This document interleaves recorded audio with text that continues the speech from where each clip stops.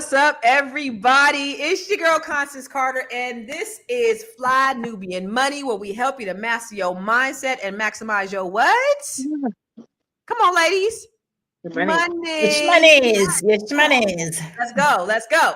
So today, y'all, we're about to talk to you about something that could change your life for us, you, in a big way.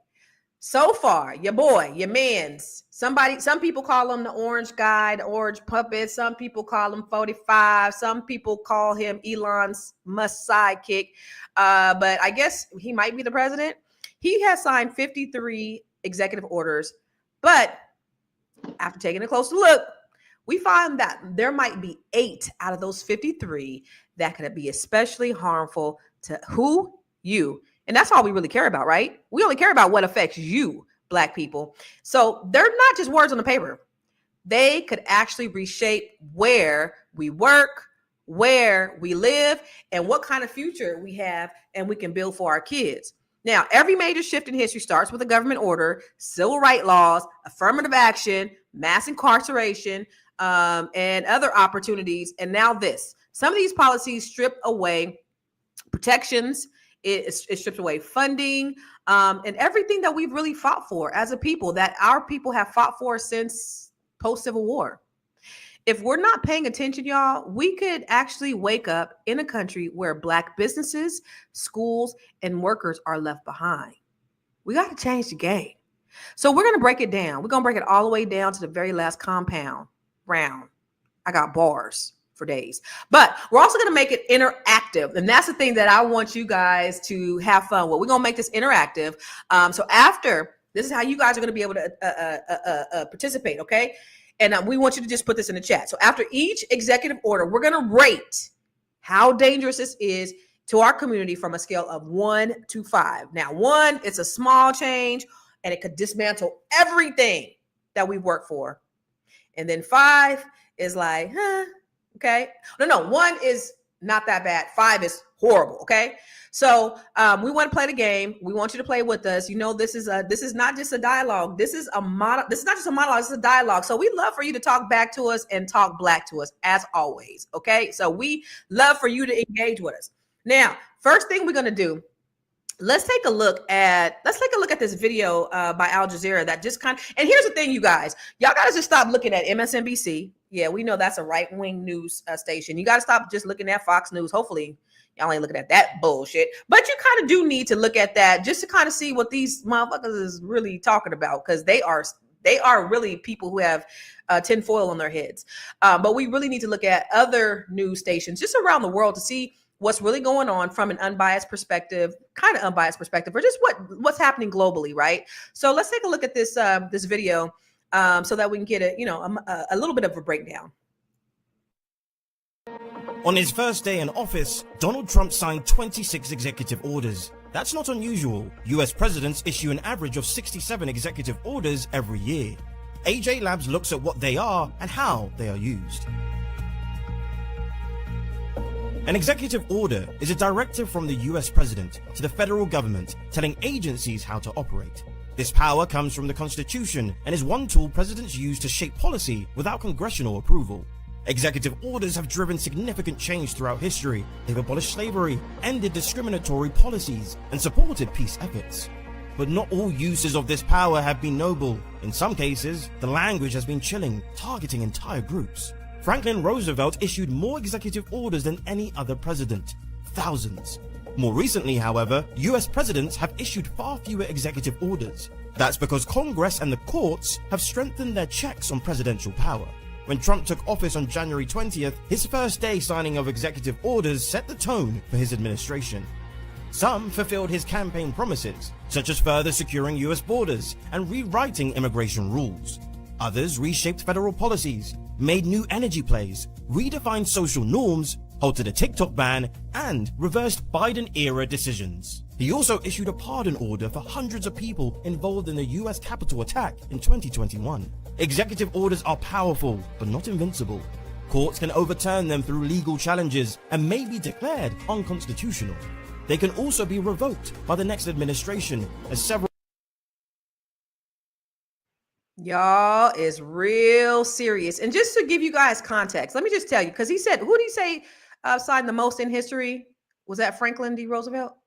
Is that Roosevelt? I think it was Roosevelt. Okay, so I just went, it was like over 3,000. I just went to my homie chat, but but the reason why they stopped that was because now we have Congress and the courts with their checks and balances. But I did a little just for context. Okay, so Barack Obama, I'm just going through the last 3 presidents, signed 5 in his first month.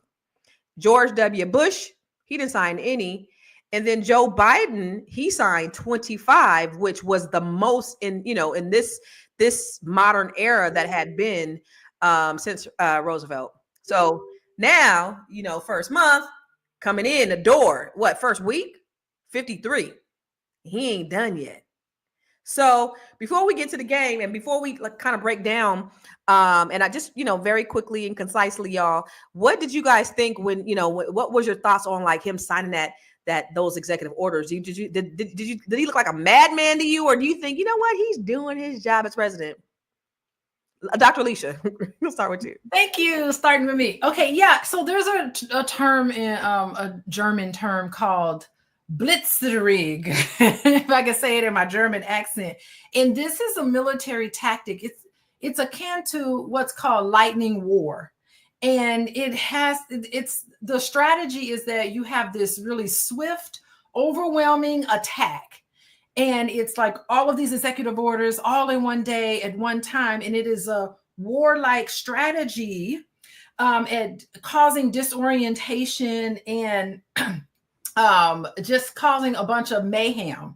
And it's done on purpose in a very aggressive way, in a very short time frame. Mm-hmm. And, when we apply this to the context of democracy, this Blitzkrieg signifies this aggressive, rapid dismantling of democratic institutions, norms, state safeguards. All of that is what we're seeing. And so this approach, it's almost like you're attacking what he is seeing as the enemy within, and that it exploits vulnerabilities in the governance system. And what the brilliant part about this is that it's done so quickly, lightning warfare, that the opposing people don't have enough time to respond, and they don't have enough time to kind of pull everything together to have these checks and balances. So it undermines the checks and balance process, and there's no resistance that can be formed yet because it's done so quickly. Yeah, this was all by design. If you think about it, he's just, I'm just gonna hit you with everything. It's a distraction, but like a lot of this shit ain't even legal. So they haven't even gone through the legal process to say, hey, wait a minute, we can't even do it. Like, what are you doing? But it's strategy. Dr. Lene, what was your thoughts when you seen this maniac? I'm not gonna say a maniac. I don't want to sound biased because I am moderating this panel today. So I'm not gonna promote. No, I am. But y'all too in the audience, what you guys think? Did this man look like a maniac, or did he look like, you know what? He's taking care of us as the president of the United States, Dr. Lene. What you think? Definitely a maniac, but also a strategic maniac. I think I saw someplace that when he got into office, the first time he didn't know what he was doing. Everything he tried to do, everybody around him was like, no, no, no. Aha. He took 4 years off and he came back. Aha. He was like, we're not doing that again. I'm stripping everything. If you don't agree with me, you out of here. I know what I'm doing when I'm going into office this time. I know what I couldn't get away with last time. I'm about to go in here and kill him. Not literally, but figuratively, like, I got this under control now. So I think he came in ready to play. I think Project 2025 was legit. It was real. People put their head in the sands and acted like it wasn't. And now we're seeing the repercussions of that. He said, I said what I said. This is what we're going to do. And now we're doing it. And then we FA and FO, didn't we? No. And then you know what? Did you notice, though, that like every time he would say some shit during his campaign, they would go, what he really meant was, what he really meant was what he said the first time, because he's actually doing it now. They was just cleaning up because they didn't want everybody to know. But what do you think about that? All the executive orders that he signed, Marlo, like, did you think that this is a man that's just, he's doing his strategy, like, or do you think this is a maniac on the loose? Two things can be true at the same time. He is definitely going his own way and doing his own thing. And, it's like Dr. Alicia said, this is all intentional This is not by accident, it's by design. This is the plan, this is the strategy. The congressman that is also the Speaker of the House is my congressman, Mike Johnson, and he has been with a cat, or what is it, not a cat shit, a shit-eating grin on his face, going across the country talking about how aggressively they were going to pursue this plan. Right now he's in Congress, and Congress hasn't done one thing. They haven't done anything. Donald Trump is doing everything through executive action. So what he meant is Donald Trump is going to move forward with his agenda, and we're going to sit back with our hands off. And it's happening. And they're even blocking the idea of, okay, let's bring Elon Musk in for, did y'all see that? How they were going to bring Elon Musk in for questioning, and that the one Democrat that they needed to vote, he didn't show up. He's actually one of Elon Musk's Silicon Valley friends. So he didn't show up for the voting. And so then they couldn't even get, and then of course, all the Republicans voted against it. And then he says, well, I didn't show up because I didn't get the memo that we were supposed to be meeting. If I had showed up, I would have voted to bring him in. You know what Elon Musk's response to that was? Don't be a dick. He told his friend. Yeah. So anyway, just a little side note. He is off the chain. Like, that's why we need Jasmine to be talking, because the decorum is out the window. We need somebody to talk these motherfuckers' language. Moya, what do you think? Well, to his credit, he has been going around the talk show circuit saying that he would have voted and how bad he thinks of it. But yes, obviously it was all by design, right? Mm-hmm. He's the Silicon Valley crony. He's one of the tech bros. So yes. The thing is, this just sounds, I don't know. It's frustrating, because I remember being here on the podcast being like, everybody, no. And everybody in the comments like, 2025 doesn't exist. He doesn't know anything about it. What are you talking about? You guys are feeding us a crock of baloney. So it's just frustrating to know, like, no, you guys, these people had training videos. They had training videos already ready. They had the 4,000 people where he can immediately turn over. They had them already hired. Everything was already ready. So he's just going through with his plan. So I think he's doing exactly what he said he was going to do. And he never said he was about to lower groceries and eggs and gas. Bamboozled. And that's why Yehuda Zion said FBA Trump supporters should be ashamed. But we're going to talk about this game, y'all. We're going to go through the executive order, the top 8 executive orders that we think may affect Black people as soon as we come back from this commercial. Let's check it out. Woo! It's a good show right here. But I'm biased. If you are just tuning in, you are watching Fly Nubian Money, where we help you master your mindset and maximize your money. My name is Tiara Williams. I'm also known as Miss Black Hollywood, and I'm the proud producer of this show because it is lit. If you want to receive notifications for when we go live Monday through Friday, 1 to 2 p.m. Eastern Standard Time. All you have to do is text the word Queens to 87948. That's Queens to 87948. That's QUEENS to 87948. Also, if you want to grow your money and not blow your money, all you have to do is go to flynubianmoney.com. There's all kinds of resources, there's courses, there's free giveaways. There's just no reason to be broke in 2025. All you have to do is go to flynubianmoney.com. Obviously, you don't want to be entertained here. You want to know enough to grow. Wait, I need to put that on a shirt. You got to know to grow. Got to know to grow. So know and grow with flynubianmoney.com. It's a good. I love, girl, y'all, we got new commercials. We got with graphics and did sound effects and that. Listen, it's an upgrade with the Fly Nubian Money, y'all. Come on, let's go.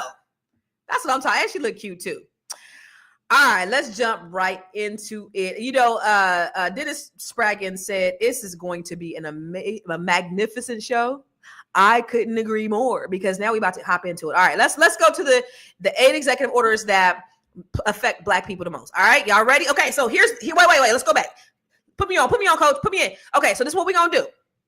we're gonna rank these executive orders from 1 to 5. Ladies, hold up your number ones. If you think that it doesn't really affect you, hold up your number one. All right, hold up your number one. Oh, come on, look, y'all fancy. Okay, me and Lene, we ain't fancy. Okay, all right, good. All right, okay. Now, if you think it's like about to, the sky is falling, put up your number 5. All right. All right, this is how we play this game. So if it's not really going to affect us. That's 1. If maybe a little bit, so the higher you get to 5, put your number up, and then you in the audience. So just put in the comments 1, 2, 3, 4, or 5. The sky is falling, and we need to go move to Ghana collectively. All right, let's go. So let's go with the first executive order. Ooh, okay. This one is ending DEI programs. This is a direct attack on workplace diversity. So this is how it hurts Black people. Okay. Fewer job opportunities. Without DEI programs, companies and government agencies may revert to hiring practices that historically excluded us. Okay. Loss of business contracts. We know that only 6% of us actually get the federal contracts anyway. So now without DEI, we may lose these opportunities. And then workplace discrimination. So without these efforts, Black workers may face more challenges in career advancement. Okay. Now, so here's a real world example. A Black-owned construction company that previously won federal contracts under supplier diversity rules may now struggle to compete against larger firms with more resources. Okay. So on a scale of 1 to 5, y'all, how much does this affect you guys? And for you guys too, put it in the comments, All right. Y'all ready? Hold up your numbers. Oh my God, me and Dr. Lene are twins. So the sky is falling for Dr. Alicia, Marlo, and Moya. So I want to know why Dr. Lene said 3, like I said 3, because we twins. Because first of all, when you see that number 15%, that ain't nothing. 15%. It was like it was a 30% increase, a 50% increase. It was 15%. A. B. I believe, and I've been doing some reading. So I've been looking at when did DEI start? How far back are we talking? This whole championship for DEI started during the George Floyd situation. So we're only 5, 6, 7, 8 years into this thing. That's 2. 3. I think the next president's going to bring it back. But let's just talk about right here, right now. You don't have to say DEI to actually be a good business and practice DEI. So although I think that they're going to roll back the verbiage and the federally maybe, right? Federally, federal. He said you can't even disguise nothing as DEI. Don't even try to say EIE and exactly federally. But I think in your major corporations, while they're rolling it back, I don't think they're going to roll back. I think that companies understand the importance of diversity, equity, and inclusion. You don't have to call it DEI to practice making sure that your staff looks diverse, right? So that's why I think it's a 3. Is it going to be an impact? I think so. I don't think the sky is going to be falling. I think these companies recognize and know this. They have people, diverse people in these organizations. I don't think all of a sudden they're just going to stop doing that. Some may, but not astronomically. I love that. Okay. For y'all in the audience, because I know Sophia said 5, C. White said 5. I think Armando Wall said 1. Why? We want to know why. Okay, say 1 and then do an explanation of why you think it's only a 1, Armando, or 5, and why you think it's a 5, C. White. So we want to know why you think what you think. All right, Dr. Alicia, let's go. You said the sky is falling. Why is the sky falling, Dr. Alicia? Diversity, equity, and inclusion is a goal. That's the thing with a goal. Do you ever reach a goal? You never accomplish a goal. Mm-hmm. And a goal is always something that you can never get, but you have objectives to help you reach that goal.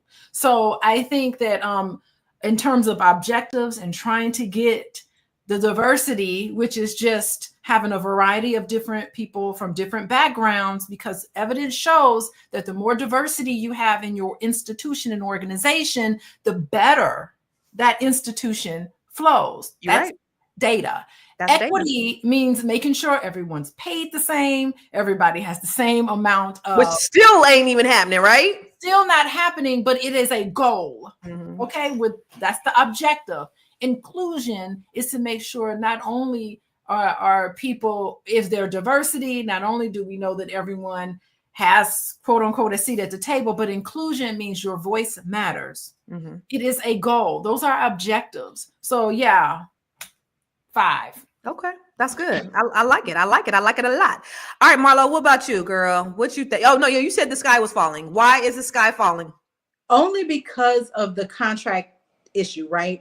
What we know is that Elon Musk and his musketeers are working on some type of algorithm that will determine who is merited to receive these contracts, right? Mm-hmm. So depending on how the merit-based criteria is written is how the meritorious contracts will be awarded. So I think while DEI doesn't affect us to a great extent the way that it does other communities, people with disabilities and white women especially, and other minorities, it is going to impact us in terms of government contracts, right? Because a lot of minority-owned business are proudly minority-owned businesses. Yeah. So if you have a minority-owned banner, if you are proudly Black-owned, you will probably be deprioritized in the musketeer algorithm. So that's why I said, although I don't believe DEI affects us greatly, I think that when it comes down to the get down and who is and is not getting these federal contracts specifically, we're not going to talk about private industry, but the federal contracts, I think we're going to see Black-owned companies losing out on the little bit that they are getting. Yeah. And the bad thing about that, Marlo, is that there's not going to be any data to be able to, check to see, to measure if Black people are getting their fair share of contracts. And that's the horrible thing. Cause they're probably going to lose them. And then nobody's going to know. Moya, this is why I love you. I'm so glad you guys are on the panel because you guys is so smart. You is so kind, and y'all is so important. Y'all is just brilliant Black women. All right, Moya, what do you think? Why? What? So you said the sky was falling. Why? So I definitely believe, because one thing, no federal and private do not compare in terms of how much they pay out. When you get a federal contract, you are good. And once they remove that, because the thing that they're looking at is, it's just basically saying, hey, look over here. I remember working at the FDA, and I got to sit in on some meetings where it's called government Section 8A. Like, you can come in and pitch your coming in and pitching. And so I got to see them put together presentations, and we judged off of what we thought who had the best information. So it's just saying, hey, take a look at us. So now they don't even have to take a look at anybody else. So it's basically just saying, I can have my uncle, my cousin, and I can just have them, because we're all sitting around a board, literally, and we're just deciding we're going to go with them. So now you can just include who you want to, and it's so much easier. You don't have to deal with the numbers, like you said, because you don't have to report it. There's no reporting. That's the thing I think that's for me is going to hurt, is the fact that there's no reporting requirements for that. I just think it's a 3 because it doesn't affect us as a whole because we didn't benefit, but it is going to affect those 6% of people who did actually get the government contracts. So I know we're looking at the number, but we also have to think of who they also employ. And we also think of their families. And you think of, like, if you bought a house, especially you, Constance, because you live in that community. Yeah. So now we're talking about, more homes going to be going for sale? Yeah. Is that going to reduce the pricing even of your home? So I think it's going to affect more than this percentage. It's a wider swath. Yeah. Because even when you look at the federal employees that are getting laid off, that's also affecting what's happening locally, like the businesses, and so that what it's like who thought of this? Did he think of this by himself? Because I can't see any economists or any advisor saying that this is really a good idea. The conglomerate thought of this together. This is y'all. This is the great again. The return to when it was great, when we were invisible. Yeah, but it's hurting them too. They don't.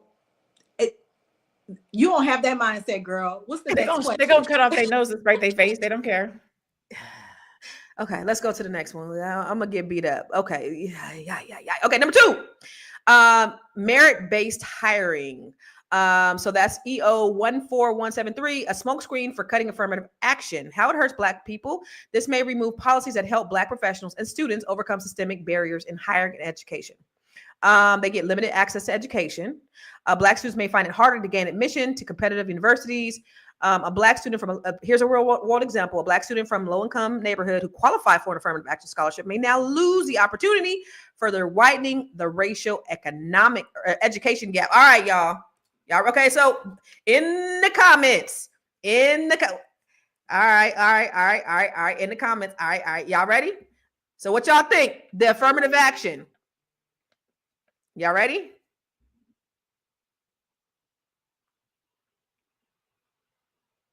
Okay, so we got 1, 3. So we got 2 4s, 1 3 1 5. I'm gonna just tell you why mine. Go to HBCU, F them PWIs.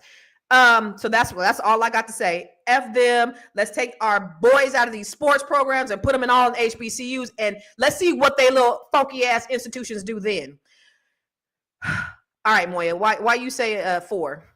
So the funny thing is, I would have said a 5 if I didn't believe exactly what you said in terms of promoting HBCUs. Like, that's where it's at. The only thing that I battle with is that we have to have a seat at the table. Like Justice Ketanji Brown, but she wouldn't be Supreme Court justice if she didn't go to Harvard, because we have to be overqualified and we need her on the bench. So what do we do? 80% of Black judges came from HBCUs. 80% of Black judges. 55% of Black lawyers. Marshall. So I'm with it, but I'm just saying we need a seat. Clarence Thomas got his seat, and he was a EEOC manager. Okay. All right, let's go to commercial. We're gonna finish this conversation because this is some shit. Commercial.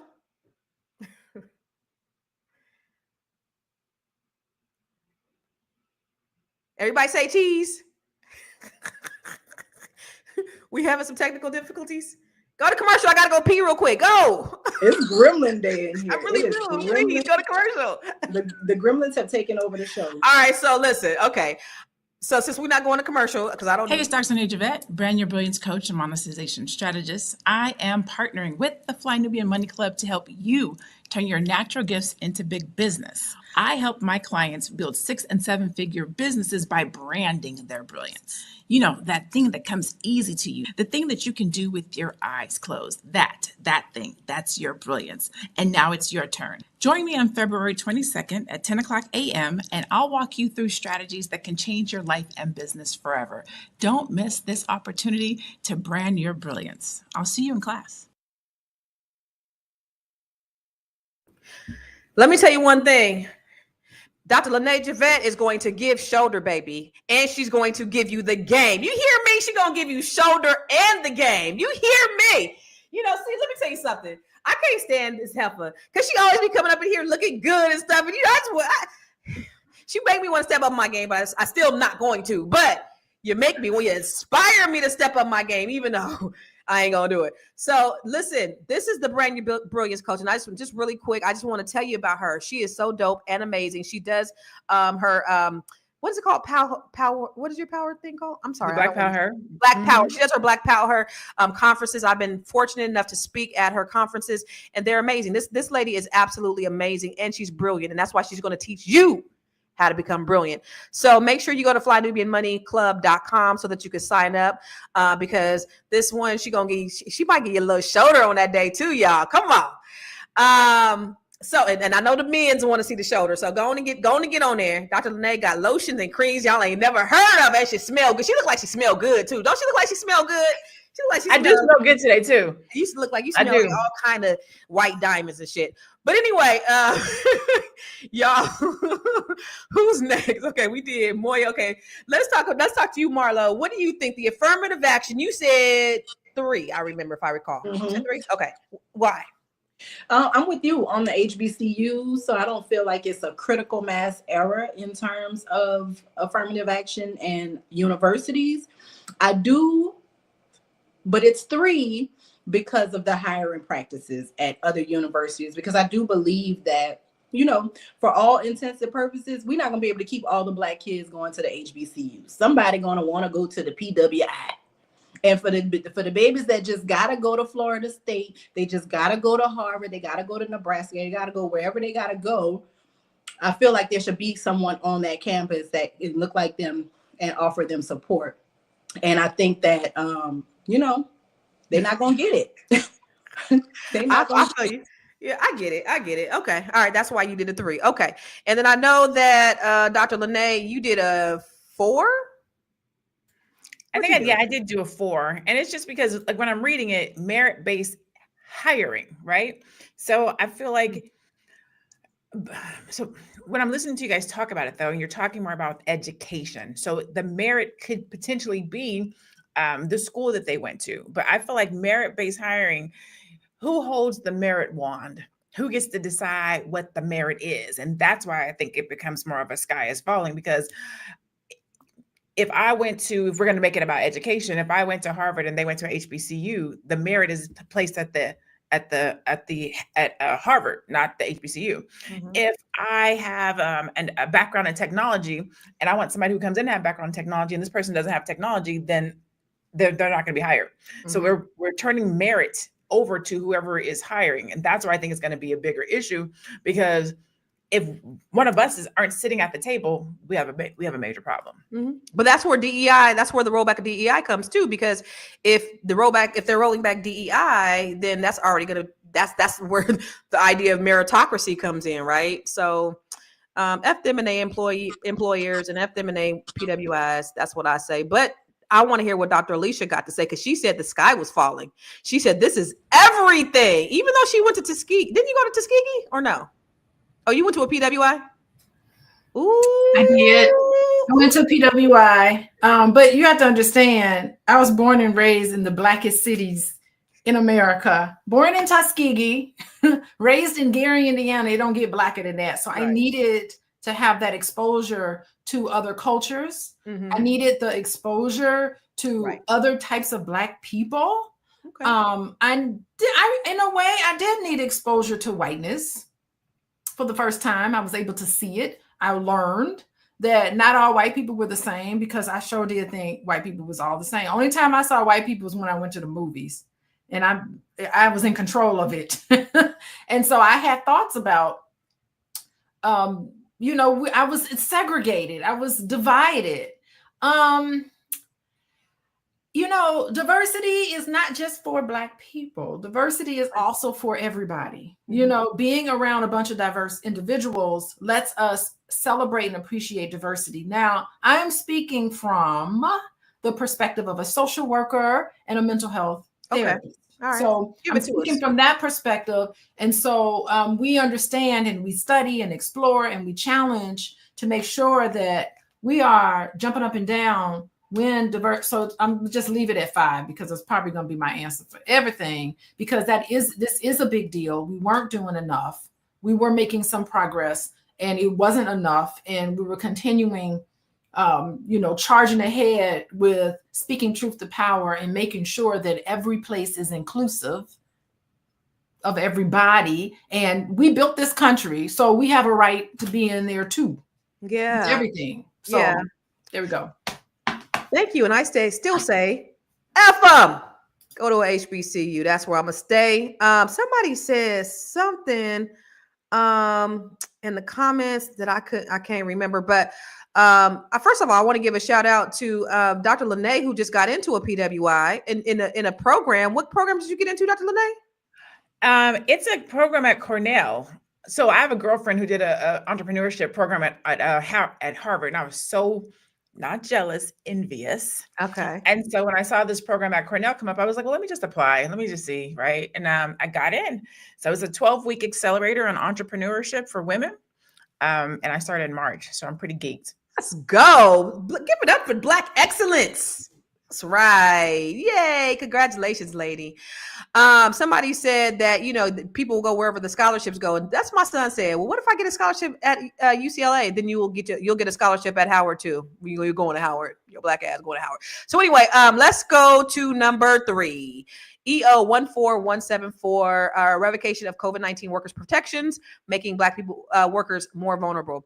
So y'all, we're going to have to go a little bit faster, because we got 5 more to get through, and we've got 20 minutes left. Okay. So how this hurts Black Americans. Black communities were disproportionately affected by COVID-19. Removing protections puts frontline Black workers at greater risk.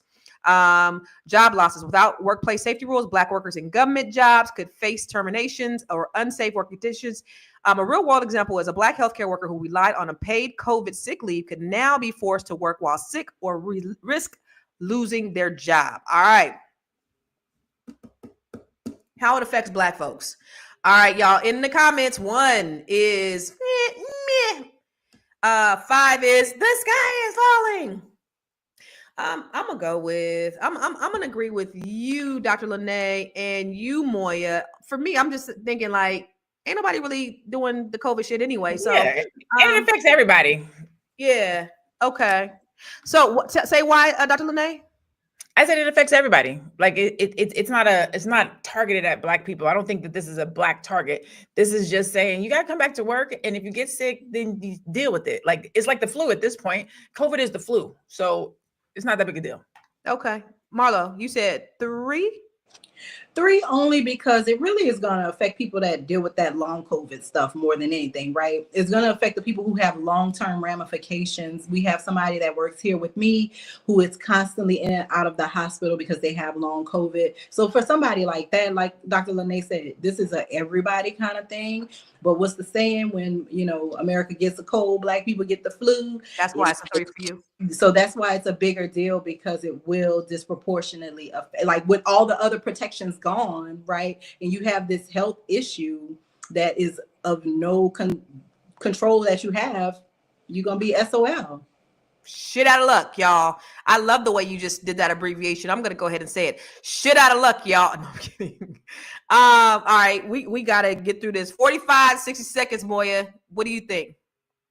I agree with everybody else. I think it's like it affects. Yeah, it in terms of what Dr. Lene was saying, in the sense of it just affects everybody, and Marlo also hinted to this. It just affects everybody. So it doesn't specifically affect Black people. Where the and it's just saying go back to work. You have to go back to the office. Take your ass back to work. Yeah. Okay, Dr. Alicia, the way you over there with the faces, girl, she said, I'm just going to leave it to 5 because all of this is a 5 for me. Why is this a 5 for you, darling? Disproportionately affecting Black people. And I think that it's a cumulative.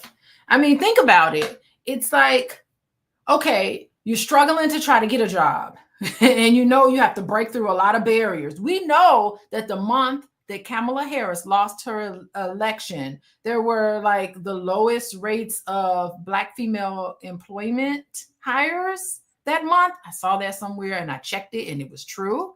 So I think there's a spillover cumulative effects that all of this is going to have, not only on our physical health, but on our mental health, on economics. All of that is going to be balled together. I'm not certain I know the answer to this, but I think other people have kind of talked about how it can disproportionately affect as Black people.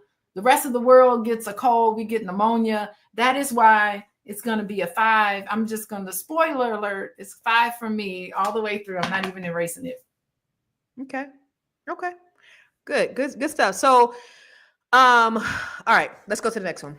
I ain't gonna expound on it. Let's get it. So number 4, 14156, national energy emergency. But going back to the COVID, let me ask you guys this, because maybe I'm not educated on it. Were they getting federal funds? Were they getting like what do you call it, family leave, like FMLA for COVID, or is this only for government employees, or is this for all the COVID protections? Was that the COVID protections? When I read it, Biden signed it for everybody. It was a Biden executive order that he is overturning. And it really is a veiled go back to work order, right? That's really what it is. Government employees or private?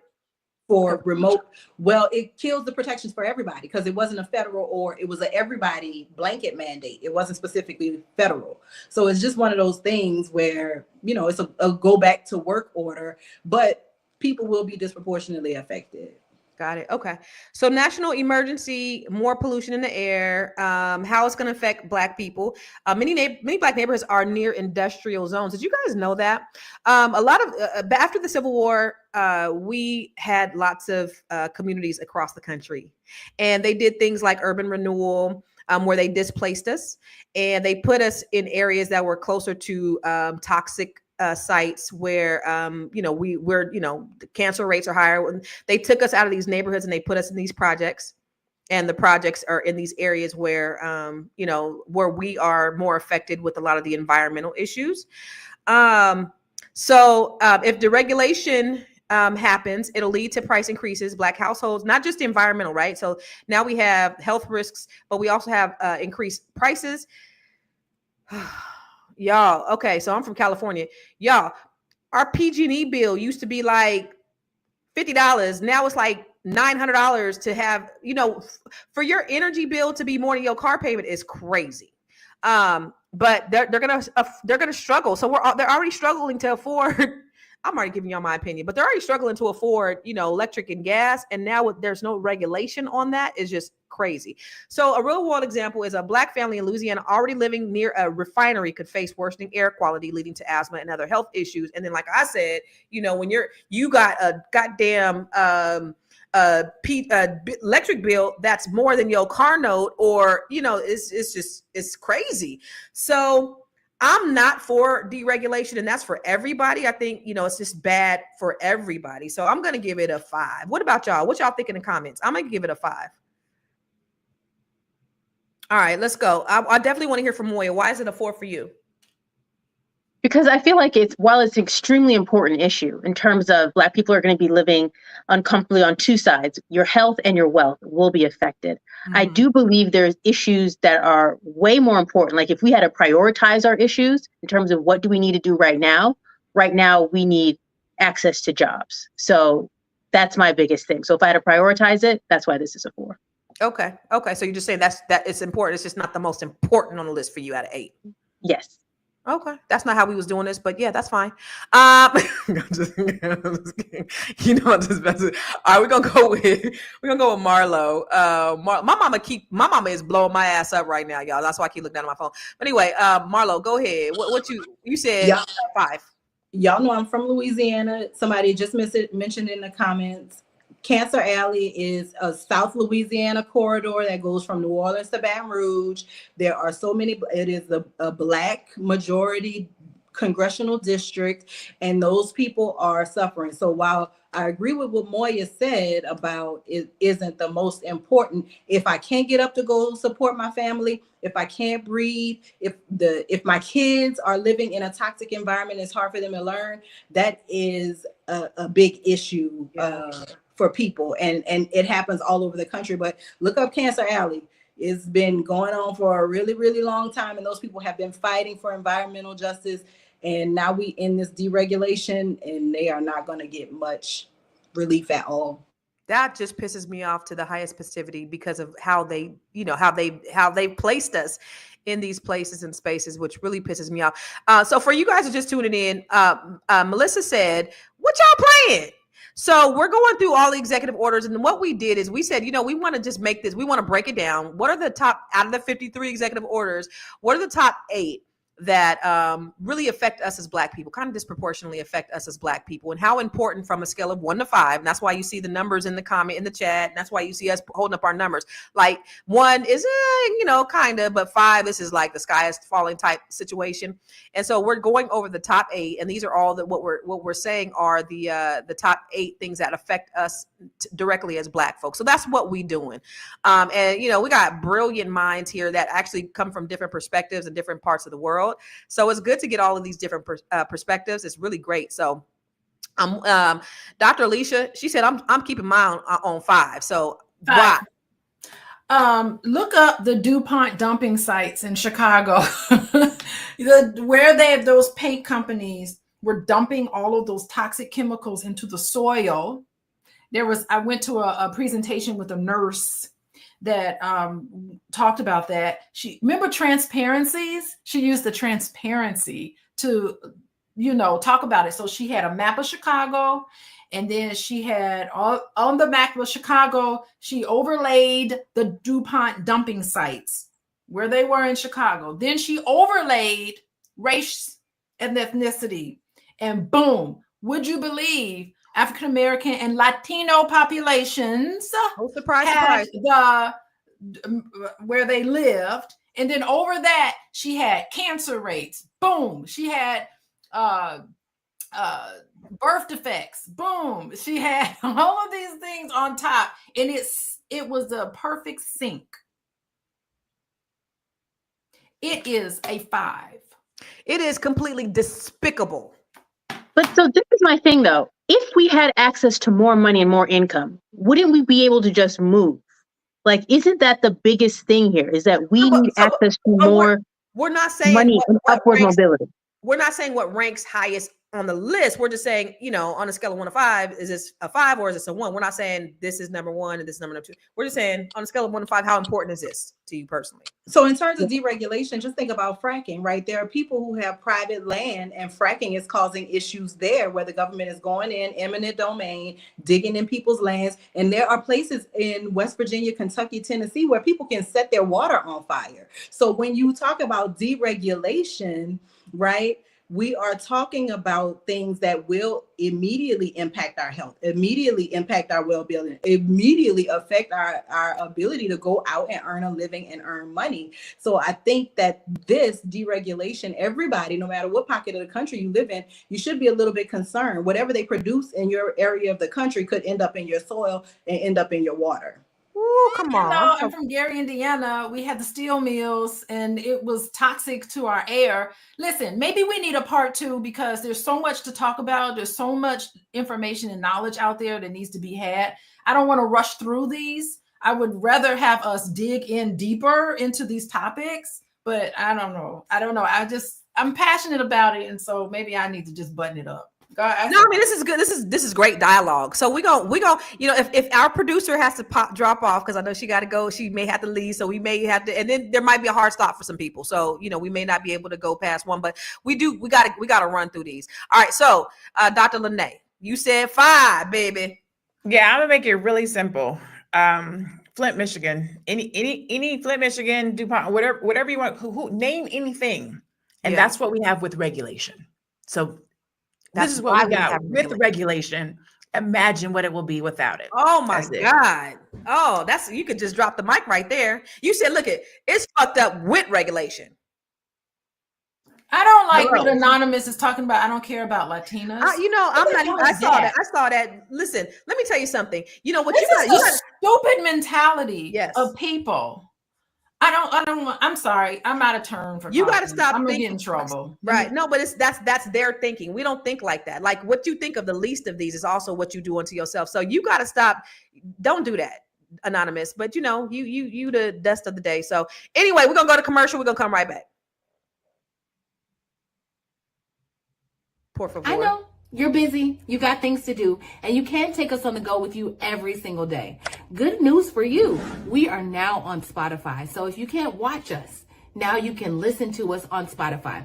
Search Fly Nubian Money and all the episodes shall appear. All you have to do is like, subscribe, leave a 5-star rating, leave some comments, tell people how you love us so that when other people come along and are looking for a great show to watch, they can find Fly Nubian Money too. One last thing, and just in case you've been sitting under a rock, Fly Nubian Money now has an investment club. We are the Fly Nubian Money Club. It's easy. All you have to do is go to flynubianmoneyclub.com, and I am committed to bringing in top experts from all industries to help you level up. They're teaching us the skills that we need to compete in this market.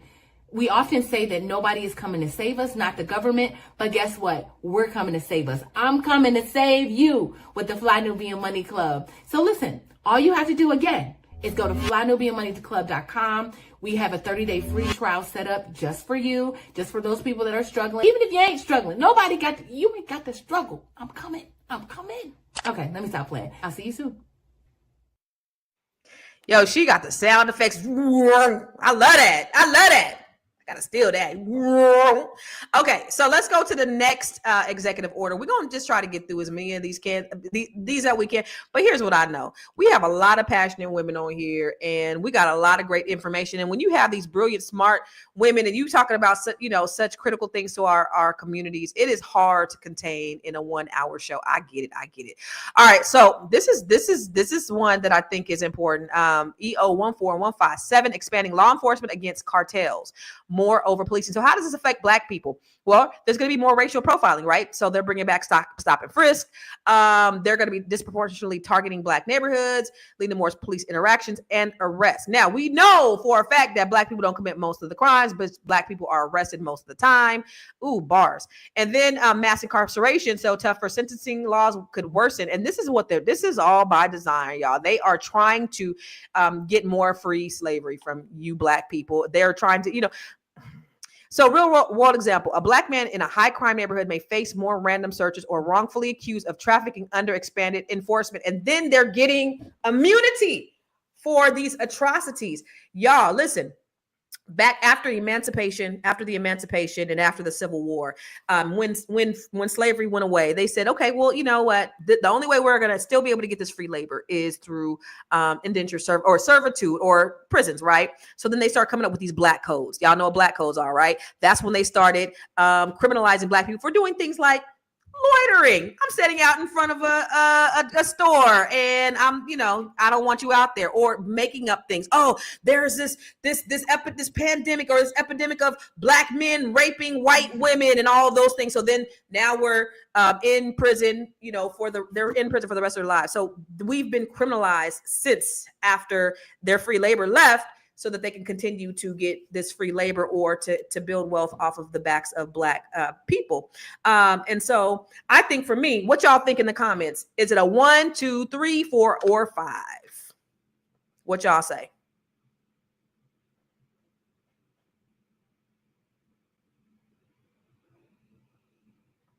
Okay, we're unanimous. What y'all say in the comments? I'm interested in seeing.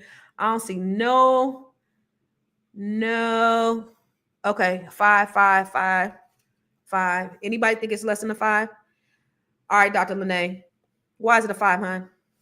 I think it goes without saying. Like it's in the text. Over policing, like enough said. Again, this is what we have with it. Now you're gonna remove it. It's gonna be escalated. That's it. Okay. Anybody else? I know she said just one person answer, but anybody got anything pressing that they want to say about this? All right. Okay, we're going to go to the next one. All right. So let's go to the next one, which is border security crackdown, impact on Black immigrants. How it hurts Black people. Stricter immigration enforcement could affect Black immigrants from African Caribbean. Harder path to citizenship. A real world example, a Haitian who are the ones that are eating the cats and the dogs. They may be an asylum seeker working in the U.S. for years. They may now face deportation, separating them from their family and their job. So is this affecting Black people?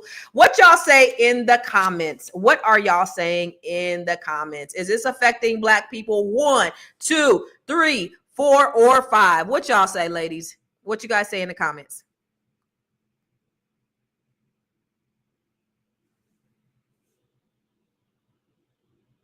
Oh, okay. I got to go through all y'all. I got to see why this is the number 1 for me, because I don't really think it's affecting Black people, but because we ain't illegal immigrants. I know it's affecting Africans and people in the diaspora, but does it affect us? No. Dr. Lene, you said it was a 5. I gave it a 3. Oh, you gave it a 3. Okay. Why you gave it a 3? Because I don't think it's going to be any more or less. So I'm kind of impartial, right? I don't think it's going to be more or less. I'm focused on immigrant, right? If you're an immigrant and you do the stuff like you're supposed to do properly and right, it should be like right. If you do it illegally, then it's illegal. It's either going to be legal or illegal. Then why is it a 3? It should be a 1. You should be with me. I went in the middle of the road. You are still Black. So I'm going to give you a little bit of credence because you are still Black. So that adds a little bit of something to it. A 2 then. Change it to 2. Change it to 2. And then for y'all in the comments, I see you guys got numbers, but you're not saying why. So remember, put your number in the comments and say why. Let's go with Dr. Alicia, because she stayed 5. Okay, you 5. What? Why 5, Dr. Alicia? You're muted, babe. Oh, sorry, I'm muted. Oh my God. Yeah, I mean, it's still a profile. It's still another way of profiling Black people. It's an anti-Blackness legislation in my mind. So, and it's harmful for Black immigrants in particular, of course.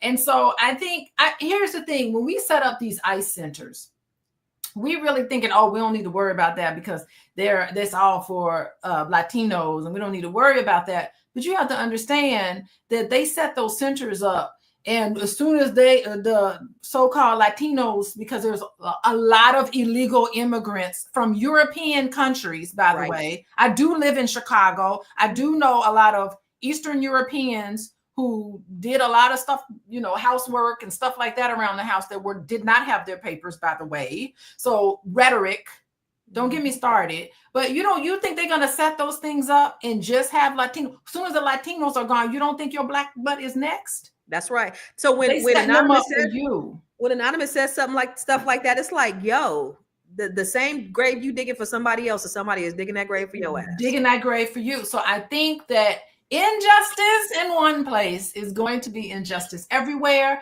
And I think that if we turn our backs against all of these things that are happening, we're going to end up being put into there. And then we're going to not have anybody that's going to even speak up for us. So I think we need to speak up for each other. I don't care who you are. If you could be white, I'm not advocating for us to go and discriminate against anybody, because we know what it's like when it's done to us and we don't like it. Right. So why would we turn around and do it to other people?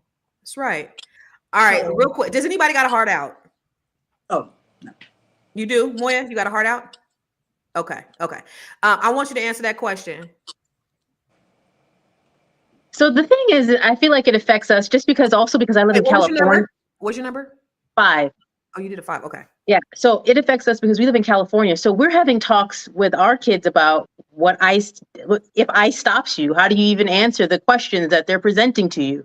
We're asking questions like today they did a walkout at the high school and then at the middle school. So we have to have questions about what does it mean to be in solidarity, but still be in class? Like, this is really going to be affecting us in more ways than we even think about. Not cool. Yeah.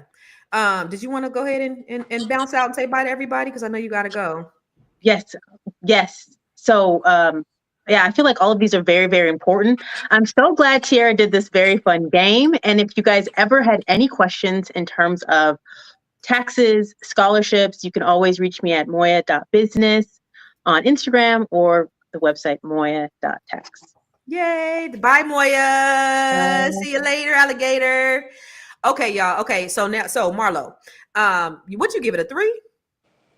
I gave it a 3 because Marco Rubio went to Ecuador.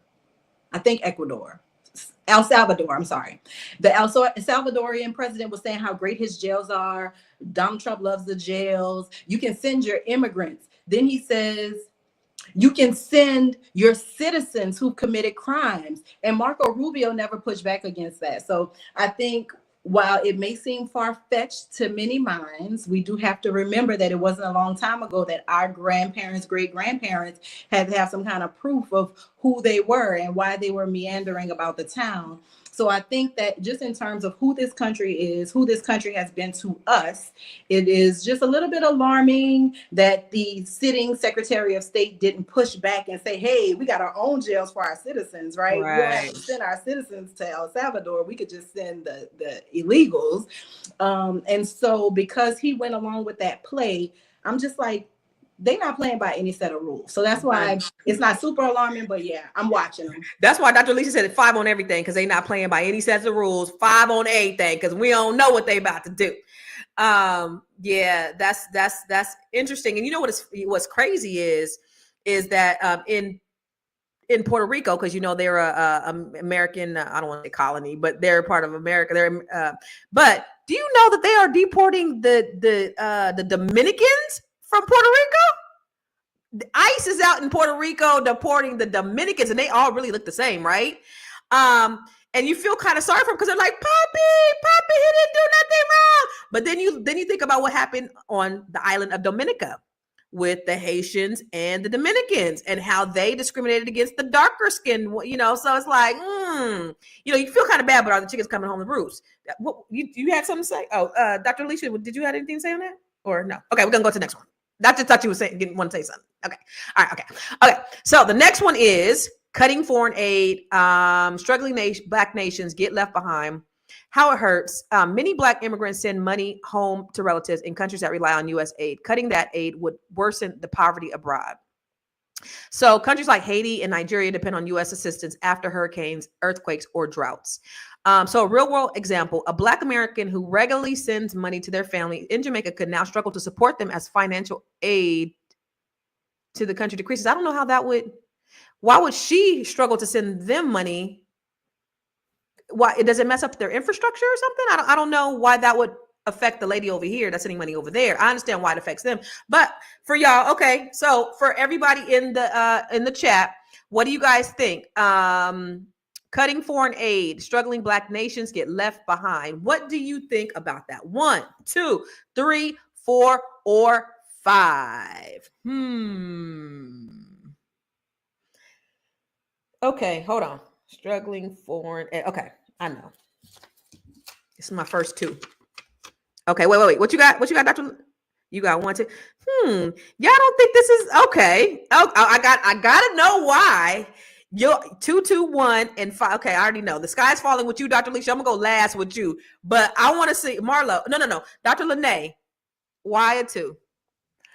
Because we got real problems here in America. Can we worry about the Black people that live here? Right here in our own country. We always worried about what's happening somewhere else. We got to save everybody else, but we ain't even trying to save the people that live here. So if we're not talking about what's happening here in America with the Black folks here, you ain't trying to hear. And she gave a 2 on that. She ain't even get 1. She gave 2. Okay, let's Marlo. You said 1. You said, you know what? Get somebody else to do it.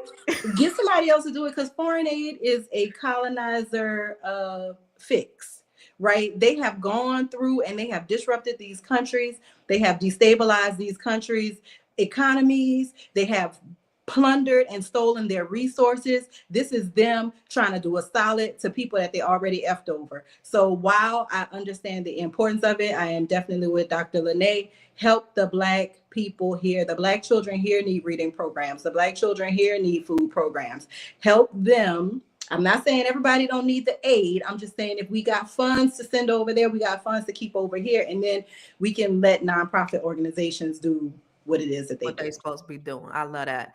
You know, I say take your white hands off these other countries that are ruining and disrupting these countries, and then they can prosper. If y'all take y'all white asses out, y'all colonizing asses out of these countries, they wouldn't be destabilized. And so they can take care of themselves. You allow Africa to have their own natural resources. The reason why Haiti is in shambles is because of Europe, the Western world. The trade embargo is the trade embargo. Yes. Take that off. We don't need your aid. Take the trade embargo off and then allow these people to prosper. That's what I say. But for Dr. Alicia, she said, no, the sky is falling. Why?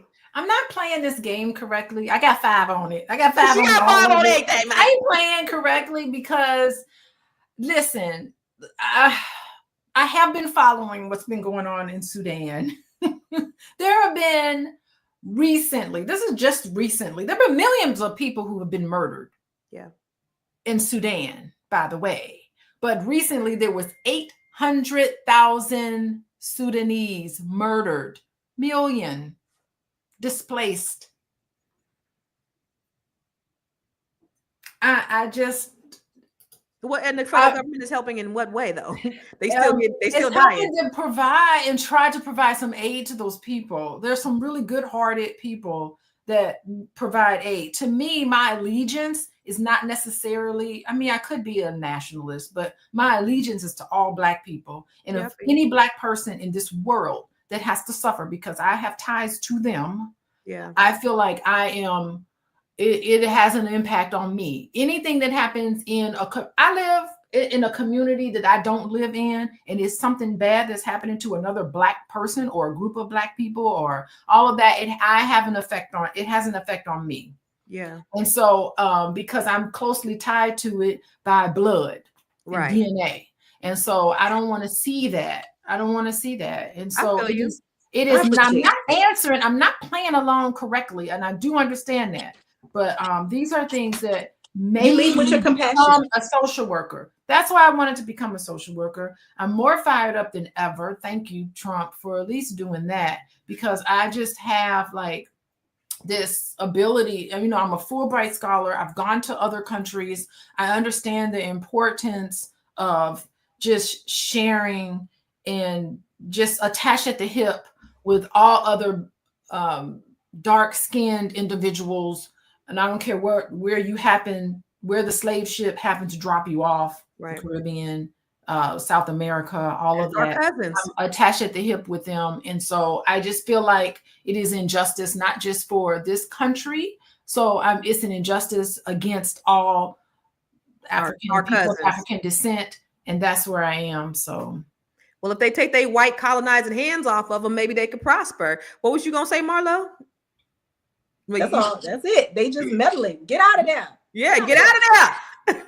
And then maybe they could do something. But you know, it's kind of like, you know, it's like, what's that lady who was poisoning her baby? She was poisoning her daughter, and then she was like, you know, you go poison her, but then she's sick, because you're poisoning her, lady.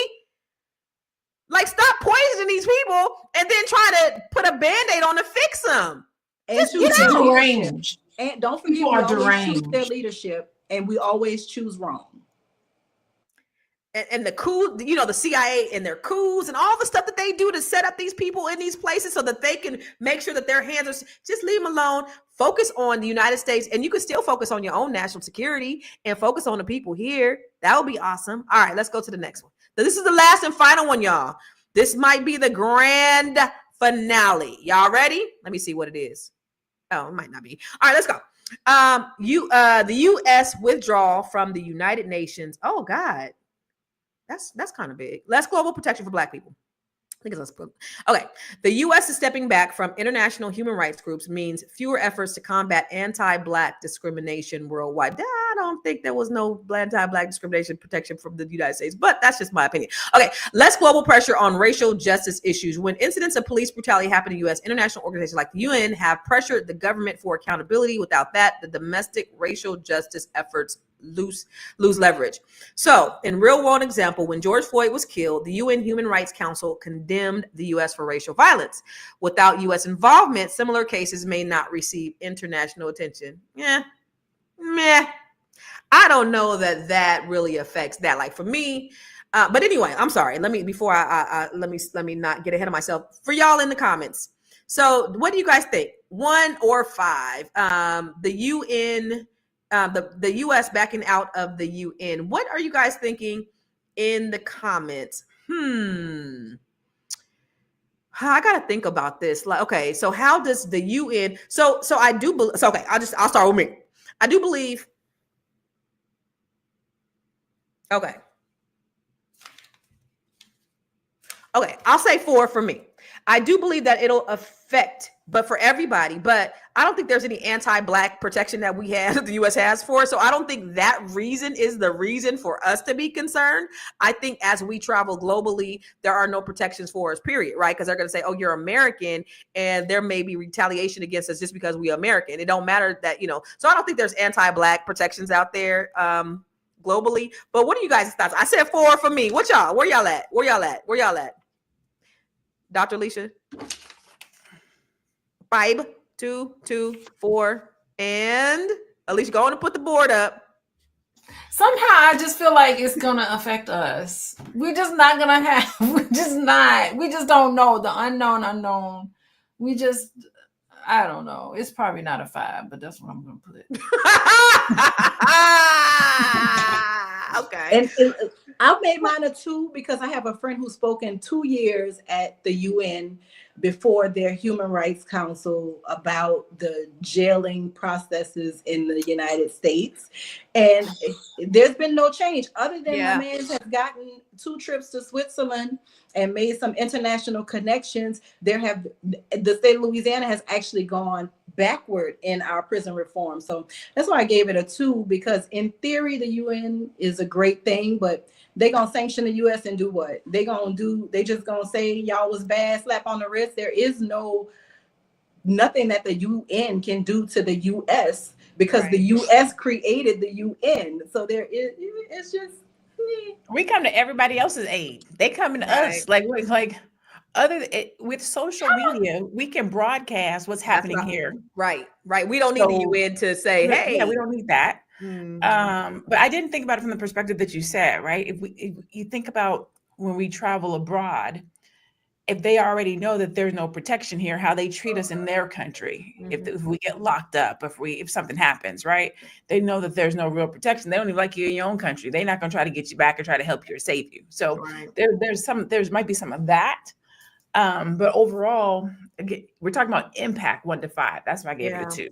Yeah. So, and that will be for the people who kind of travel globally. I would say the only impact, but as far as like, oh, are we gonna, is this gonna help us in some way because the UN spoke up against the United States? Like, no, that ain't doing nothing. And then just like you said, social media, like everybody gonna find out via social media. The UN saying something and having a hard, worded letter about whatever happens over here, it ain't gonna do shit. So, but this was good, y'all. This was really fun. Tiara, shout out to Tiara, our producer, our dope ass producer. This She's so creative. Yeah, I this just was a love great it. game, and this was fun, and it was very informative because it's like, okay, this is how we can get through this, and then just kind of really understand and learn what really affects us, because that's the most important thing. Today on my podcast, I was talking about how the rollback of the CFPB hurts Black people, because all the, for me, this was my wheelhouse, because predatory lending and all the things that have happened, over the course of years, we've been disproportionately affected by that. I would have said 555 across the board if we would have brought that one up, because I think that one for me is most important, because that's hurting our wealth aspirations. So that rollback, that executive order to remove the CFPB, you guys need to look into it. And if you don't know anything about it, I talked about it a little bit earlier. Just watch, what I was talking about earlier. But it's definitely going to hurt us financially. And at the end of the day, it is about black and white, because the powers that be, but it's also about the green. So we know money talks and bullshit walks in this country. I want to give you guys an opportunity, and I'll start with you, Dr. Alicia, to give your final thoughts on this entire conundrum of stuff. What do you think? Okay, look. Y'all look up a lady. She's a psychologist. Her name is Lori Weiner. And she wrote an entire piece that I read. I thought it was so fascinating on the parallels between Hitler and Donald Trump. And she studied Hitler.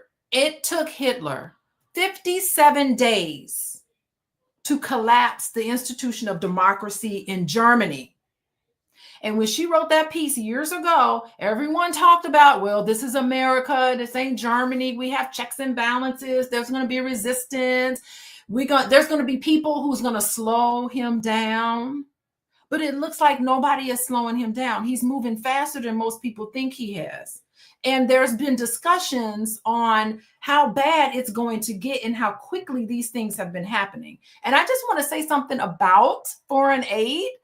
Less than 1% of our federal budget is allocated to foreign aid programs, humanitarian assistance, economic development, security, support abroad, all of this stuff. So there's so much misconceptions, and we need to get away from rhetoric, and we really need to just, critical thinking skills is so important for you to learn and try to take information and try to deconstruct what's really happening, what's the source of the information. Maybe we need to do a show on just how to critically look at information and then draw your conclusions from that, because I feel like I'm speaking to people and then these are facts. I can't make these facts up. And then people walk away from the conversation still thinking, oh, well, immigrants are going to kill us. No, that is not, where are you getting this from? It's to me, it's just we need to have a campaign against ignorance. That's it. That's it. Well, where can they find you, Dr. Alicia? How do they get in contact with you, Dr. Alicia? Well, why are you thinking about this, Dr. Alicia? I'm thinking about how to get in contact with me, but what I really want to talk about is come to the Black Love Weekend. It's this weekend. Y'all should come to it. Take a break from politics. Is my man gonna be there? Huh? any single man gonna be in the house. But you know what? If you come, Constance, you're gonna be ready. When you see him, you're gonna be like, oh, I know what that is. I know what that looks like. You're gonna know what healthy relationship looks like, and you're gonna know what the red flags are and why. Okay. And it ain't going to be from an armchair therapist. It's going to be a whole host of people. Joe Corley's going to be there. Okay. And Felice, y'all know Felice. Felice is going to be there and all that great stuff. So join me this weekend, and goodbye, everybody. I feel like we have to see the seriousness of this. We have to know that what was already in place wasn't enough, and now it really ain't going to be enough. So always pushing forward. Yeah. Thank you, Dr. Alicia. Dr. Lene, what is your thoughts? My thoughts are buy Black, stay Black, focus on Black. I think we call it B1.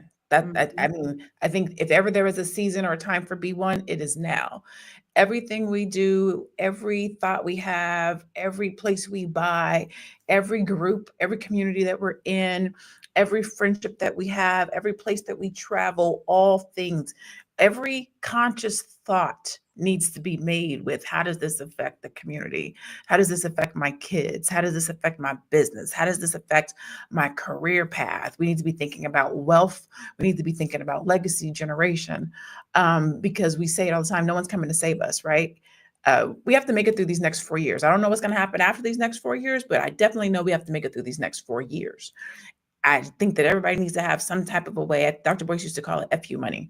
You need some of that right now. With everything that's being stripped back and rolled back, we need to be more diligent in making sure that we have the tools, the resources, and the financials to be able to take care of ourselves. And so whatever that looks like for you and your family, whether that's savings, whether that's entrepreneurship, whether that's a business, whether that's building a bunker under a house, stocking up on food, I don't know what it is, but just be ready, be prepared. We don't know what's going to happen, but the writing is on the wall. So that's not to be doom and gloom. That's just to say, be diligent in preparing yourself and your family for anything that can happen. Mm-hmm. If you do need to know about being a business owner, starting a business, or how to brand your brilliance, you can find me at.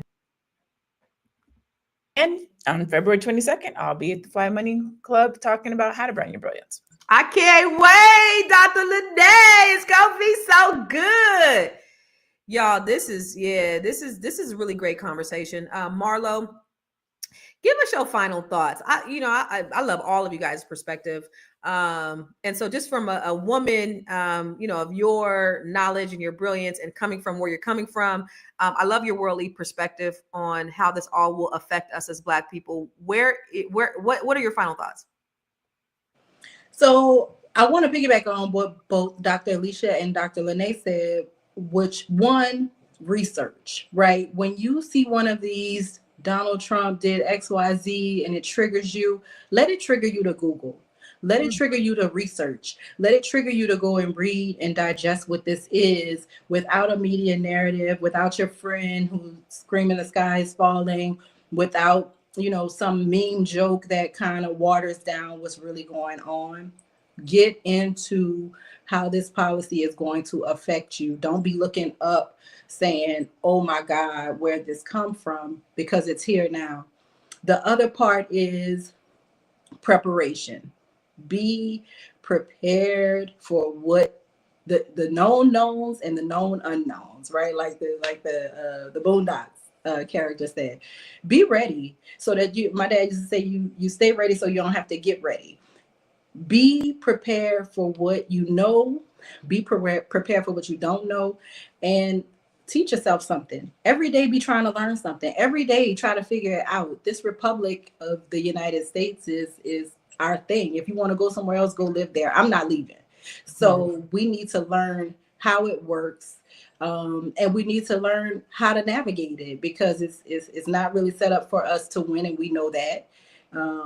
But it doesn't mean you have to lose, right? You just have to prepare to play the game.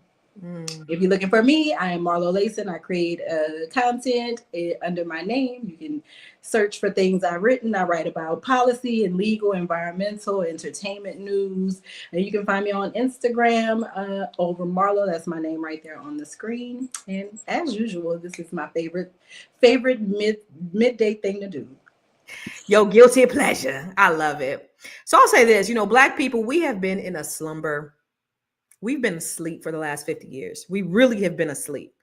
And do you know, as I do these Black History Month videos that I do every day, and I'm doing my research just on us and our resilience, we prospered the most under the most atrocious circumstances. That's when we prospered the most. Right after the Civil War, we had 19 million acres of land. Now I think we have maybe 2 million as a collective of Black people, right? We have more houses than we have land. Or maybe it was 90 million. It was something crazy. While white people have hundreds of millions of acres of land, and so we don't have the same collective wealth, even though we have some really wealthy people. But what we do have is we have more educated people. We have people who are more educated than they've ever been in the history of the world, I think, or the history of this country, at least.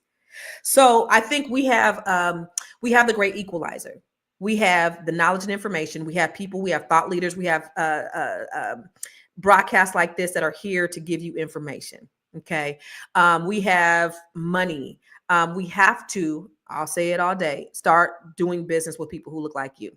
So when we look at other communities, we learn from other communities. Other communities says, look, I'm only going to do business with people from my community. I'm Jewish. I will not do business with anybody outside of my Jewish community, if only if I can no longer find anybody in my community to do business with. That's one thing. We got to start doing business with each other. Number two is we got to become insulated by educating ourselves on financial literacy. Get your financial IQ together. Start, getting into collectives and investing and taking training and just immerse yourself in Google and get as much knowledge and information as you can. Because with everything that's coming down the pipe, it's designed specifically, Black people, to affect you. And I think they've underestimated us this time. That we have more brilliance, we have more guns. Y'all get your guns too. We have more protections than I think than we've had, and we have more opportunities to be protected or to be insulated from things like Black Wall Street or the riots or the massacres that have happened in our communities throughout the years. So I think we should take this 4 years as a time to really get on our shit, because we've been asleep for the last 50 years thinking that these motherfuckers cared about us, and they absolutely do not. So now it's time to get to work, Black people. This right here, y'all see what's going on. Y'all got the information. Y'all got the knowledge. Don't just be hearers of the word. Be doers of the word. All right. So where can you find me? Everywhere. I am Constance Carter. Make sure you follow me. You follow all of these ladies from in Fly Nubian. Oh, Miss Marlo had to go. It's just me and you. So thank you guys. As always, you can always watch us every day, Monday through Friday, same time on Fly Nubian Queen and on all platforms that you see us on. And then remember, make sure you text word Queens to 87948. All right. Finally, we're on Spotify. So go to Spotify and find us. Look for Fly Nubian Money. And if you can't watch us live, you can go back and listen to us. Okay. So we're going to see you tomorrow. You ain't going to see me. You ain't going to see Dr. Alicia, but you're going to see everybody else tomorrow, same time, same bat channel. We love you. Peace out. You know that 1 in 4 cowboys was Black? In fact, the Wild West was much more diverse than Hollywood would have you believe, so let's talk about it. First things first, the original cowboys were called vaqueros in then Spanish Mexico. You see, the cowboy lifestyle came to be in Texas, which at the time was Mexican territory, and although the Mexican government opposed slavery, Americans still brought enslaved people with them to the West and from there set up cattle ranches. These enslaved folks ended up accounting for over 30% of the Texas settler population and were depended on for maintaining land and cattle herds. So, after the Civil War, freed Black cowhands were widely sought after because of their skills and actually vastly contributed to the development of the cattle industry. Ironically, even the term cowboy has a connection to formerly enslaved Black cowhands who were derogatorily named by their enslavers. So it makes it even more bizarre that we all know the stories of Billy the Kid or Jesse James, but not Nat Love or Bill Pickett. Vaqueros, Native Americans, and African Americans all contributed to the development of the American West, and the fact that that has been stripped from history is quite jarring, so perhaps it's time we put it back in the limelight.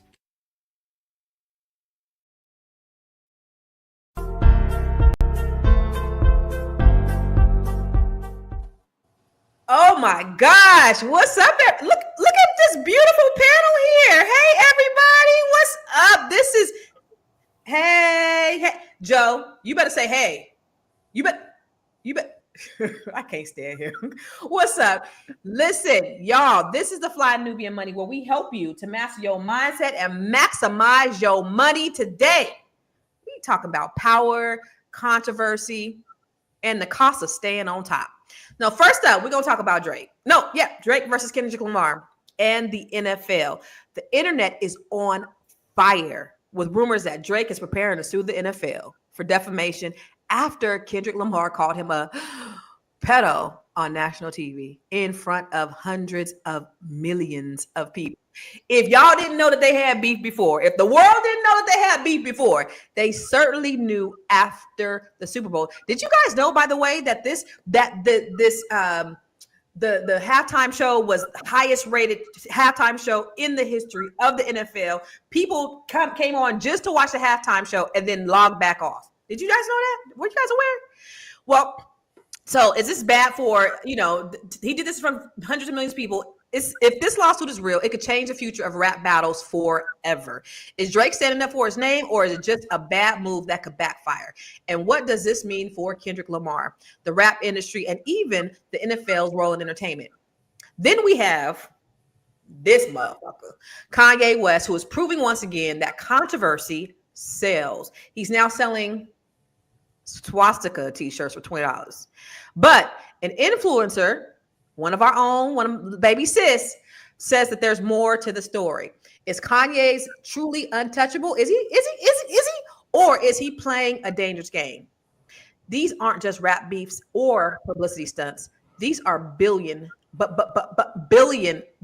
business moves. So the question is, how does Kanye and Drake turn controversy into Black power, or maybe just power?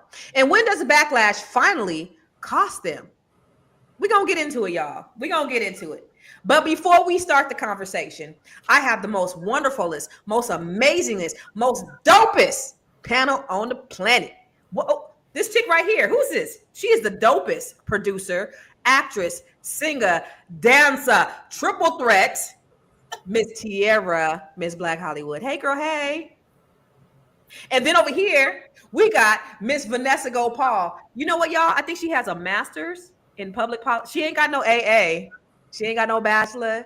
This chick got a master's in public policy. And so she gonna break all the way, like all the legalities and stuff down. See, we had to have this. We had to have a very diverse panel so we can really get into it. And then over here, we got the B.Big coach. What? The B.Big coach. Hey, the B.Big coach. She gonna therapize all of us because she always got to bring us back down to reality. Because these ones over here, they just be talking shit, but she always has to bring us back to reality. And then we have the man on the panel, Dr. Joe Corley. He's actually gonna get us in check too, because he's gonna bring a male perspective, which is probably gonna be, maybe a little bit different than the rest of us. We'll see. Let's see what Joe has to say. I don't know, but let's get into it. Who actually, and for the people in the audience, who actually watched the Super Bowl, like the entire thing, without just the halftime show, and then who only watched the halftime show? Because like I said, the halftime show was the highest rate, bigger than Michael Jackson, bigger than Usher, bigger than Dr. Dre. The Kendrick Lamar was the biggest halftime show of all times, highest rated. And it's so funny when you see white people, oh, this sucks. Oh, they're looking like this. And then black people, where I was at, it was like, so it was totally different experiences. But who watched the halftime show and who actually watched the whole entire Super Bowl? Dr. Joe, let's start with you. I went back later because everybody was talking about the halftime show and I watched it, but I didn't watch the halftime show. I didn't watch the Super Bowl at all. It's very well known. I took a knee with Cap. Facts. We the only two sitting on the knee, Joe. Go ahead. I'm sorry. Ain't got back up yet, so we ain't got back up. Okay? Your knee still on business, huh? Tierra, did you watch it live or what you do? I did not. I'm still, like Joe said, I'm still. I know black people forgot because we just got. We forget. But I ain't forgot. I ain't forgot to take this knee. So I'm. Like Joe said, I'm still kneeling. And when I heard that the NFL was taking in racism off their end zone, it just made me even further be like, Yeah. I'm not watching that. And Donald Trump was going to be there. I didn't like it. But So I you was missed like, I'm all not the watching things. You missed Donald Trump getting booed. So Ooh, like, did yeah, Oh, but y'all gonna tell me today. Y'all gonna tell me what Yes. happened. So it's cool. I didn't Yes. have to watch it, but I did check out I did go back and watch the Super Bowl halftime show on YouTube. Okay, so you didn't watch it live. Okay, what about you, Vanessa? Did you watch it? Did you watch the entire Super Bowl, or was you standing on knee business? I was honestly just waiting for the halftime show, and I wanted Philly to win because I like their black quarterback with his Me beautiful too. The all black, all black, all black. you know, Yeah. right. So I like Philly in there, but yeah, I mean, Philly was stomping out KC, and it got kind of boring. So after the halftime show, I tuned out, but I was definitely there for the halftime show, and thoroughly enjoyed it. Kendrick did his thing, West Coast, West Coast. Yes. All right. All right, B dot big dot coach. Did you watch it live or did you watch the replay? I watched it live. I watched the whole thing because I wanted, being from New York, I wanted Philadelphia to win. I'm a huge supporter of Jalen Hurts. It was time for the Kansas City Chiefs to kind of sit it down. So I was so happy, just to be able to support and see it all the way through, because Kansas City has a way of always coming back. So you really couldn't get bored with it, because they have a history of being able to come at the end and change things up, but they didn't, and that was good. And so I watched all of it, and that you a football fan?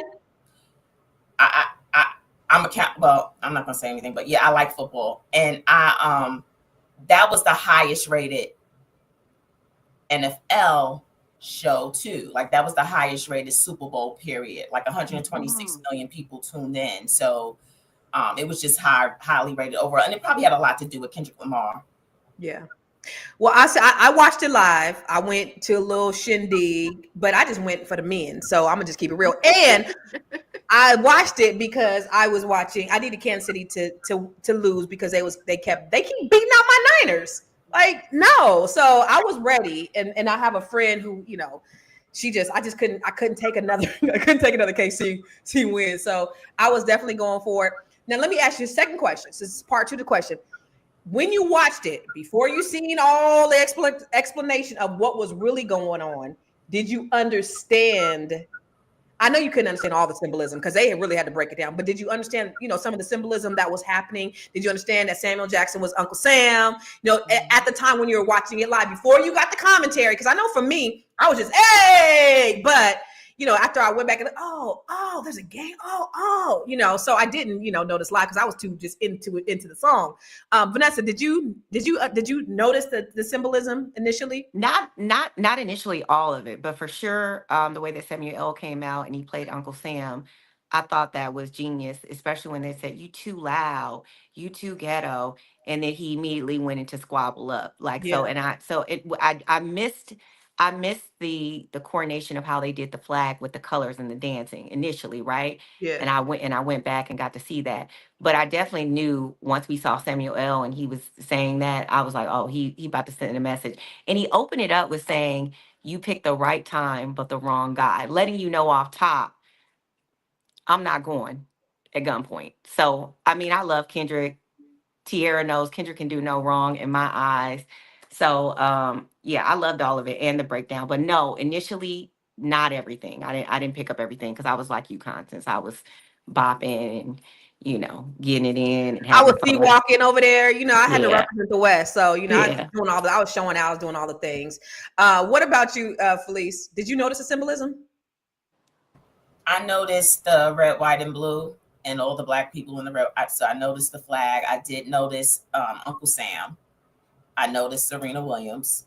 So I noticed those obvious ones. But when I went on the internet and I saw people breaking it down, like the games that they had, I didn't get that piece. So because they didn't show the camera at that angle. Like I didn't see I didn't see the camera at that angle really, but maybe I was just they did like you saw like the games and different things and the different pockets that they were in, and he's absolutely right. And then my daughter, she was breaking it down even further for me. Like she went back into the history, and like when she shared that, really he should have left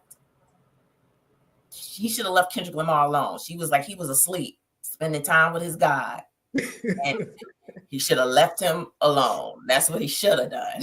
So when she gave me the history, like it just really was like, you know, when you know the history of everything, and when you saw how people were breaking it down, when you realize his genius, that he probably is savant or something, like, like it's just brilliance to see that brilliance, and that's what people missed. Like they got all caught up, but they missed the brilliance of this man. Yeah, that's the thing I love.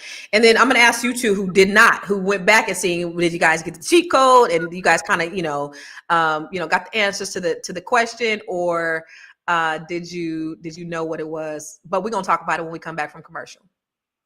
Woo! It's a good show right here. But I'm biased. If you are just tuning in, you are watching Fly Nubian Money, where we help you master your mindset and maximize your money. My name is Tiara Williams. I'm also known as Miss Black Hollywood, and I'm the proud producer of this show because it is lit. If you want to receive notifications for when we go live Monday through Friday, 1 to 2 p.m. Eastern Standard Time. All you have to do is text the word Queens to 87948. That's Queens to 87948. That's QUEENS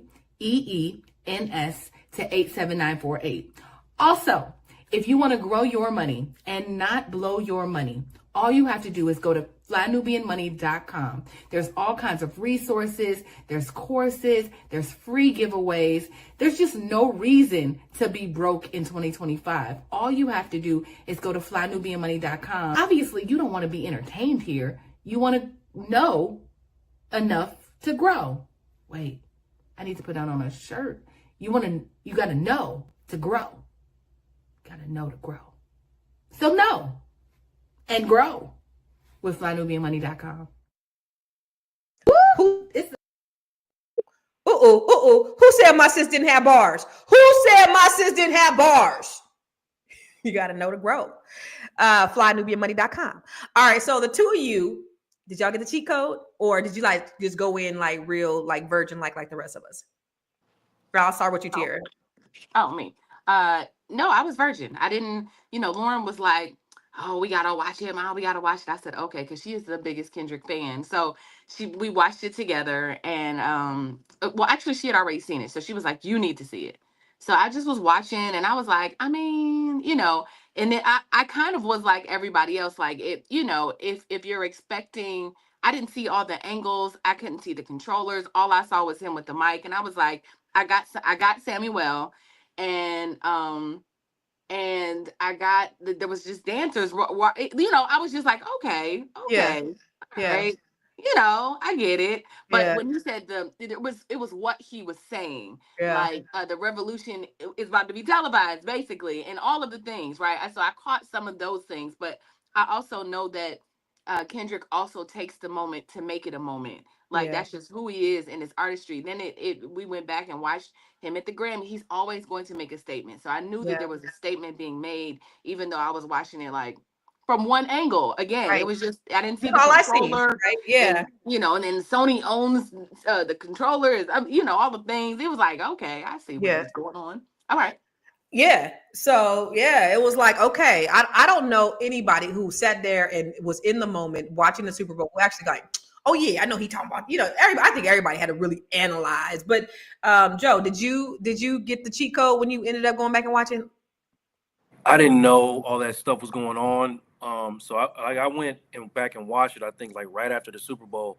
So all those cheat codes and all that stuff hadn't really got onto the internet yet. So, and I really wasn't going to watch it at all until I heard Serena was out there. So I was like, okay, Serena's out there, I'm going to go watch it. That's really all I saw. I didn't get nothing else. I mean, to be honest, I'm not the hugest Kendrick fan anyway. So I don't never really be understanding. I guess, I look around, I'd be like, well, I guess I'm just not smart enough to get it.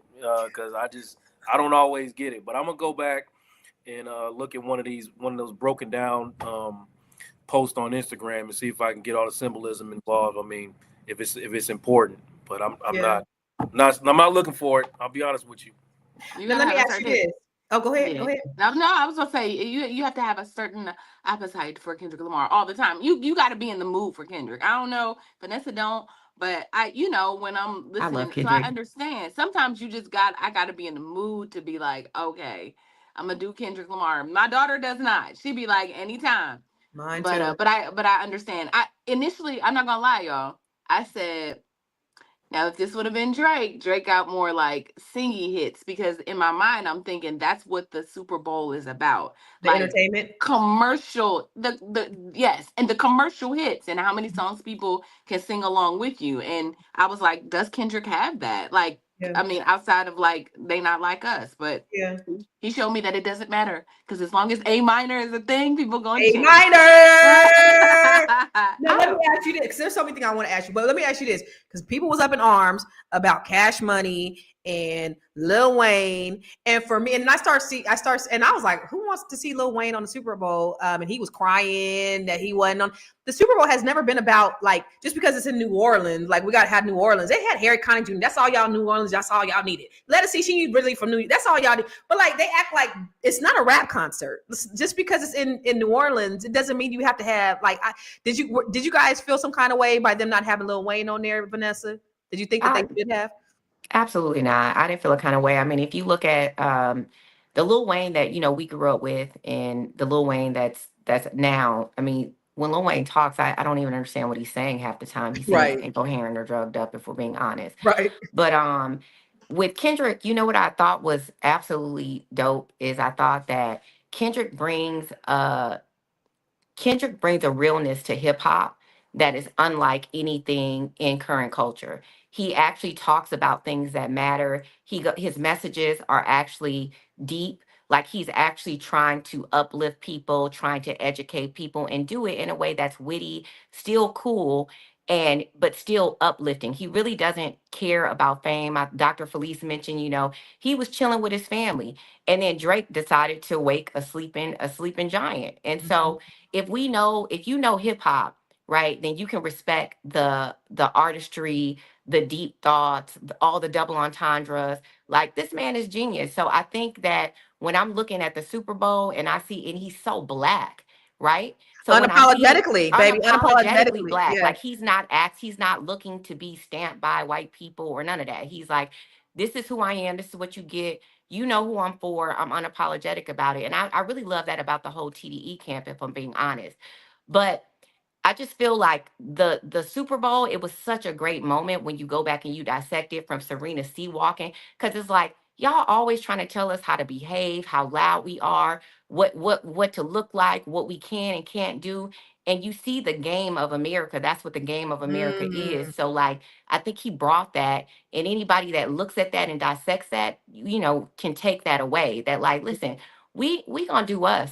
At the end Yeah. of the day, there's one specific place in there when I went back and watched, where I saw a group of black men. It was like the Bay Area kind of like vibe, and Kendrick was in front of them. And then if you hear him, he's like, Uncle Sam's getting mad at him, and he's like, deduct one life.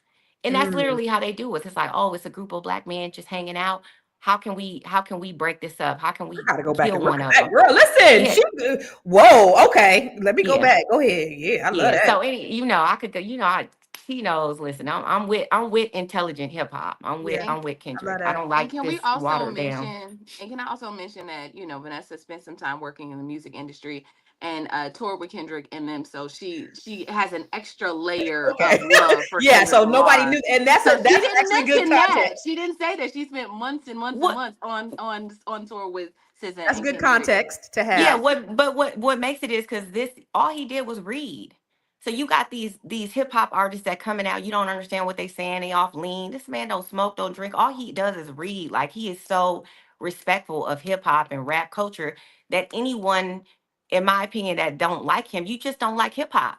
Because hip hop ain't never been dumb or drugged out or man. Lyricists back in the days were smart. Hip hop was Yep. smart. You had to be smart to be a lyricist. Yep. Yeah. So that's where I'm coming from. I love Yeah. that. And thank you for that insight. That actually even puts a more layer for me, a more layer of respect that I have for Kendrick is to know how smart he is. Because you don't see that. You definitely don't see it. Everything is dumbed down. And the thing that they're promoting is the dumbed down hip hop. So it's refreshing that somebody was able to see through the cracks of all that dumbness and like just be the biggest thing in the world. So hopefully the powers that be will follow suit and start promoting what we know to be true of what people really, really want. Tired of that stupid ass shit. Black Can I ask Hollywood. a question, Constance? Mhm. Did you guys see that that the performance is banned from the NFL supposedly because the guy or the dancer had a Palestinian a Palestinian flag, Oh, I didn't and see that. Kendrick and them didn't know, and I guess he pulled it up from under his shirt and started running back and forth, Yeah. and they didn't know that he was gonna do that, and so. He was just running up and down the field with a flag, and then they had to Were like, the dancers? yes, Yeah. and they It's had to like, Sudan and Palestine. Yep. yeah, Oh, Sudan and Palestine. So he wasn't supposed to do that, so he was out of formation. he was out of formation, but I'm actually glad it even furthered the agenda to me because I thought it was on purpose. Yeah. And so I don't know if they went back and they said they banned the performance is what I read, but I wonder if they definitely banned him from NFL. And I'm pretty sure he like, I don't care. My point is, the point is made. Like, I'm gonna take one for the team and get out there and do Wow. it in front of all these people. So I don't know if you guys saw that, but that was a Wow. thing as well. So speaking of intelligent hip hop, J. Cole, he bowed out, of the beef, because when Kendrick came out, he was like, shots fired at Drake, shots fired at J. Cole. And J. Cole said, listen, first he came and he was like, you know what, this shit is whack. Do you think, and for you guys in the chat, do you think that he was scared? Do you think he dodged a bullet? Or do you think, he was just like way above that? What do you think, Dr. Felice? I think he used wisdom, and I think Drake needs to follow suit, right? Like, squash the beef, right? There's a thing called humility, and there's nothing wrong with it. Use this as an opportunity to grow. Use this as an opportunity to have dialogue, real dialogue. Use this as an opportunity to speak truth, around some of these things, but squelch it. Like, try and rise up and be the bigger man and say, look, my bad. I'm sorry I woke you up. And let's squelch this. Let's be friends again. Let's not. Oh, they'll never be friends. Or not even friends, but let's be cordial. Let's treat each other like two respectable men. And let's move this thing along. Like, the suing and the stuff, it's just going to prolong it.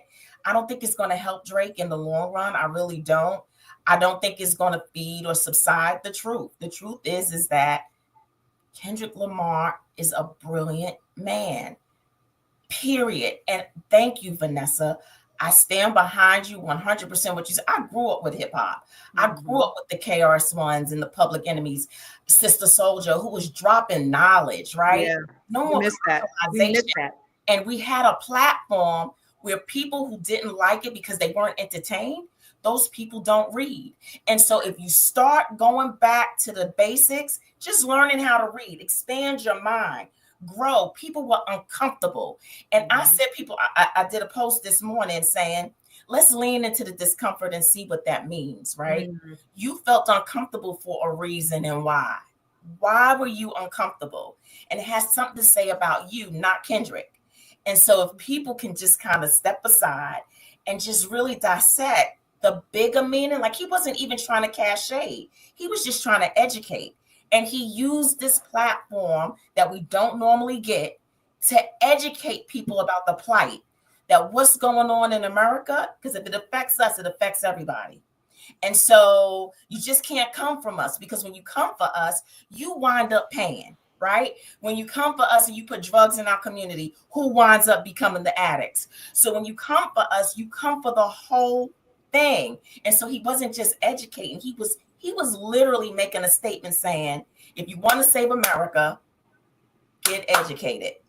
So, I love that. Oh my gosh. So girl, listen, you always can bring us back. And I think it's interesting. We're about to go to break, but I do think it's interesting that Kendrick has always been brilliant, just like you said, right, Vanessa? And what got him this much notoriety was a rap beef. But he took this opportunity with this rap beef that just went crazy to really get in there, because they ain't promoting positive rap. They're not promoting intelligence, but to really get in there. Oh, fooled ya. And now we got a message. I love that shit. Let's go to commercial. I know you're busy. You got things to do, and you can't take us on the go with you every single day. Good news for you. We are now on Spotify. So if you can't watch us, now you can listen to us on Spotify. Search Fly Nubian Money, and all the episodes shall appear. All you have to do is like, subscribe, leave a 5-star rating, leave some comments, tell people how you love us so that when other people come along and are looking for a great show to watch, they can find Fly Nubian Money too. One last thing, and just in case you've been sitting under a rock, Fly Nubian Money now has an investment club. We are the Fly Nubian Money Club. It's easy. All you have to do is go to flynubianmoneyclub.com, and I am committed to bringing in top experts from all industries to help you level up. They're teaching us the skills that we need to compete in this market. We often say that nobody is coming to save us, not the government, but guess what? We're coming to save us. I'm coming to save you with the Fly Nubian Money Club. So listen, all you have to do again is go to flynubianmoneyclub.com. We have a 30-day free trial set up just for you, just for those people that are struggling. Even if you ain't struggling, you ain't got to struggle. I'm coming. Okay, let me stop playing. I'll see you soon. I love it. She coming to say y'all. Coming to say y'all. Y'all better get on flynubianmoneyclub.com, baby, because she coming to say y'all. Now, Joe, you know, there's a lot of white people up in arms. And they were saying, you know, it's not fair. They didn't DEI white people. There was not one white person on the stage. What you got to say to them white folks that was mad that they ain't had no white people on stage?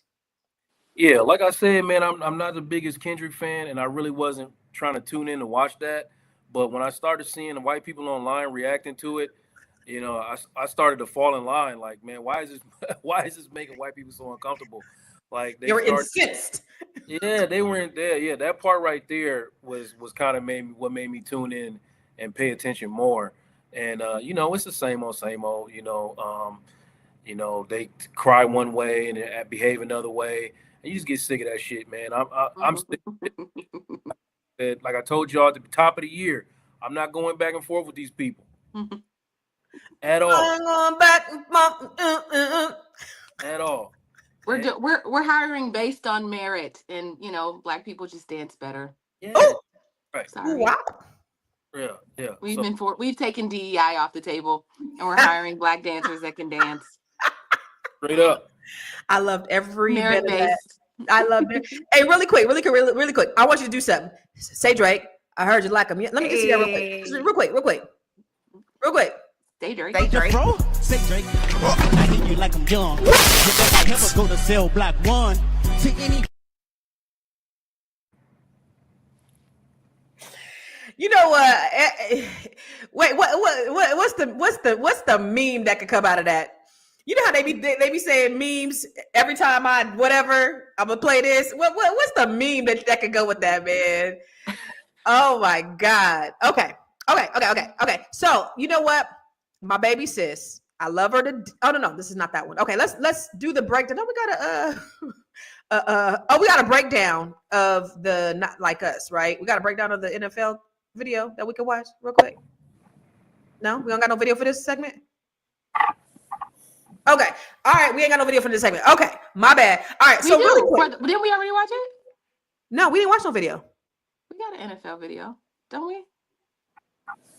I'm the producer here. I believe so. I thought we just Months of back and forths between Drake and Kendrick Lamar, things just got even more intense. Kendrick shocked the world by performing Not Like Us, his viral Drake diss track, live at the Super Bowl halftime show in front of millions. And now, Drake is reportedly gearing up for legal action. During the show, Kendrick performed some of his most brutal bars aimed at Drake. But there was one moment that had everyone talking. He left out a certain word from the controversial line, certified bleep, and let the entire stadium chant it instead. That move alone sent social media into a frenzy, and according to reports, Drake is now suing Universal Music Group for defamation, claiming the song makes false factual allegations that damage his reputation. So, could Kendrick actually be in trouble? Legal experts say defamation cases in the US are hard to win, especially with free speech protections. But one thing is clear, every time Kendrick performs Not Like Us, he risks another lawsuit. And let's be real. Let me ask you a question, Joe. What is a false factual, a factual false? What is that? That sounds like a positive negative. My degrees are in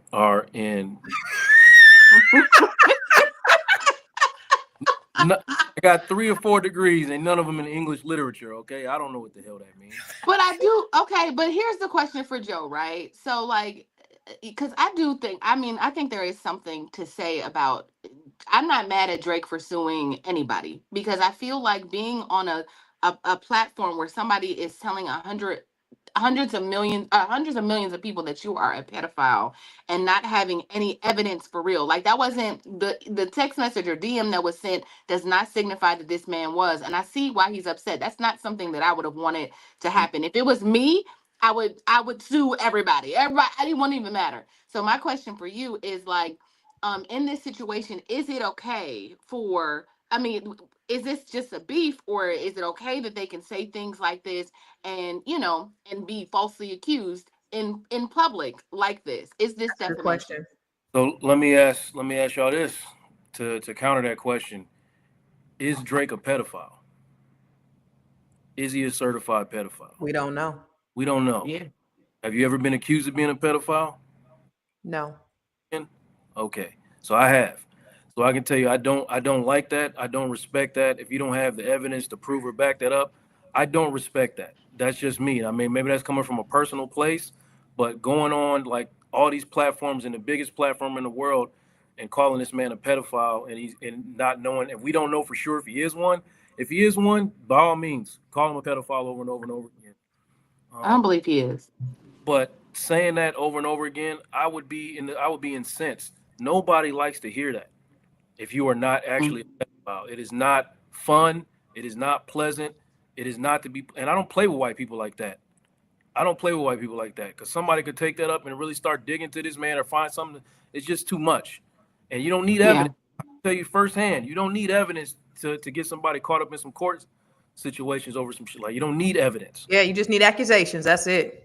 So I personally, I don't respect that. I understand it. There's everybody's a fan of Kendrick and all of that, but I don't respect that. So let me ask you this, Vanessa, as a Kendrick aficionado, is that going too far? Or is everything on the table when it comes to rap beat? I feel like, rap is notorious for, when you look at, battling, rap can get gritty, right? It's notorious for rap battling. So I feel like when you look at Drake saying, oh, the father of your children is your manager, or he's talking about this man's wife and his family. And, I feel like it was going blow for blow. So, if it was a situation where we didn't have several songs going back and forth, but Drake talk hella shit about Kendrick. So I just feel like you kind of open yourself up when you just look at rap battles, right? Even when Drake was battling with Meek Mills, he said stuff that wasn't true. So I just feel like, right, where do we draw the line? You can't in one scenario say, this commercial. well, this, yeah, but you can't Yeah, say but this is can't okay. help that. He can't help that. Yeah, but I feel like no you can't. No diss record has gone this. Is that his fault? None. Well, I feel like, but I'm what, just saying bottom it hasn't. line, I'm sorry, Vanessa. don't fuck with Kendrick. Drake went with it either. You know what I mean? Like, talking about that, man. But I understand. We living in a different time. You know what I mean? What rap used to be and the climate that we used to be in, like, some of these things weren't really out of bounds, but we just living in a different space right now in a different climate. That's just how I personally feel. So I don't respect either. Honestly, if you ask me my opinion, I'm taking J. Cole over both of them. But I just don't respect neither one, the way neither one of these guys is moving. I definitely don't respect how Drake is responding to it. I don't appreciate that at all. The whole thing. Yeah, because he also said Kendrick was a domestic, like he was committing domestic violence. He said some things that could have, if his wife was like, okay, we're done. You know, he talked about him cheating. He talked about domestic violence, about his kids ain't his. So I just feel like it got very personal. He just had the bigger hit. Like, yeah. What do you do? Is it his fault because he got a bigger hit? Yeah, when it went viral, it went crazy. When it went viral, it went crazy, and I think that changes the game a little bit. Because it's like a rap beef is one thing. The rap battles, underground rap. I'm a fan of all of that, like battle rap and all the things, right?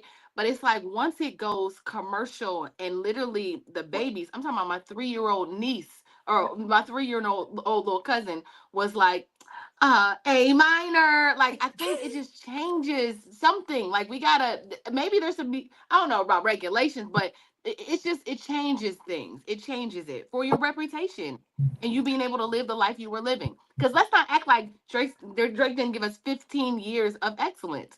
And one hit can just knock him off and change his whole life. You would be pissed if that were you. It's sad. And I'm going to ask you, Dr. Felice, because, you know, you're going to get us all together. It is sad. Did Drake put himself in this position to be the target? Because Drake did give us 15 years of excellence, right? Drake had, you know, he had the hits. Drake couldn't miss.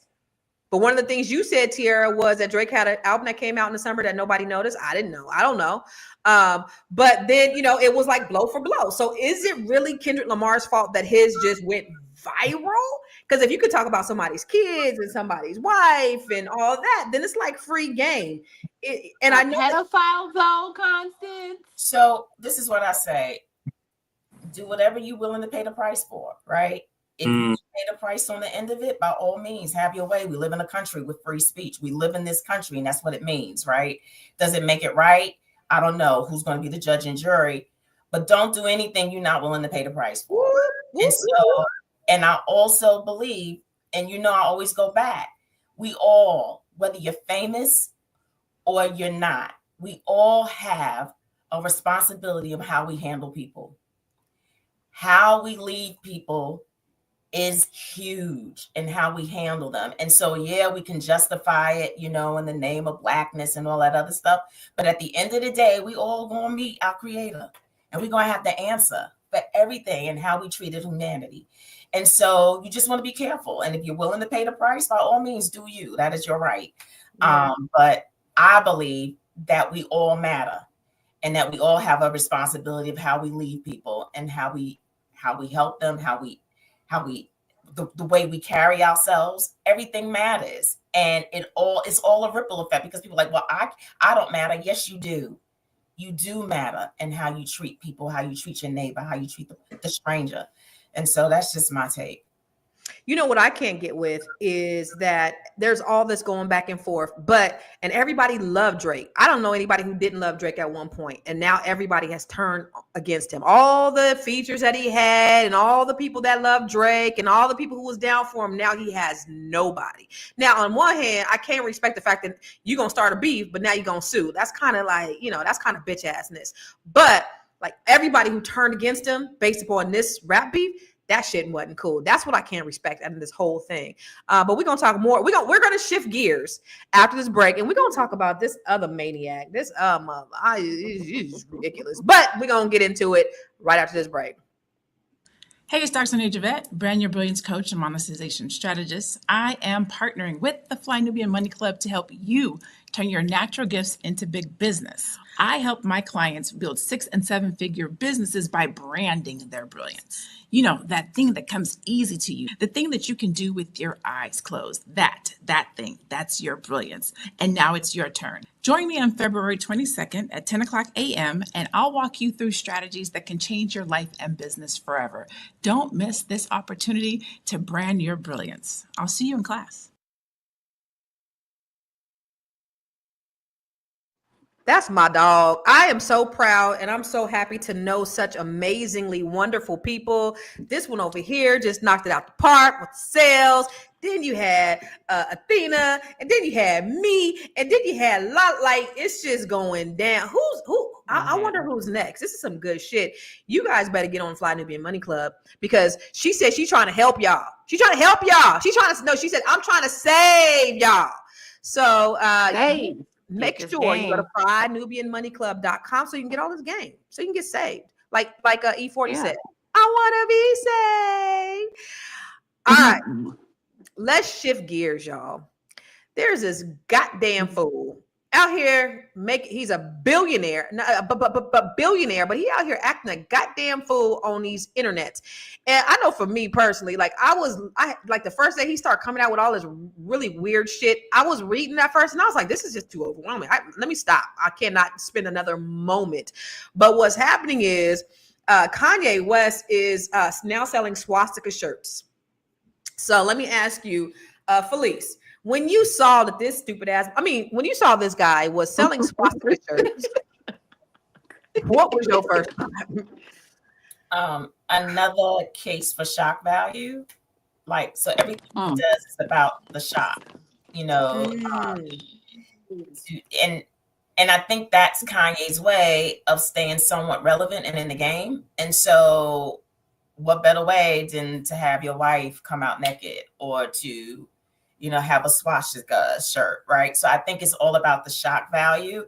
And I think that if we ignore him, a lot of this stuff will stop. Like, but we give him, you know, we give into and we lean into the shock, like, but just ignore it. But, you know, hopefully there is a greater meaning behind this. I don't know what it could possibly be. But I do know that I think that Kanye is probably too isolated. I think he needs to come out and fellowship more with people. No, because I think that he's so far removed from people that he's able to stay in his own little shell and make up and conjure up these things that might not be healthy for him. And so I think that he needs to be talking to someone. I think he needs to be opening up to a professional and, you know, help him to change his course, because I think that some of this stuff he doesn't realize how it lands on people and how hurtful it could be and probably triggering to people. So that bothers me if he doesn't care about that piece. Okay. So I think you said for shock value, I think he's in outer space. What do you say, Vanessa? I mean, with Kanye, you know, I mean, I feel like he has all these things in his head. It's like Jekyll and Hyde and whoever else is up in there, and you never know who you're going to get. And so he has a substantial amount of money. He has all these different things going on in his head. Huh? Voices. Yeah, voices. Yeah, you right. Whoever they are, right? They might whoever the voice is.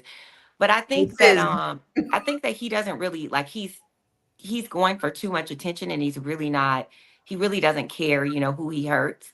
But, you know, the same way we're coming at Kanye, I feel like we need to keep that same energy for Elon, because this selective outrage when it comes to Black people doing something outlandish.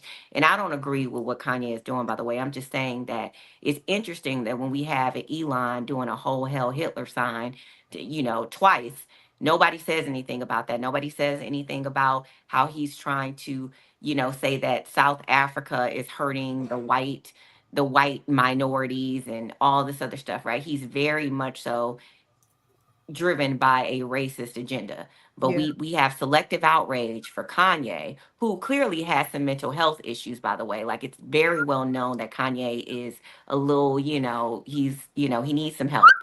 But we have this, everybody makes excuses when Elon does something so outrageous and symbolizing the Nazis. So that's my thing. It's like, I'm not going to sit here and bash. If we gonna bash Kanye, we need to bash Elon the same way, period. And can I just say something real quick? That a lot of people are not going to educate themselves about the true reason why he's using the swastika. They're not going to educate themselves and find out that it's a peace symbol. They're not going to take that extra work. And so that's what I'm just saying. Is that why he's using it? I hope so. I hope that that's the reason behind it. Yeah, right. So let me ask you this, Miss Black Hollywood. To Vanessa's point, the Jews ain't tripping off of Elon. They don't mind taking Gaza and giving it to your man's. Elon did a whole Hitler salute and nothing. The Jews said, no, I haven't heard anything from the Jews at all. I've not heard nothing from the Jews. But the moment that Kanye did this, now he's getting dropped. What say you, Miss Black Hollywood? Yeah, I think it's I don't know if it's selective outrage. I think we just, you know, at this point, there's so much power that Elon has, right? We can't pick on Elon. Where are we going to take him when yesterday he was literally in a press conference with speaking for the president, literally speaking for the president. So at this point, I don't know what we can do to get to cancel Elon Musk, because he has a whole, what did they call him yesterday? A musketeer, him and his musketeers. What can we do at this point? Like, we're outraged. We've been outraged since it happened, but we've been talking, right? We've been talking about it literally all the time. And so I'm not really sure what we can do about that. But with Kanye, I'm not saying let's punched down on Kanye, but I'm just thinking about where Kanye has come from, feeling like I can't be canceled. He doesn't believe that. Just his perspective, his spirit, how he's just, you know, just been in the media talking. It's just the spirit that goes along with Kanye. These interviews that he does, it's just like it can. I don't know. I just think that he's fallen really far from where he used to be. Where where it used to be like he used to advocate for the Black community, and I just don't feel like old Kanye would have done this. You Right. know, the old Kanye that I first came out, that college graduate Kanye would have had just the mindfulness not to do something like this, understanding what it could be. Now once we roll the video, we can understand. We don't know what the meaning is. We don't know what his intentions are outside of just being like your president, being Yeah. salacious and getting ratings and people talking about him, because that's what feeds their ego. Yeah. Well, I say two things when I think about that. Number one, Kanye has a big ego, and you remember when Barack Obama called him a jackass. Y'all remember that? He said he's just a jackass. Yeah. Remember he went up there and he stole the limelight from Taylor Swift, and Barack Obama called him a jackass. I think that sent him like over, like, so that's why this alignment with Donald Trump is just like, a fuck you back to Barack Obama for calling him a jackass, because that probably like killed his whole life, I think, just in how sensitive he is. But the other thing is, when I think about like one of our friends who was just being harassed by Kanye, and he's like, this guy is like psychotic, like he calls me all the time, and he's like, like, I don't think this is anything that's normal or well thought out, or he's doing it as a symbol of peace. I'm going to ask you, Joe, when we come back from this video about that, and this is Baby Sis talking about the breakdown and the real meaning. Let's see what she had to say. Okay, so Kanye West is currently selling swastika t-shirts, and I want to read you the definition. All right, so a swastika. It's an ancient symbol in the form of an equal arm cross with each arm continued at a right angle, used especially in South Asia as a symbol of good luck or spirituality. All right. The swastika in India is an ancient Hindu symbol. That's a, way of putting it in a sentence. The second definition, a symbol in the form of a black cross with each arm bent clockwise at a right angle, used as the emblem of the German Nazi Party. A Nazi with swastikas on his sleeves, used in a sentence. So when you see this, what is Kanye West thinking? What is he trying to accomplish? I think that Kanye West, I know that he lost his mother, but I wonder, when did he lose his mind? And I say that with a lot of compassion and sincerity, because I don't think that navigating the world is easy for everyone. But I will say this, he has experienced a lot of loss. He experienced the loss of his mother. He also experienced the loss of his brother, Jay-Z. He experienced the loss of Kim Kardashian. Kanye West was I think that Kanye West has lost a lot. He's grieving continuously, but I don't believe that's going to be enough to excuse his poor behavior.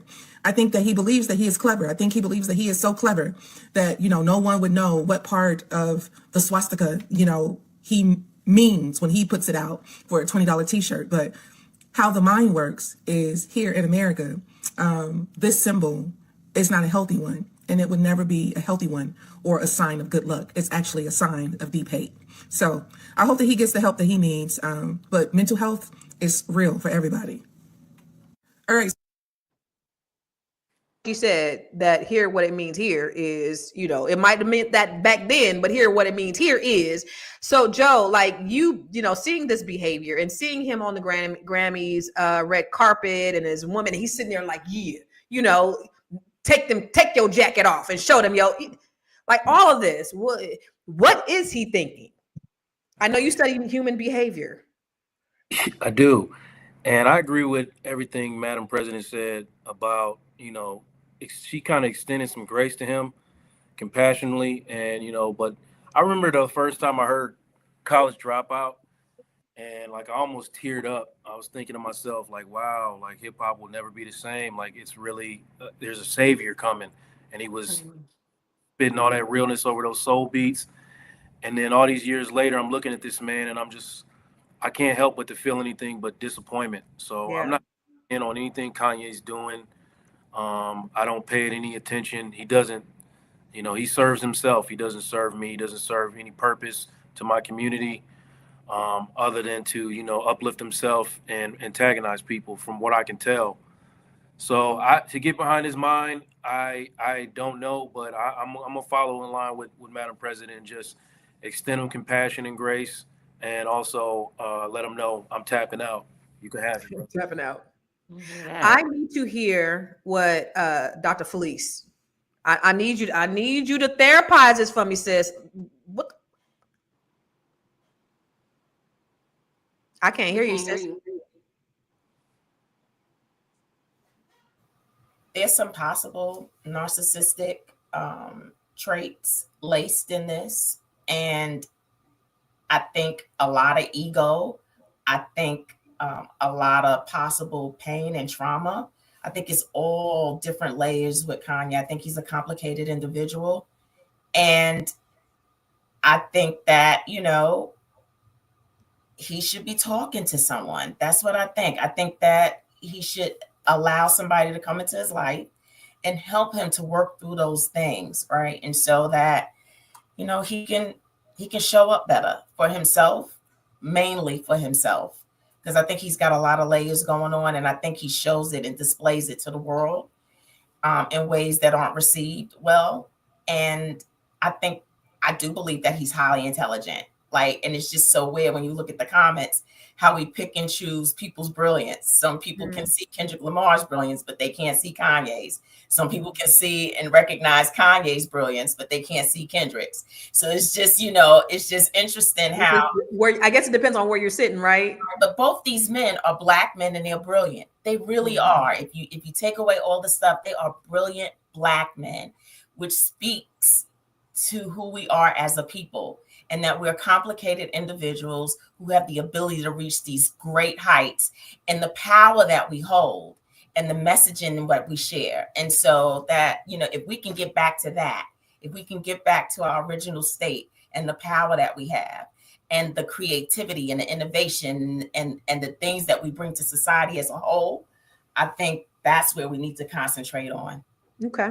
So let me ask you this. Thank you for that. Let me ask you this, Ms. Black Hollywood. Joe said, when I heard it, I thought, man, we got a savior in hip hop. And to see this man be a totally different person than who he was back then. And I know you've had personal interaction with him and his mom and all this. Is this a different human being than what you witnessed when his mother was alive? Well, I didn't meet Kanye when his mother was alive. I just kind of was in sharing the same space, but I did get to meet Dr. West. And I met her at a woman's event when I first moved to Hollywood. And she was like a warm cup of your favorite whatever, like a warm cup of soup, coffee, whatever your favorite thing is. She was that. I loved her voice. I wanted her to be my mama in that moment. I was like, damn, I get it, right? Yeah. And immediately after she passed away, I was concerned because I just remember my interaction and me falling in love with her in that moment. Here's Kanye, who's had her all his life. Yeah. And then, just to watch Genius. He did have a 4-part documentary on Netflix that was called Genius. And when I tell you to watch the days of Kanye and his mother moving to New York and her being in the car with him trying to sell beats out of the car, him just trying to make it is really inspirational. That's where that genius that Dr. Felice is talking about that comes in. You get to see the whole play. And then at some point you see the shift. You see him becoming much more narcissistic, him becoming much more full of himself, him rambling. There was parts of it where literally the producer was like, I just had to cut because he started to ramble later on. And you just saw you saw a change, a shift in who he was. And so, I know that something mentally happened. It was a mental break because after his mom passed away, there was no grieving. He just went right back on tour. He just continued to go. And when you don't take care of yourself in those moments, I think you pay.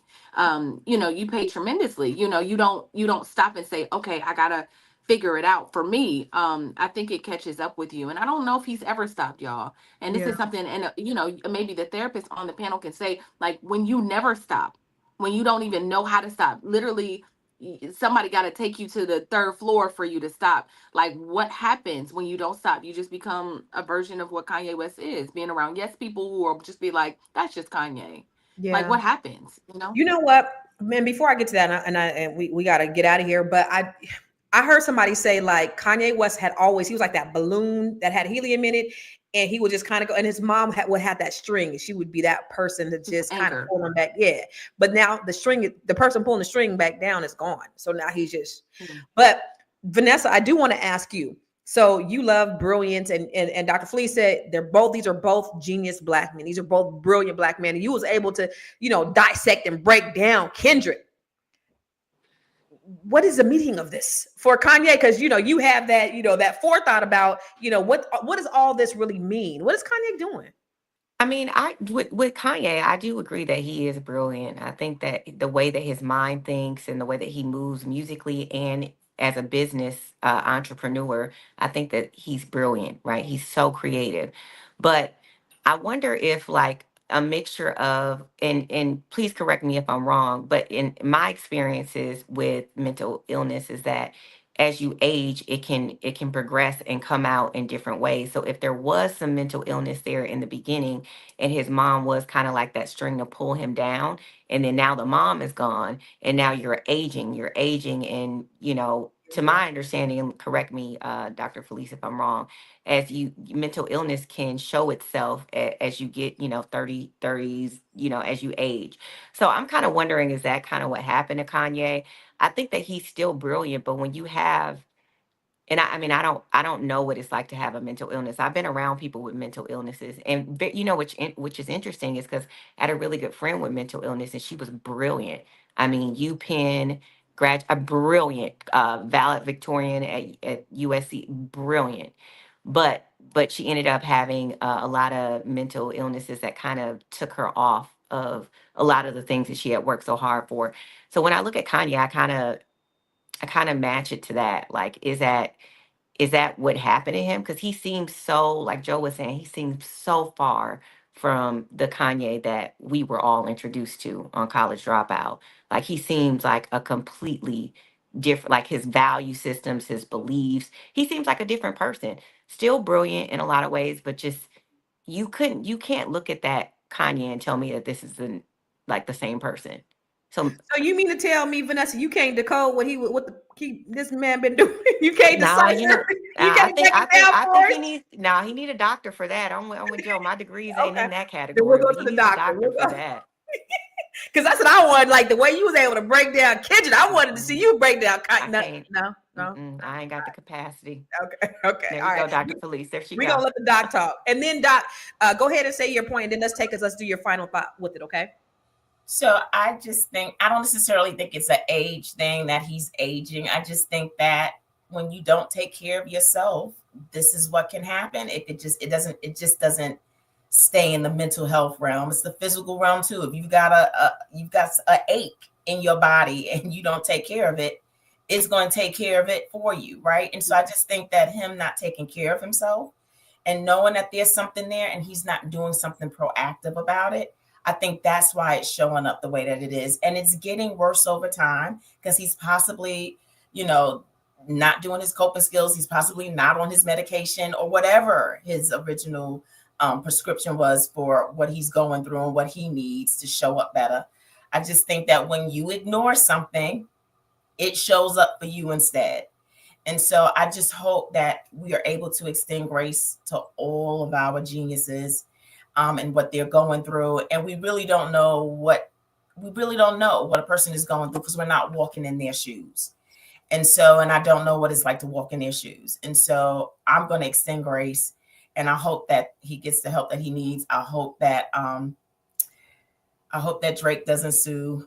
I hope that he squelches it. I hope that Kendrick Lamar is able to rest at night knowing that he did a really good job.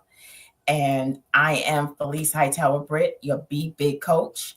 That's b.big.coach on Instagram, Be Big Coach on Facebook. And, hit me up if you need any help and would like to talk. Girl, you already know what I'm about to do. The B.big.coach. Hey, the B.big.coach. What you say? B.big.coach. Hey. I love it. So let me ask you this, Vanessa, for your final. No, you could have your final thought, whatever you want, but I want you to answer this. Is this even both of these? is this free speech for both Absolutely. of them? Yeah, absolutely. It's free speech. I think that, we live in a society with free speech where you're going to agree with some things that people say and you're not going to agree with things that people say. And that's the beauty and the curse of free speech. Sometimes it hurts. Sometimes it hurts you financially, but I think going back to it, when you get engaged with someone and you're going back and forth, then, I think there was a comment in here that said, Double D, you can't hit someone and then tell them how hard they can hit back. So I think we just have to remember that within the things that we promote and that we say out of our mouths and be responsible for it. My name is Vanessa Gopal. You can find me at VGopal. That's at VGOPAUL.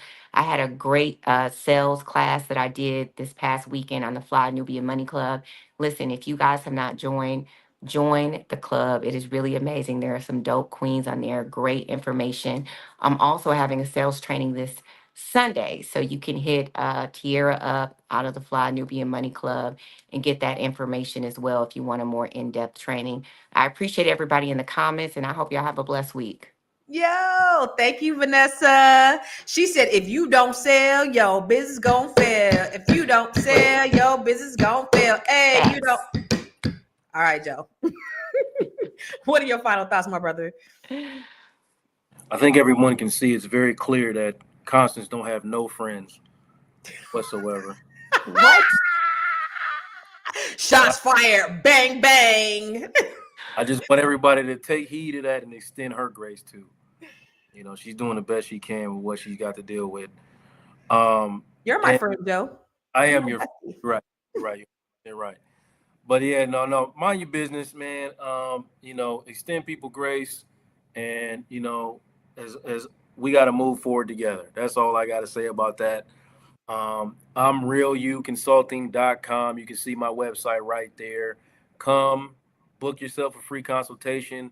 See if it fits you. If I'm saying the things that you need to hear. I do not mix my words. I shoot at you straight, and it gets results. So come holler at me. Thank you. Listen, we are all Black excellence on the stage, like Double A said. Deborah said she gonna help me sell my mistapes out the trunk, baby. I don't have a dog in a fight either way. I mean, it is what it is. All I'm trying to do is help Black people win, and I don't think either really contributes to the overall win of Black people. I love the fact that we're seeing some things on stage where people are finally, opening up. But I think at the end of the day, we got to get on our money, get on our business, get on our hustle, build wealth. This was a good conversation for entertainment purposes, but in terms of like our overall life, this doesn't, it ain't making or breaking us one way or the other.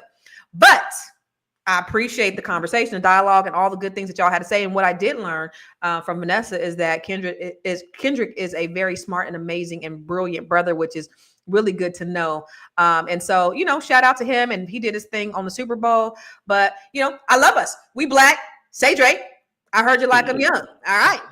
All right. So you listen, tomorrow. We're going to be back. Tomorrow, 11 a.m. Pacific, Eastern time, 10 a.m. Pacific. No, 11, no, 1.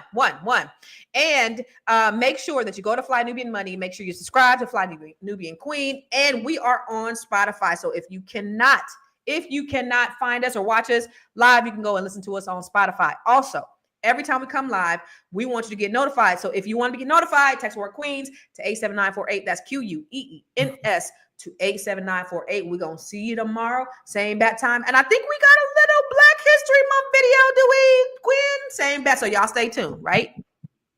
The term Uncle Tom is often misunderstood, but the real Uncle Tom, Josiah Henson, was a remarkable hero. Born into slavery in Maryland in 1789, Henson endured severe abuse, but became a preacher, leader, and abolitionist. He worked tirelessly to help enslaved people escape to freedom. Henson's autobiography inspired Harriet Beecher Stowe's Uncle Tom's Cabin, but his legacy was distorted. Unlike the negative connotation of the term, Henson's life was marked by courage and resilience. After saving money to buy his freedom, he was betrayed by his master and nearly sold. In 1830, Henson escaped to Canada with his family, where he founded the Dawn Settlement, a safe community and school for freed slaves. Henson traveled internationally, raising funds and awareness for abolition, meeting Queen Victoria and President Lincoln. He died in 1883 at 93, leaving behind a legacy of faith, courage, and advocacy for freedom.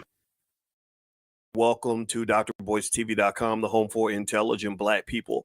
My name is Dr. Boyce Watkins, and I'm here, and I wanted to share something with you about Kendrick Lamar. So Kendrick Lamar, apparently, if this video that I have has any merit, is a really interesting guy in terms of his financial decisions. And the reason I'm going to share the video is because even if it's not 100% factual, I just like it so much, and it provides such an interesting perspective on economics that I think it's worth sharing, because it even if it was fake, it makes the brother look good. And I think he deserves to look good because he gave a great performance. He's a great artist, and he seems like an asset to the community in most regards. So what I'm going to do is I'm just going to share this video so you guys can watch it. And then what I'll do is just kind of give you my 2 cents on it in terms of what I'm seeing from an economic standpoint. So let me share this video with you right now.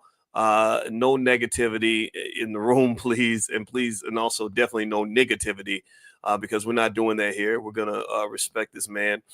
He did a great Grammy performance, and I'm actually quite impressed with him overall.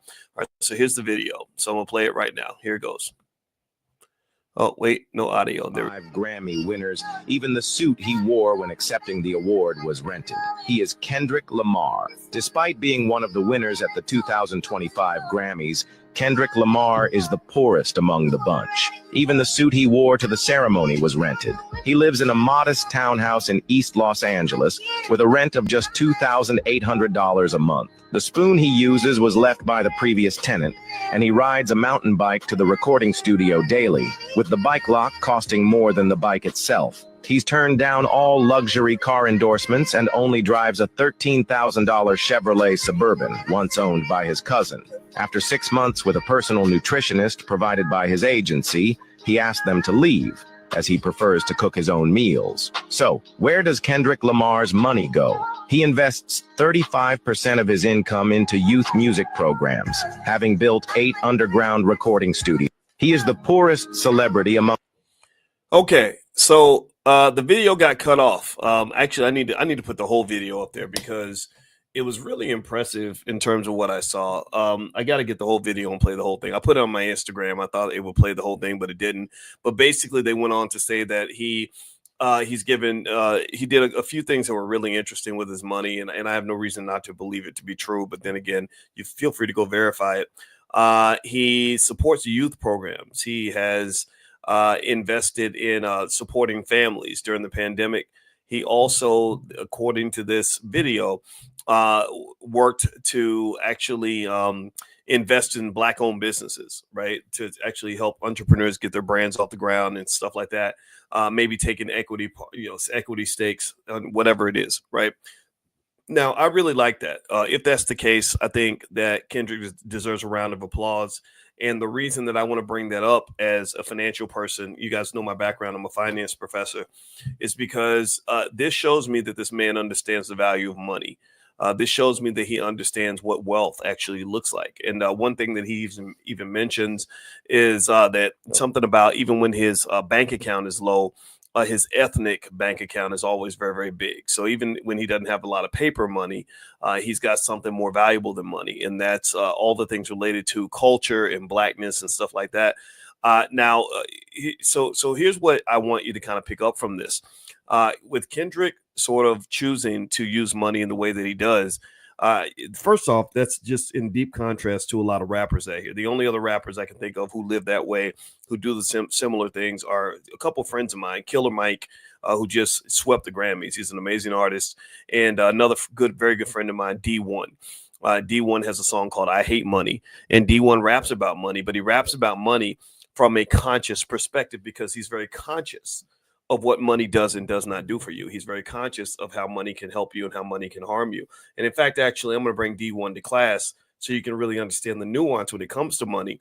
That sometimes what happens is that when people see the damage that money can do, they see people selling out, they see people hurting each other over money, they see people making bad choices over money, they condemn money, they condemn wealth, they walk away from wealth. They just say anything related to money, wealth, owning businesses, owning assets, that's just bad, that's evil. And that's the wrong approach, because then what you're doing is you're condemning yourself to poverty. Some people they think that poverty comes with some type of natural righteousness, that there's a purity in poverty. Unfortunately, there's not a purity in poverty. Poverty does not make you pure. If anything, poverty would make me less pure. If anything, poverty would make me more willing to go out and rob somebody. Give me a yes if you understand what I'm saying. If anything, poverty will make me more willing to swindle or to make sure to not pay the landlord or whatever, right? Because I don't have the money, right? Or more likely to go into the grocery store and steal something because I need to get food for my kids. So there's no purity in poverty. And one of the things about the Black movement, about the movement among our people, is that I think for far too long we've been encouraged to embrace our poverty, to the point where even if you get money, you're supposed to engage in habits that lead to such an extravagant amount of waste that you end right back up where you started. You end up in poverty all over again. You see so many professional athletes that get a bunch of money. It's transformative money. This is corporate level money. This is the kind of money that could build entire industries. They could go back to their old neighborhood and literally create 50,000 jobs. But instead, they blow it in the strip club with the weed man. Got 10 cars in the front yard, whatever, right? So what I like about Kendrick's use of money is that it shows me that there's something that goes on with him that's deep, almost meditational, spiritual, such that he doesn't let the materialism disconnect him from the purity of his art, right? He's an artist to the core. And I think that there's something about maintaining a certain simple lifestyle without the distractions, without getting caught up in being a celebrity, that keeps you pure as an artist. And I think that's why his music is so amazing. The second thing I was picking up on that is that he's smart enough to understand. I mean, he's clearly a genius, right? Because you've heard his music and all that. He's smart enough to understand that while he doesn't want that money to sort of turn into a bunch of materialistic entanglements for himself, he does understand, like, hey, I come from a community that can really benefit from me being an active economic participant, that being Kendrick Lamar itself is a type of wealth, right? That being a cultural force is a type of wealth. The ability to be an influencer and a tastemaker is a kind of wealth. The fact that I can yell mustard and everybody's yelling mustard, and next thing you know, DJ Mustard becomes this $100 million asset. That is a type of wealth, right? He can breathe economic life into things. Donald Trump actually has the same power for white people. Kendrick has it for Black people, and he's using it in a very conscious and a very intelligent way. So with that said, because I can tell you, I know other people who have that same power who don't use it in the same way. For example, if you go look at Tyler Perry Studios, Tyler does a lot of great work for himself. I don't watch his movies, but he's able to make money with those movies. But you really haven't seen him breathe life into a lot of careers. You haven't seen him consciously say, I'm going to just grab this person here and make them super famous for doing exactly what I do. So I'm a famous director. Here's another famous male director that's working with me that you're going to know about as much as you know about me. That's not, or I'm going to go on a big stage and I'm going to make sure this person is seen on the stage as much as you see me. I haven't really seen much of that, right? So I like what I saw in the video. The other thing about the video that I'll mention as well is the investment in the music programs. That makes sense because he's an artist, he's a musical artist, so of course he'd want to invest in that. Second, there was the piece about helping families during the pandemic. When you have a tragedy, it's your wealthy people, your billionaires and millionaires that are supposed to step up and do things for the community. This is what the Rockefellers did for white people. This is what the Carnegies did. This is what every wealthy family in most communities, the wealthy families are expected to come together and provide resources for those that are struggling during difficult times, right? You're supposed to be an elevator for your community, right? For the people you care about. And so his understanding of that is I think, pretty impressive. The fact that he did that during the pandemic, because the government, all that government money was kind of missing the Black community. They were spitting out money like crazy. They put the government way deep in debt to allegedly get through the pandemic. They didn't need all that debt, but they took it on anyway because they were financially irresponsible. And a lot of that money missed the people that needed it the most. The small businesses, the African-American community, a lot of that money went right over our head. It went to somebody else. And so when you have the Kendricks that say, hey, you know what? it's also my job to do their job, right? Their job kind of is to take care of us, but really the job of taking care of us belongs to us. That's why they call us us. We're not called, and they not like us, right? Like there's the us and there's the them. And we're called us because I take care of us. I'm in Watkins because I take care of Watkins. So if the Watkins children are not eating good, then I can't look over at the Smith family across the street and say, why are you not taking care of my family? Even if they promised to, even if they said, hey, we're going to make sure your kids eat and my kids are not eating, it's still my job to step up and handle that. Give me a yes if you understand what I'm saying with this. So that was impressive. I love that. I just, you don't get a lot of that from hip hop artists. You don't get a lot of that from rappers. You get a lot of, it's not my responsibility. It's on the parents and it's just stupid stuff. No, you have power. Stop being a punk. Like, step up for your people, man. The third thing, and I'm gonna mention the third thing, but before I do that, I want to ask you, could you please hit the thumbs up button, thumbs up, share, subscribe. Also, this podcast is on Spotify. So if you look up Boyce Watkins on Spotify, you can find me there. I want to mention also that this weekend, my wife, who is a PhD level therapist and a relationship expert, is doing something called the Black Love Weekend. And she's basically bringing in African-American experts and relationship therapists, licensed therapists, to lay out blueprints for managing conflict, blueprints for intimacy, blueprints for how to have healthy relationships. So if you want to fix your relationships, find the right relationship, build relationships, whatever it is, the Black Love Weekend is for you. So you can go to theblackloveweekend.com. That's the URL. Or you can also text the word love to the phone number 87948. So text love to the number 87948, and Dr. Alicia will send you some free information as well as access to the Black Love Weekend. There is a small fee, but it's all the material is yours for life, and you can bring your whole family for the price of one admission. Now, the last thing I want to say about Kendrick's financial decisions, assuming this video has merit, nobody really knows exactly what's going on in a person's life, but they said some things like when they showed the truck. I recognized the truck that he drives. They talked about him investing in Black-owned businesses. They talked about him understanding the value of Black entrepreneurship, supporting Black-owned brands, helping those brands grow into something bigger than they were before. This, to me, is a great example of what happens when those among us who are doing well understand the importance of making those investments in other people and other in entities in our community. The Black community struggles largely because you don't have an institutional backbone. You don't have an institutional grounding. You don't have an institutional framework that is absolutely 100% yours. Most of the Black institutional, Black institutional connection in our community typically comes down to whatever white people leave for us. So it's like, instead of us having our own car, we're in a car that's being driven by the Donald Trumps of the world.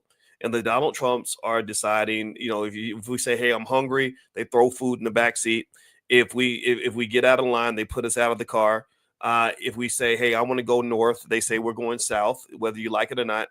And we end up feeling stuck. A lot of people are feeling that way right now, for example, with the way they're cutting all the government jobs and everything.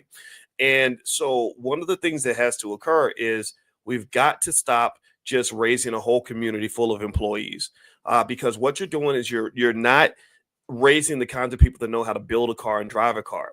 You're actually raising the types of people who only know how to ride in a car that's being driven by somebody else.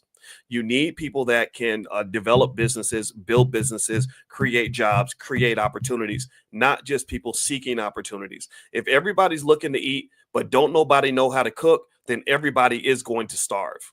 Tell me if you understand what I'm saying. If everybody's looking to eat, nobody knows how to cook, then everyone is going to starve. So if everybody's looking for an opportunity, but nobody knows how to create an opportunity, then no one is ever going to have an opportunity. Do you understand what I'm saying with this? Okay, I hope that point comes across clear to you.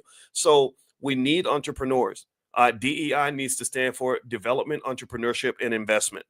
Development, developing young people who are going to build businesses, developing the community that you want, developing systems and institutions in your community. You must develop things. Entrepreneurship means entrepreneurial energy, not just the seek a job energy, but the create a job energy. Investment means you're pouring into yourself. You're pouring into yourself. See, Kendrick is not, don't get me wrong. Dr. Dre, I'm sure Kendrick would never say a negative thing about Dr. Dre because Dr. Dre has hooked him up and Dr. Dre respects Kendrick. But if y'all remember, Dr. Dre invested a massive amount of money into USC, and I still don't understand that investment. I didn't want to be critical. I heard Dre read my article about it, and he was very upset. And one of his very close friends mentioned that to me when I spoke in South Central.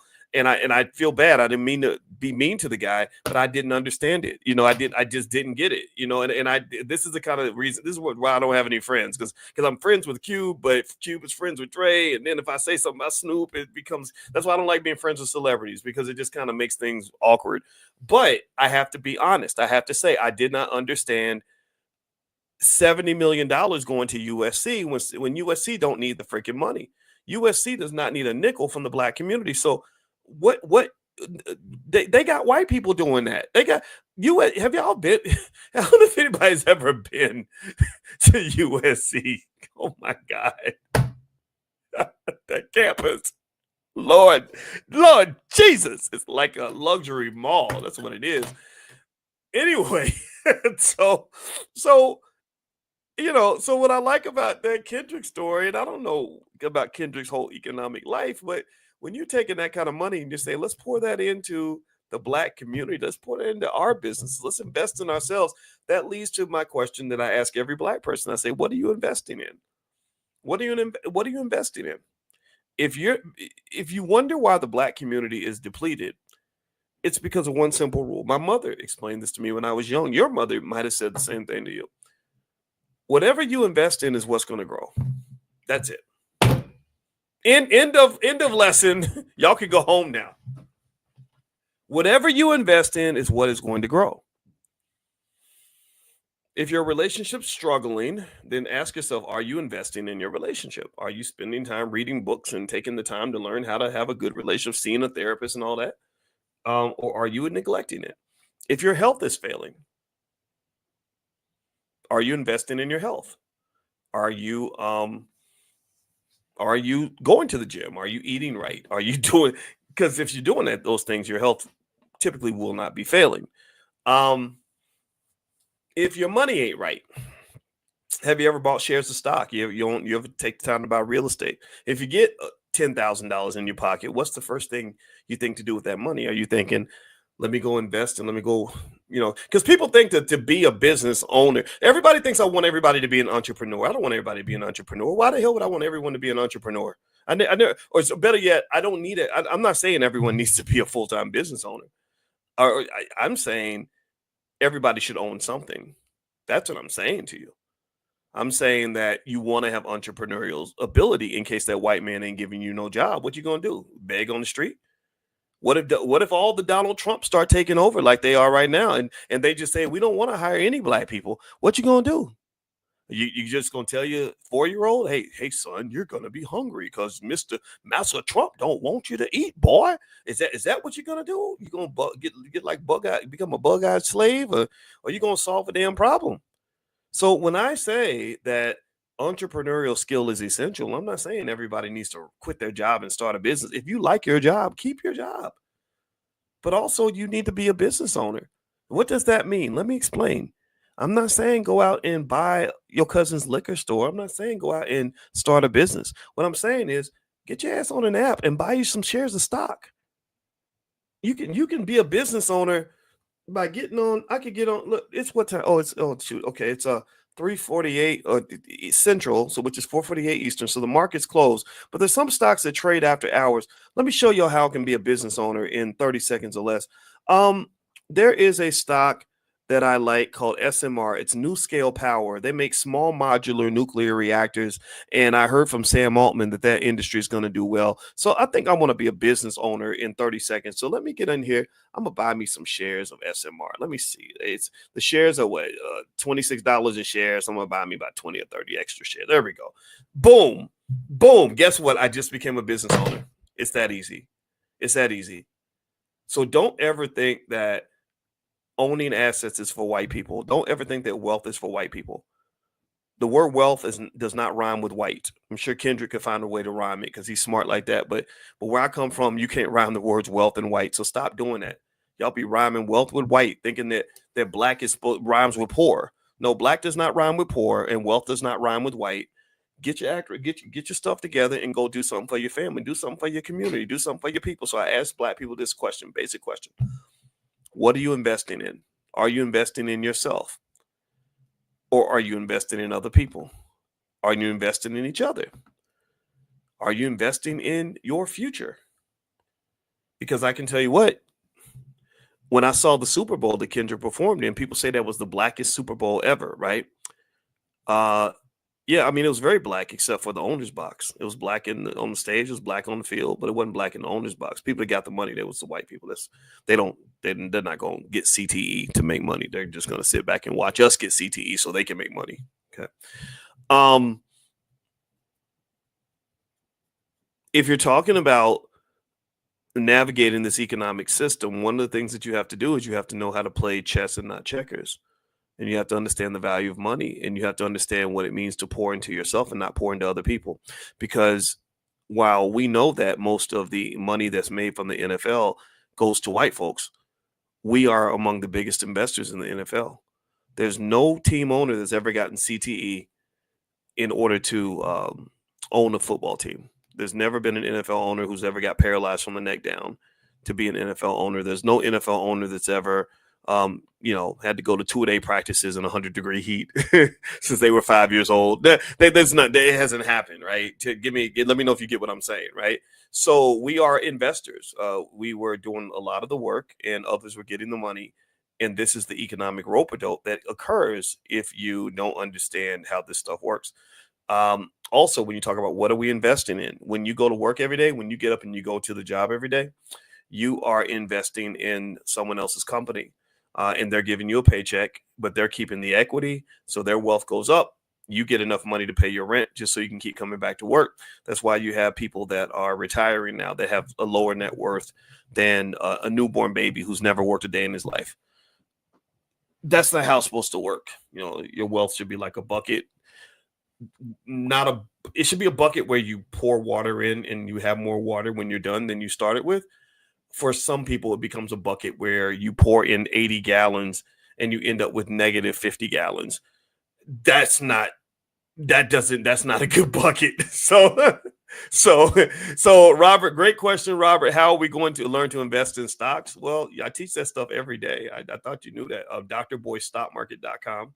I have a morning class. It's free. So you don't have to pay money. You just have to pay attention. So if you want to join us, just text the word morning on your phone to 87948. So text morning to 87948, and I will send you an invitation, but you got to pay attention. If you're not of the right mindset, if you're into negativity, it's not a good place for you, because we're going to drown you with positivity and it'll probably just get on your nerves.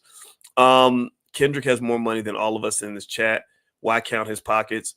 Well, Brittany, I don't know how much money Kendrick has, but I can definitely say that I was very impressed when I found out that he does good things with his money, and I think that deserves to be applauded, because that's not really standard sort of hip hop culture, and I think Kendrick has done a great job of challenging that culture. D1 has challenged that culture. And I think Kendrick and D1, I'd love for them to do a song together. I think that would be epic, because both of these guys are an important and extremely important part of the community, a part of that of the hip hop community. I really do. I think they can help save us. So anyway, it's okay, Brittany. It's okay, Robert. I appreciate that. Thank you for apologizing. You know what? A lot of times people come in and they might troll and say something real nasty and negative, but they don't apologize. Well, okay. Well, and I apologize if I'm ever wrong, because sometimes I can be an asshole, and I don't mean to be. It's just It just comes out sometimes. And so, but I love you too. And so if you want to join us in class, feel free to go to text the word morning to 87948. And also, or you can go to drboyceelevate.com if you live in another country, and you can join us for free. So I got to get out of here, guys. My wife is waiting for me, but I wanted to take a moment to applaud Kendrick Lamar. And again, I don't know Kendrick. I know some of the rappers, Kanye and Ice Cube and guys like that. But if Kendrick sees this and Kendrick wants my 2 cents on great ways to have an economic impact on the community, and there's some resources available, I'd be happy to support and lend advice free of charge. That's sold the same thing to Kanye. I don't want their money. I said, look, I just would love for you to do something with your money that's structured. And I really think if you do that, you get you a little board of super smart people that can and have full transparency, so everyone knows where the money's going. I think we can build a damn community.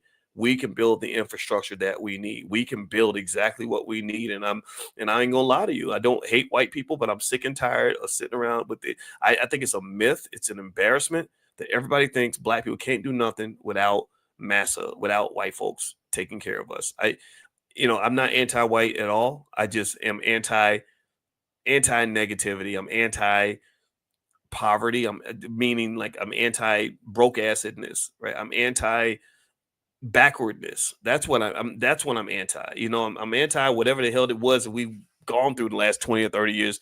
Like I want to see something good. I want to see our kids have a future. I want them to look back at our generation and say, I'm proud of them because they changed things. They pushed things to another level. Remember, they're going to look back at us and they're going to have a judgment on our generation. What do you want that judgment to be? And when they go back, when some kid in the year 2090 is watching this video, I want him to look back and say, okay, this guy understood it. This guy got us started. He sent us on the pathway to where we are right now. And that's what you're supposed to do. You're supposed to be a winner.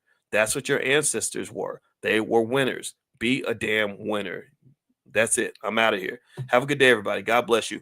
If you want a copy of my book, it's called The 10 Commandments of Black Economic Power. You can go to drboycebooks.com. We also have financial flashcards and workbooks for kids. So feel free to go take a look. All right. Have a good day, everybody. God bless you. Thank you so much. And shout out to you, Kendrick. I appreciate everything you're doing. All right. Take care. Bye.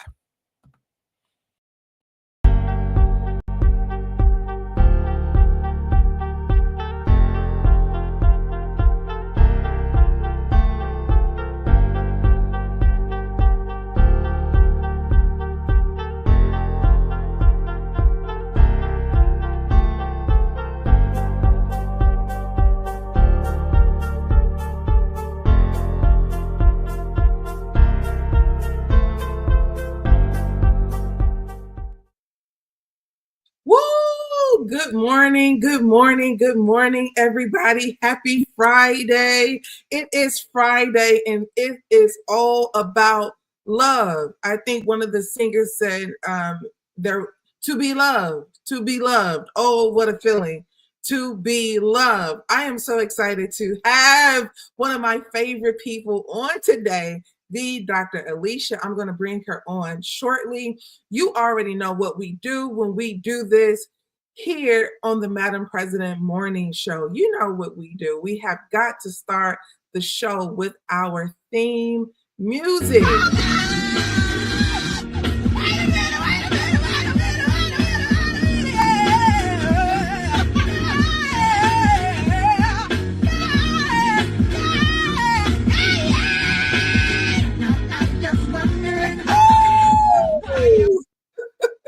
That song gets me excited every time I hear it. You guys know that. You know that we do this Monday through Friday, 9:30 Eastern, every chance we get. Now, do not forget, this is the FlyNubianMoney.com network. This is a place where Black women have big voices, okay? If you want to get your money up, go to FlyNubianMoney.com. If you want to get your mind up, text Queens to 87948. If you want to keep up with Madam President, text Madam to 87948. Also, here is what I would like to say. I almost forgot. Before I go any further, let me do our prayer. Heavenly Father, thank you so much for this Friday. We appreciate you. We value you. We just ask for your continuous grace and your mercy and your peace. Allow us to show up how you see us to show up the right way every day. In your name we pray. Amen. So now that I got that out the way, I would like to bring on the Dr. Alicia Watkins. Woo! Play that intro song again. What? I feel like I was grooving to it. I can do that.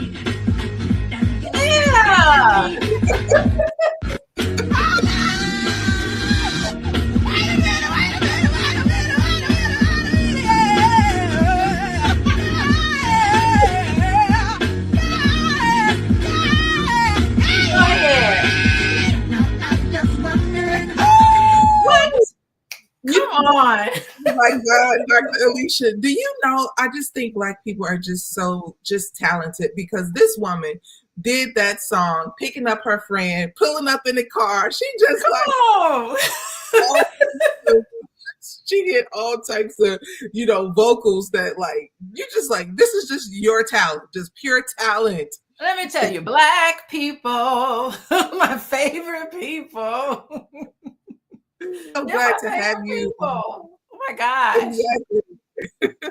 I'm so glad to have you this morning. I really do appreciate you so very, very much. I have a banner for you too. Woo, look at that. Yeah, coaching with Dr. Alicia. Well, I don't want to hold you long. This segment is strictly about the psychology of love, healing, heartbreak, and the science of healthy relationship. I just know that when I think about love, when I think about the mind, you being a doctor, a psychiatrist, psychologist, you know more about these things than just a person who talks about it from a place of feelings, So I was just like, well, I want to get a smart woman up in here to talk about the science of it all. So let me just ask you this. What is the psychology or the scientific background of the feeling of love? Let me tell you. Okay, so we got to put it in a song. Okay. You know that song by Lauryn Hill where she says, it could all be so simple, but you'd rather make it hard. Yes. Come on. That song won a Grammy for a reason. It seems like it should be simple, but the psychology of love is super complex. It is not as everything that it seems to be on the surface is one thing, but there's a whole lot of feelings, emotions, past traumas, past triggers, past heartbreaks. All of these things are going on in the background, and how aware you are of how these things affect your life, how it affects how you love, how you find somebody that you love. That's part of the problem. The barriers. And then once you find somebody that you just could stomach sitting down and having a dinner with, having a meal with, then that's when the real work begins. And so people just need to be realistic about the intricacies of finding love, healthy love, in the way that is healthy and the way that it's supposed to be, to share someone with, and be able to keep it where you don't have all these toxic elements coming in. To do that takes transparency. It takes being vulnerable. Oh my God, that's scary. It takes all of these things that many of us are not equipped dealing with it, but there is a science to being healthy that cuts across race, cuts across culture. I was just talking to a client this morning. I could be walking around in India and I can look at a couple. I don't know what they're saying. They're speaking their language. I don't know what they're saying, but I could be able to look at them and tell whether that relationship seems healthy or whether she don't really like him. He got problems with her. We can see by body language, by how people interact with each other, whether things are going on the way it should be. So it could all be so simple, but it's not.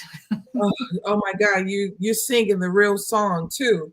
And I also was just thinking about, sometimes we talk about how sometimes Black girls grow up in our community with missing fathers. When we have, and I was doing some research on this myself, but when we don't have a relationship with our father, what does that do to our relationship with men in general? Like the trust element, the the interaction, because I believe that's one of the challenges that people are facing as we go into this era of the 50-50 podcast conversation that's always circulating online. The question really is, have we not even just witnessed healthy love, but when there are components of your identity that is completely missing, you don't have interaction. If my father was killed and I was 10, I grew up, there were men around, but do I miss that interaction where, I want to know the impact that it holds on women as they grow? Okay, well, first thing I want to say is that your past does not dictate how your life operates currently. Okay. Okay. I like that. So okay. I am not getting into, if you want to talk about these movements, I'm not getting into these red pill movements that is nothing but hatred toward the genders. They promote divisiveness between genders. And oftentimes these individuals are so steeped in grappling with rejection and hurt themselves that they give these oversimplified answers that reinforce biases rather than promoting healing. Ooh. I want to get away from these conversations and these narratives that because you didn't have a father in the home, that you're no good and you need to be pushed to the side and that you need to be chewed away. When science tells us that how you are to react in a relationship currently depends on the quality of the relationship you have with your mother in teenage years. Look it up. Woo! Come on, I got you dropping bombs. Look it up. Yo, Dr. Because I'm cute. I didn't show up and say in my cute little outfit and say, give me a license, give me a PhD. No, I think you're right, because I believe that I think that makes a lot of sense too, because we spend a lot of time with our mothers no matter what. So we spend a lot of times with our mothers and we are forced to reckon, we're forced to manage, we're forced to deal, we're forced to communicate, we're forced to, go through a lot of different channels as women with the mothers. And that's just the reality is not every woman has a healthy relationship with their mother. So it's like, I think sometimes some of the components, I love that you said and mentioned that your past does not dictate your current life, because sometimes I really feel like you said, Black women in general, and like you said, this cuts across any race, no matter what your race is. Having an absent father does not give, the world permission to be harsh or to invalidate, who you are and what you bring to this existence. So I agree with you. That's a loving household. Correct. No matter what the family structure. I love that, because I feel like I grew up in a very loving household with a lot of compassion and sensitivity. I tell people today that my grandmother was very sensitive. You can't say anything you want to her. And I think she passed that sensitivity to everybody. You should see us on a Thanksgiving Day. Everybody, you can't say nothing to nobody without somebody feeling like you hurt their feelings. So I always think about that. Now, I'm gonna tell you, I come across men who say, I did not have a father in the home. And because of that, I want to come to you, Dr. Alicia, because I want to make sure that my family is healthy. I don't want to be absent. I want to make sure that I'm there for my family because I experienced it. I understand what that feels like. I understand the pain and hurt from that. And I want to make sure I do it right. And that I give an applaud to, because that is the type of attitude that you need to have. Because the gold standard is to have two parents in the home, okay? Is to have a loving family and a loving relationship. Because from 0 to 18, you want to keep your ACEs score, adverse childhood experiences, as low as possible.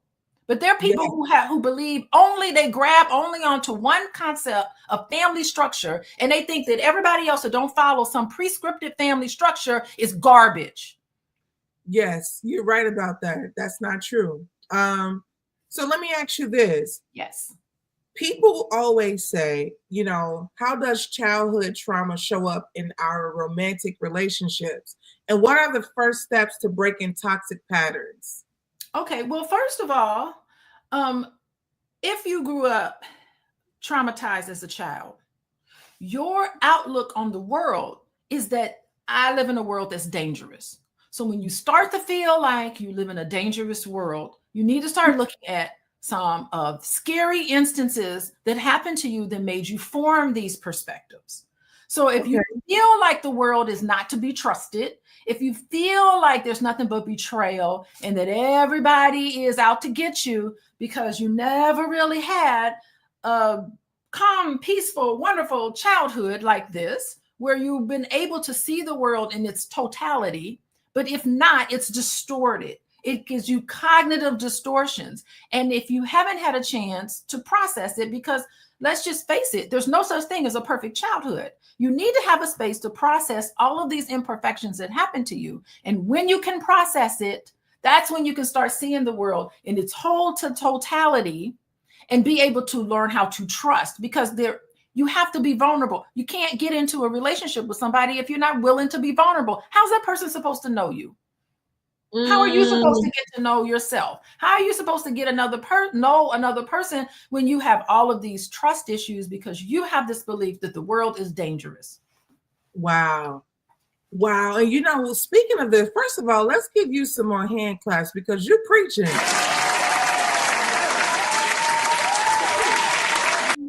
Dr. Alicia, a round of applause. Dancing. Yes, I really agree with you so just greatly because, you know, if you do grow up in an unsafe environment, you do feel like the world is a bad place and you always got to look over your shoulders. And if you have that personality and you are bringing that into your relationships, whether you know it or not, you're bringing that into the interaction. You're bringing that, if you don't feel like you can trust anyone, then you probably aren't easily being vulnerable. You're probably withholding. And that's a good point, that in order for a person to get to know you, there has to be some level of vulnerability there. I got another question for you. In the age of social media and instant gratification, what's the best way to build a truly deep and lasting connection? Truly deep and lasting connection in the age of social media, you have to be deliberate. You have to really be deliberate in your interactions with people because social media is supposed to like make us have more free time because we're able to do things a lot faster. We're able to report things faster, but that's not what's happening, right? So you need to be more deliberate in your interactions with people, the amount of time that you have to really socialize and connect with individuals on a personal level. You got to be able to do that. And you have to be able to put the phones down. You have to be able to look somebody in the face, and you have to be able to have an interaction with that person. And, having the back and forth that's necessary in there to feel good about yourself and to connect with other people. So now is the time where we have to set up some boundaries, digital boundaries, and negotiate those things and get that going. And it's possible to have these conversations. And we all need to have human touch and physical touch, and we need these things. So it's becoming more deliberate in our conversations and in our interactions with each other. Oh, I love that so much. We have to be deliberate on that. Yeah. You can't go around that. You can't fake the funk on that. Let me ask you, this is a really good question. I only have a couple more for you because I want to make sure that I know you got quite a busy day, but what is the biggest misconception women have about love that keeps them in a cycle of disappointment? Cycle of disappointment. Well, you know what? A lot of women are in denial about the men that they're dating. I confront a lot of women, and I say, well, if he's shown you who he is and he's not taking accountability for it, things are happening that deep down inside that goes against you, and you feel the need to silence yourself. Why are you suppressing that? You know something's not right. You need to face things. A lot of women feel like their job is to keep everybody together, to keep everybody silent while toxic behaviors are happening. not calling it out, not addressing the real issues, but want to keep this kind of outside. Talk about social media. Everybody's interested in having this social media love affair, like they're putting everything is all perfect out there, but no, and I'm real. I keep it real. Mhm. I will disagree with my husband online. And you have to do it in a way that's respectful, of course, but I'm not going to silence myself. I'm not going to become something that I'm not. It's going to be healthy dialogue as much as possible and repair as much as possible. But I think the issue is not to be in denial, not to have these defenses come up that gets in the way with how you really feel about what's going on. So a lot of women need to step out of denial and start accepting the way things are, because that's the first step in changing things, is to accept it and make things healthier. There's a science to healthy relationships, and it can happen. I love that. I believe it too. I think that you're speaking a lot of truth to power, for sure. One of the things that I personally felt that women have a little bit misconstrued romantically is a fairy tale. It's kind of like this person. I'll speak for myself. I remember feeling like a person didn't love me if they weren't, overly affectionate, or if they wasn't verbalizing that they love me. Those things mattered to me, but I had to learn, like, this is called reassurance. Why do you require so much reassurance? Okay, well, that is you're moving from an abandonment space. That's everybody is not thinking that. Some people are not giving you verbal reassurance if that's not understanding that they know that you require. That's number one.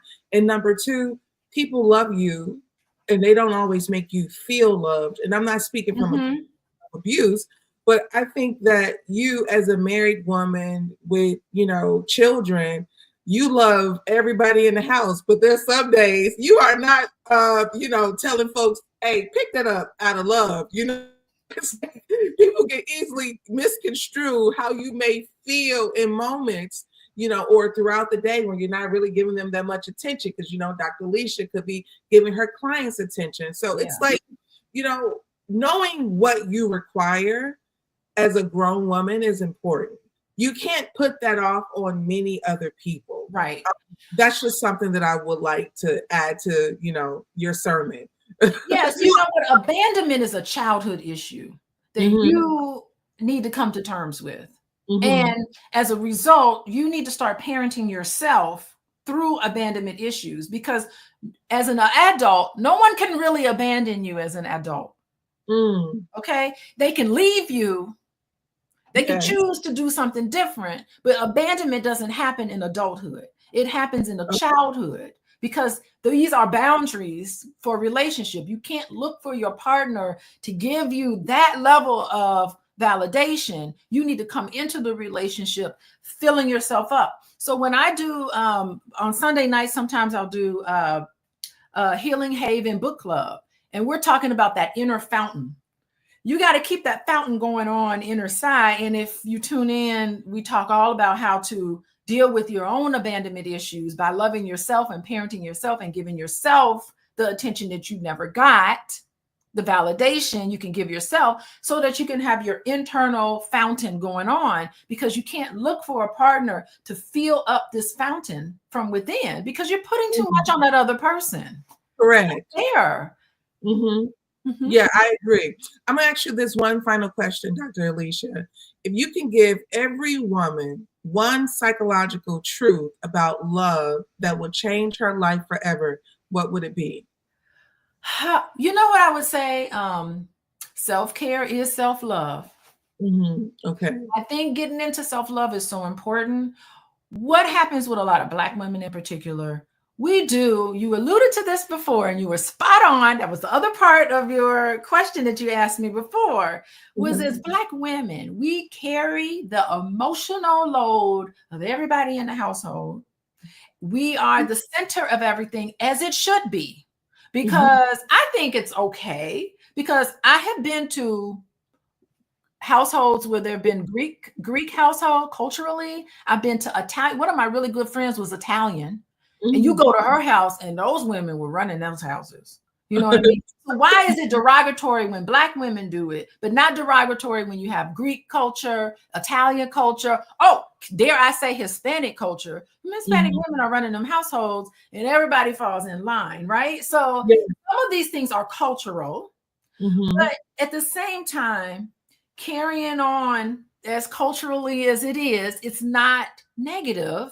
It is positive because we need to have the nurturing there. But Black women really need to know about self-love. And it doesn't have to cost a lot of money. It could be a bath. It could be just spending time with yourself, giving back to yourself, filling yourself up, that fountain from within, so you're not depleted. And then, I know I can get tired. That's a signal to me when I'm tired, when I get annoyed with all the mess in the house. And I'm like, you know what? This is a signal that I'm tired and I'm not having a good day. I need to go take a bath and go to bed and worry about it in the morning. And guess what? In the morning, it's not so bad. So you have to have a way of a self-care plan and stick to that plan, because you got to put yourself first. Black women, let's put ourselves first, because we're socialized into putting everybody else first. And sometimes it goes without the level of appreciation and gratitude that we deserve.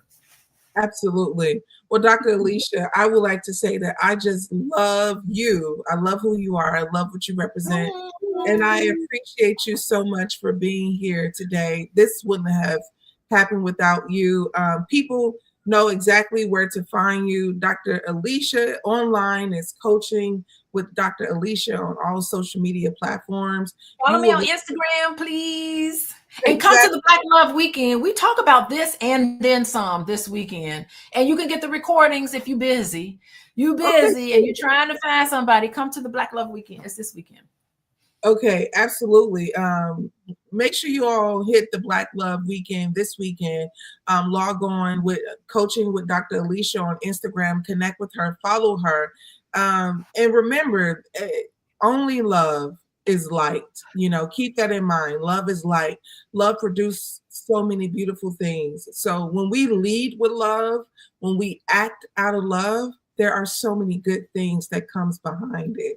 When we act out all of the other things, the insecurities, the uncertainty, the anger, that's when we are doing opposite of love. So remember, if you can be love, you can get love.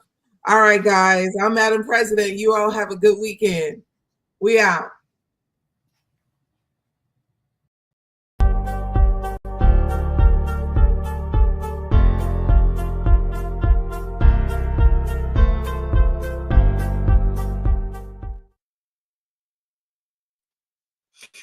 Welcome to Fly Nubian Money, where we help you to master your mindset and maximize your money. Today, we're talking about something that's hitting Black America pretty hard. A lot of us and a lot of our communities are struggling to find full-time jobs while being forced to take on side hustles just to survive. A new report from LinkedIn says that job seekers are applying for more jobs, but hearing back less, with 1 in 5 still searching for work a year later. At the same time, the cost of living keeps rising, forcing more people to take on second jobs, gig work, and side hustles just to make ends meet. Now, we're going to break all of this down and why Black Americans are struggling, and most of this in this economy that we have now, and how AI and automation are making job hunting a little harder, and whether side hustles are the new reality for financial stability. Now, is this just a temporary setback, or is the system built to keep us hustling forever? And all I keep hearing is that song, every day I'm hustling. We've got a great panel to talk this through with you today. We also would love to hear your comments. We love to see what you have to say. So please make sure that you put your comments in so that we can address them. And here's who I have on my royal court today. We have Joe Corley, licensed therapist, mental wellness coach, and educator. We have Marlo Layson, TV and film producer.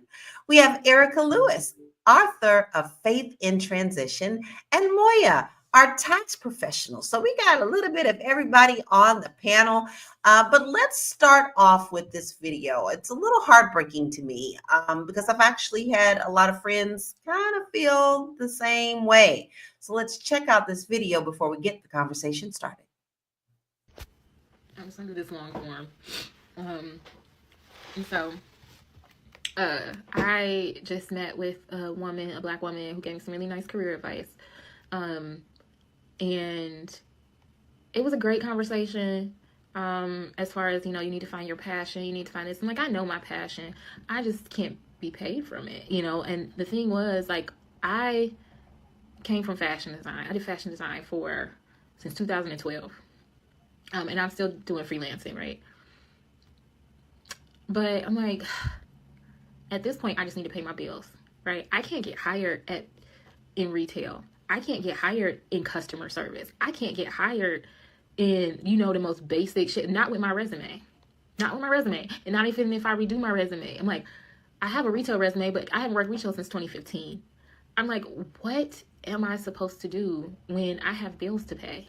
This is so frustrating. And I get, like, her conversation was very helpful about, career and goals and reshaping your life, and I get that, but I am exhausted. I am exhausted with going on 2-round interviews at places. I am exhausted with trying to convince people that I can do whatever job they put in front of me. I am exhausted.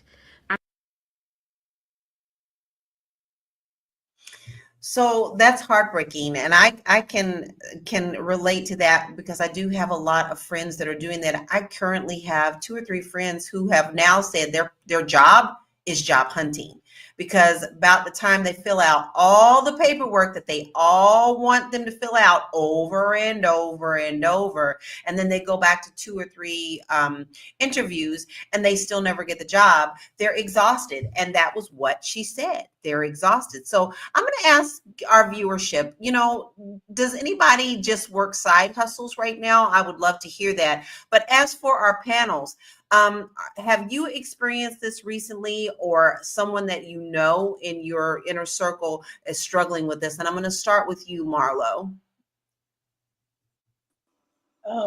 I haven't personally, knock on wood. Typically, when I leave a situation, I have another situation prepared, or I have enough contacts where I can sustain myself doing freelance. But my daughter is definitely struggling to find work that is compatible with her skill set, find work that is sustainable for her life. She has a family. And I think that a lot of young people and probably older people in the job market that aren't as tech savvy are experiencing the same issues, right? The experienced who don't have the technical knowledge, and the inexperienced who may have the technical knowledge, but they just don't have the work experience. I think that they are seeing a hard time in this job market. Agree. I see that with so many. How about you, Erica? No, I actually, thank goodness, as Marlo said, knock wood, I'm not experiencing that. I actually was able to, I left my industry. I was a consultant for years for health and wellness and opening fitness studios, and moved into different genres of fitness. And I was just burnt out. And I actually transitioned into the beauty world. And I was able to take those skills in fitness, all of that I acquired, and apply it elsewhere. So as we, get deeper into the topic, I'd like to talk a little bit more about how you can, transfer skills, because people sometimes get pigeonholed within an industry. I loved the wellness industry, but I'm plagued with injuries. I just can't do it anymore. And I was just physically, mentally, and emotionally exhausted.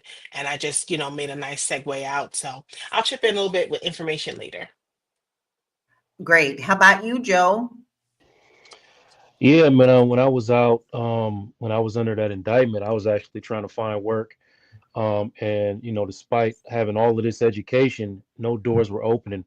It's really, really difficult, I believe, to find a position anywhere if you don't actually know somebody that is in charge of hiring. My son, who's 23, he has been looking for work or struggling to find work, and I know he's been applying heavily. He's 23, he's in college, He's working on his legacy, but in the meantime, what do you do to, he's got bills that he has to pay.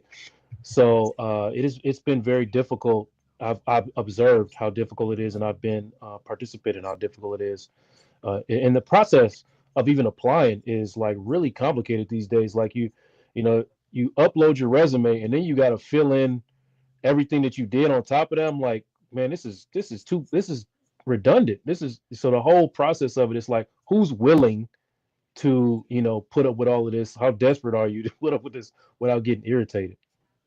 Well, that it's interesting that you said that, because one of my friends who said, now I'm a professional job seeker, and she has high criterias, is said the same thing. She's like, it'd be different if we could just cut and paste. She said, but not every one of them are different. So it's not like you could just cut and paste to put into all these. You have to write dissertations. She had me laughing, but she said, it's funny, but not funny. We have to pretty much write dissertations on each and every application, only to go to three interviews and still not get hired. So it's all different. It's not automated, simple that way. It's just, it takes up a lot of your time. How about you, Moya? So my major, my undergrad, is in Pan-African studies. So sometimes I would feel like I have to remove the African part and just like put Pan studies or something, like so I could see if that would get me more callbacks. So I've done those things. Now, for the past several years, I've been a manager at a tax office. And one of the things, so we do a lot of hiring. Every tax season we have to hire. So we had super entry level positions, and we also had training positions. And I tell you, it is so hard to find people that can do basic things like answer the phone with a smile, like come to work on time, adhere to your schedules. So I see a different side of this whole I'm not able to find a job thing, because I know we hired. I'm with you on that. Like, just today, I had to call an attorney's office, and the girl who answered the phone, I couldn't believe she was answering the phone for a law office. She was so good. Well, ma'am, we can't call everybody back. We got too many cases. You are talking to a family member who you are representing. And so this is what you get to. You have to take that into consideration. So I'm going to ask you this, Marlo. Do you think that companies are intentionally making it harder for people to get hired? As a person that's in a position to hire people, I'm going to say no. I don't know at the corporate level, right? But I know I need what I need when I need it. I think that the applicant pool is far and wide, whittling down who is qualified for a job, right? Assessing people during an interview. You get people who don't know what to say. I've had people show up, their mom is in the background on the Zoom call. Like, it's a crazy world out here when it comes down to trying to hire people. So while I sympathize with people who can't, I'm also coaching my daughter, like, what you doing? What did you say? How was this going? Now, when she applies for a job, she does get them, right? She will land the job, but it's I don't know where the gap is, but there's certainly a gap that I see being in a position to hire people, where people are applying for jobs that a lot of times they aren't even qualified for. Like, I can teach you my SOPs. I can't teach you journalism. That is, you should come here already knowing that, right? And a lot of people apply for jobs that they are totally unqualified for. So that's a part that's also in the mix of all of it. Well, like I said, this professional friend of mine who says she's a professional job seeker, she said at this point, she's just applying for everything and anything, because she's like, you know what? Somebody's going to have to land me. She said she used to be very targeted, but now she's like, look, even if it's something I don't think I qualify for, I'm still going for it because I am very desperate. And someone in the chat said, Tebow said, no industry is safe.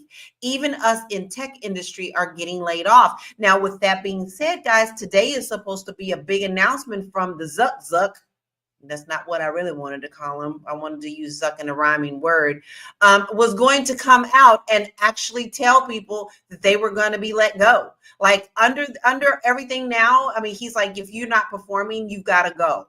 But their performance on some of these tech places are just so high that it's like they expect you to work 80 hours a week, and that's a standard. So if you're not living up to them, then can you keep the job once you get it? So this gives me a really good question, Erica. Do you think that AI and automation is making it harder for people to get jobs? I really don't think so. From what I've seen on my end, I am in upper management, and I'm going to be honest with you. I have seen people come in for interviews and they treat it as if it's like coming to church, come as you are. No, you can't come as you are. Come, hallelujah and amen. People come as you are. I really don't want to know that you have recreational behavior that you like to do. I don't want to smell that. And people come in and they smell like that. And then, so yeah, it's going to be hard for you to get hired. And I don't think people are taking those itty bitty things into consideration. I think Deborah Wilwin posted a comment that, interview skills are not being taught in school, and they are not. And, I don't think we learned those in school either. It was just common practice. It was an understanding. You took a shower, you got dressed, you lotioned up, you put your, you brought an extra resume, you did this, you did that. Yeah. I mean, it was just common practice, and it is not. And then you have to also take into consideration so many people got used to working from home for so long, coming out into the workplace. A lot of those at-home positions were done away with. So now they have to come out of the house into the workplace, and a lot of people just don't know how. They don't have that social piece anymore. They're not used to having to, interact with anyone, or even at this point being held accountable and being, kept on target for deliverables. So yeah, I think that's the one thing that's really triggering people, is that they just can't meet the standard of coming in to office. Yeah, a lot of them want to ask you, can we just do it online now? They have gotten very used to that. So they're used to doing the on-camera thing. But listen, we're going to dig into it. There is a lot of pieces of this that we're going to kind of touch on, but we would love to hear if you're struggling. Are you struggling with finding a position? What are some of the things that you're coming up against that, you need to share with us? Because, maybe someone else is facing the same thing. We're going to take a short break, and we will be right back. I know you're busy, you got things to do, and you can't take us on the go with you every single day. Good news for you. We are now on Spotify. So if you can't watch us, now you can listen to us on Spotify. Search Fly Nubian Money and all the episodes shall appear. All you have to do is like, subscribe, leave a 5-star rating, leave some comments, tell people how you love us, so that when other people come along and are looking for a great show to watch, they can find Fly Nubian Money too. One last thing, and just in case you've been sitting under a rock, Fly Nubian Money now has an investment club. We are the Fly Nubian Money Club. It's easy. All you have to do is go to flynubianmoneyclub.com, and I am committed to bringing in top experts from all industries to help you level up. They're teaching us the skills that we need to compete in this market. We often say that nobody is coming to save us, not the government, but guess what? We're coming to save us. I'm coming to save you with the Fly Nubian Money Club. So listen, all you have to do again is go to flynubianmoneyclub.com. We have a 30-day free trial set up just for you, just for those people that are struggling. Even if you ain't struggling, you ain't got to struggle. I'm coming. Okay, let me stop playing. I'll see you soon. Listen, that's exactly. She got this right on point. Listen, this is exactly what we are talking about. The new skills that you need to level up, whether it is going to be a side hustle, or if you're going into these jobs now where they're expecting you to know these things, you truly need to get these skills up. And how are you going to do that? We got training, baby. We got training. We got training. All you have to do is come to flynubianmoneyclub.com. We have Dr. Lene, who's coming up with her class. And, you know, she's our brilliance coach, so she's going to be bringing it. We've had Vanessa Gopal, who helped you level up your sales. We've had Constance help you level up to 7 figures. We've had AI training with Athena. And I taught you how to buy a house domestically and internationally. So listen, it's worth you to give us a try, because I'm pretty sure you're going to stick around when you see just how much you're going to get in the flynubianmoneyclub.com. Please make sure that you sign up today. We do have a 30-day trial. Okay. And I have to give a shout out to our producer, because honey, that commercial was adorable. I don't know how y'all feel about it, but I thought it was a great commercial. Look, even somebody even said, "Oh, new commercials." I love it. So I'm going to ask Joe this question, and then I want us to check some new things out. But Joe, do you think that having a side hustle now is a necessity or an option? I don't think it's an option. I feel like you got to have multiple streams of income. I don't know if it's a side hustle or not, or is it just an extra job, but you have to be prepared to lose one of these things at all times, because if one of them goes dead, you know, it's a struggle out here. You know, I think a large majority of people, regardless of whatever income range you're in, are living from check to check. Even people that are making 6 figures are living from check to check. And, you know, it's because the cost of living is just outpacing, you know, our ability to create income for ourselves. And that's just going to continue to happen. You know, it's just going to be harder and harder and less affordable to live basic life with the way that's going on. I don't want to scare anybody with that, but I really want you to prepare yourself, because either you're going to have to, you know, cut back on things that you think are essential, or you're going to have to make more money. Like, one of those two things is going to have to happen. So it is not an option to have multiple streams of income unless you are in a different bracket. But I don't even think people that are making a lot of money right now have one stream of income. I think everybody that's doing well probably have multiple. You know, I find it very interesting that, you know, I travel internationally, I sell overseas as well as in America. So I'm back and forth a lot. Multiple hustles in other countries, that's not common. In America, it's a must. If you want to live and pay your rent, and that's even sharing houses a lot of the times, and that's what I see in my real estate business. People have 4 and 5 different hustles. In Europe, especially Portugal, they dedicate it. They still old school. If you are the carpenter, you are the carpenter. You know, that is exactly what they do here. And they get paid according to their skills, rightfully so. If you're a day worker, you are to get paid a certain amount that day. And they look at it every time to see if it fits the cost of living. So I don't see a lot of this happening in Europe. And Portugal in particular. I don't see it in Spain. I don't see it in France.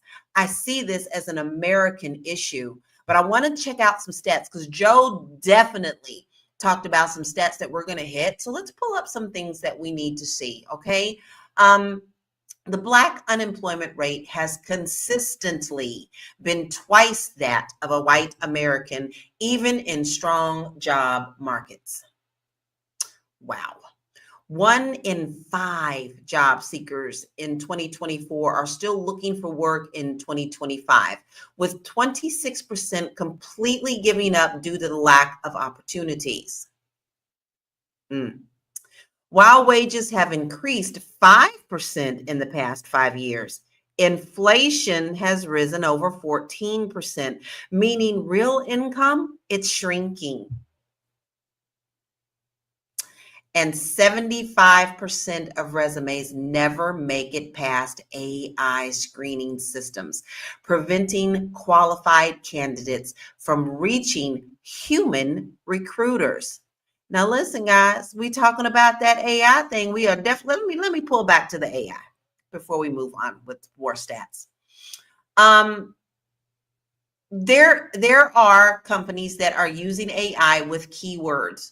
if you don't know how to put in your resumes with the right keywords, and that gets fed through the system, you have no choice in the matter, because a robot, Robot City is going to see if the keywords that they are looking for are in there. So it doesn't pay to be unique. It pays to understand what keywords are. So Moya, do you think that I'm off point with that, or do you think people need to get their SEO skills up a little bit? So that's a real thing. Like, I looked online, there's like a resume builder that specifically helps you get seen in certain positions. I think it's like $25. They'll review like 5 resumes for you, and they'll make sure that you hit the marks. You tell it the industry that you want to go into, and it'll make sure that your resume has the necessary words so that way you can go to the next round. So it's an extremely real thing. And I wouldn't have known that until I started just doing research on different ways to make your resume seen. Like, I didn't. It was surprising to me.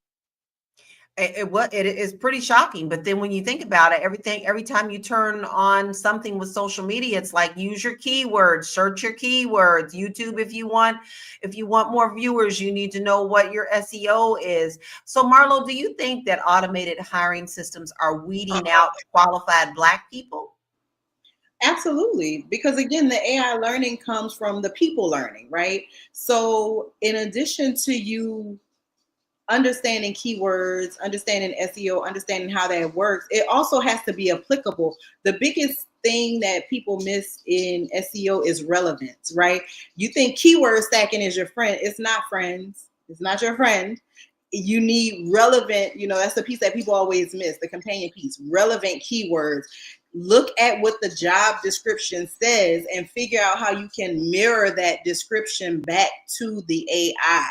It's not looking for individual flowers, right? I read some crazy thing. This girl was having an issue. She actually was employed, but she was making flowery out of office emails. It's like, girl, just tell the people when you're going to be gone, when you're coming back. I don't care about your squirrels, your chickens, your dogs. It's like everybody wants to be individual. That's not what this is. Be individual in your own space. But back to side hustles, you got to have them. You got to have a second stream of income. I only knew Black people to have side hustles, work full time, sell sandwiches, right? Sell cakes. My grandmother, cared for white children and was a domestic worker, but she also was the candy lady. She sold frozen cups. She sold praline candies. We ain't calling praline candies in New Orleans, but that's what she sold. Like, that's what she did to make money. So I think that we have always, I guess we probably got lured by jobs and salaries and stuff. But for the most part, Black people have always done multiple streams of income. We've always worked and had another thing on the side, whether it was sewing, whether it was cooking, whether it was whatever your skill set was, we've always bartered those skills. So I think it's time for us to lean back into who we are as us. I agree. And speaking of that, guys, don't forget, I'm gonna give a little reminder. Maybe we have some new viewers that didn't hear this before. We have a list of 40 side hustles that you can use to get some side hustle business on your own. And all you have to do is just send us an email when the subject line, ask for the side hustle list. You can do that at info@realvirtual.net, info@REELVIRTUAL.net. Now, with the AI component, okay, you say you get through, right? You get through, hey, I got them keywords, I got an interview. So Erica, we had someone say something very, very relevant. And I want to hear your comments on this, because you were talking about how people just roll in and come in any way. So she says, on-camera interviews don't really work in favor of some who are dark-skinned. If you're not well-versed in lighting, makeup, and camera angles, you can appear angry or brusque compared to some other people. So do you even think that online interviews, you said you had some problems, when people coming in, well, if you got an online interview, do you see that as a hindrance as well? Absolutely not. We go on YouTube for everything else. Go on YouTube if you know the lighting is an issue. Go on YouTube and fix that lighting. If you know that wearing certain colors doesn't work for you, then don't wear those certain colors.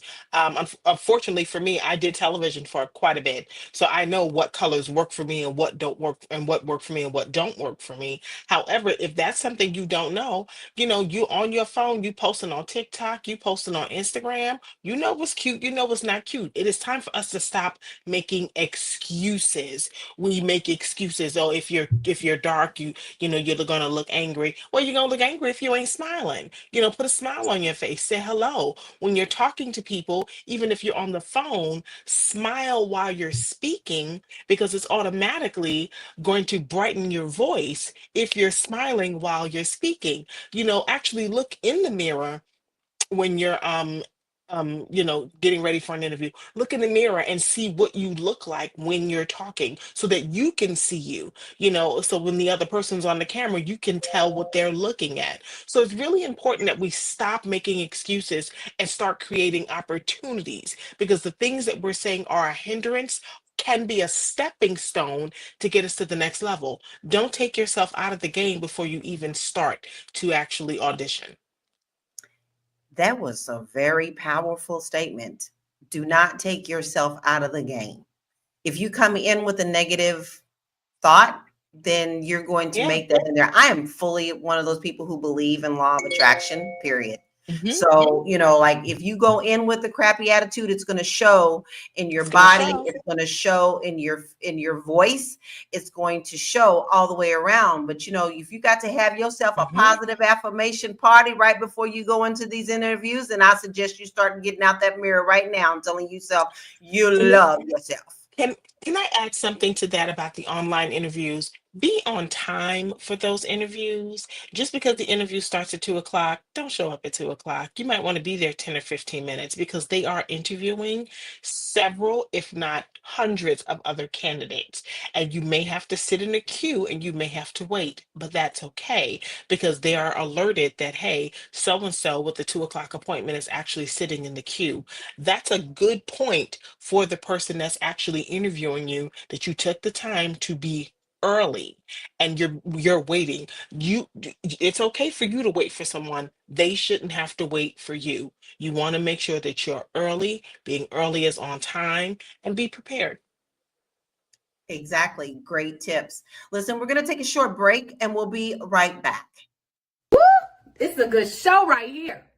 But I'm biased. If you are just tuning in, you are watching Fly Nubian Money, where we help you master your mindset and maximize your money. My name is Tiara Williams. I'm also known as Miss Black Hollywood, and I'm the proud producer of this show because it is lit. If you want to receive notifications for when we go live Monday through Friday, 1 to 2 p.m. Eastern Standard Time. All you have to do is text the word Queens to 87948. That's Queens to 87948. That's QUEENS to 87948. Also, if you want to grow your money and not blow your money, all you have to do is go to flynubianmoney.com. There's all kinds of resources, there's courses, there's free giveaways. There's just no reason to be broke in 2025. All you have to do is go to flynubianmoney.com. Obviously, you don't want to be entertained here. You want to know enough to grow. Wait, I need to put that on a shirt. You got to know to grow. Got to know to grow. So know and grow with flynubianmoney.com. I am absolutely loving these. They have such a powerful message behind them, because that is what we do here. We do want you to know and grow. And it's really easy to get in a dump sometimes when you feel like you don't know what to do. Well, this is what we're here for. This is what we do this for. So if you are very interested in and also growing your business, you need to just send us an email. We get this magical email, right? We get this beautiful magical email. Just send it in at info@realvirtual.net. If you need someone to help you with your business, you're too busy, maybe you've got too many different things on your plate, we are here for that. We can help you with that. Then, you're here every day at 1 p.m. Eastern Standard Time. But if you're too busy and you miss us, you can watch and listen on Spotify to all of our shows. Binge out, baby, binge out. Go to Spotify and binge out, because we got tips and tricks and egg nests and gems and everything that we do in every last show. So listen, I want to continue with this because it does seem, it doesn't seem, I know too many people who are struggling with finding a job. I've had many people ask me if they wanted to become a real estate agent, but if you ain't ready to hustle, baby, that ain't something you can jump into very quickly. So let's check out this other video and then we'll be right back. Sometimes you can have the credentials, but you don't have the connections. Sometimes you can have the credentials, but you don't know the right person. But because of your reputation, it opens doors that no man could close because of your reputation. You may have the credentials on your resume, but you don't have the credentials in your reputation. So you're wondering why it's hard for you to get the job that you applied for because you don't know anybody. You don't have the reputation and nobody knows you. So you think, I have the credentials, but I'm having a hard time getting a job. But yet there's somebody who don't have the credentials and they're getting the job over you. It's because they have a reputation. And that's what your brand is. Your brand is being very intentional about how you present yourself and being intentional about your reputation. Woo! You better. Right? Being a brand is not just being like an influencer or some hustler online. You are your brand. You are you. When you say Lala, you know who Lala is. Period. If you say Realty Goddess, you're gonna know me. I branded that early. If you put that in, that's it. Everywhere you go, there you are. So how do you get over when you're not exactly completely comfortable in that to get the job anyway? How can you present yourself as a brand and a very positive brand going into an interview so that you can get that job? Or is it always something that somebody you know? And I'm going to ask you that, Moya. Do you think that it's branding or is it somebody you know?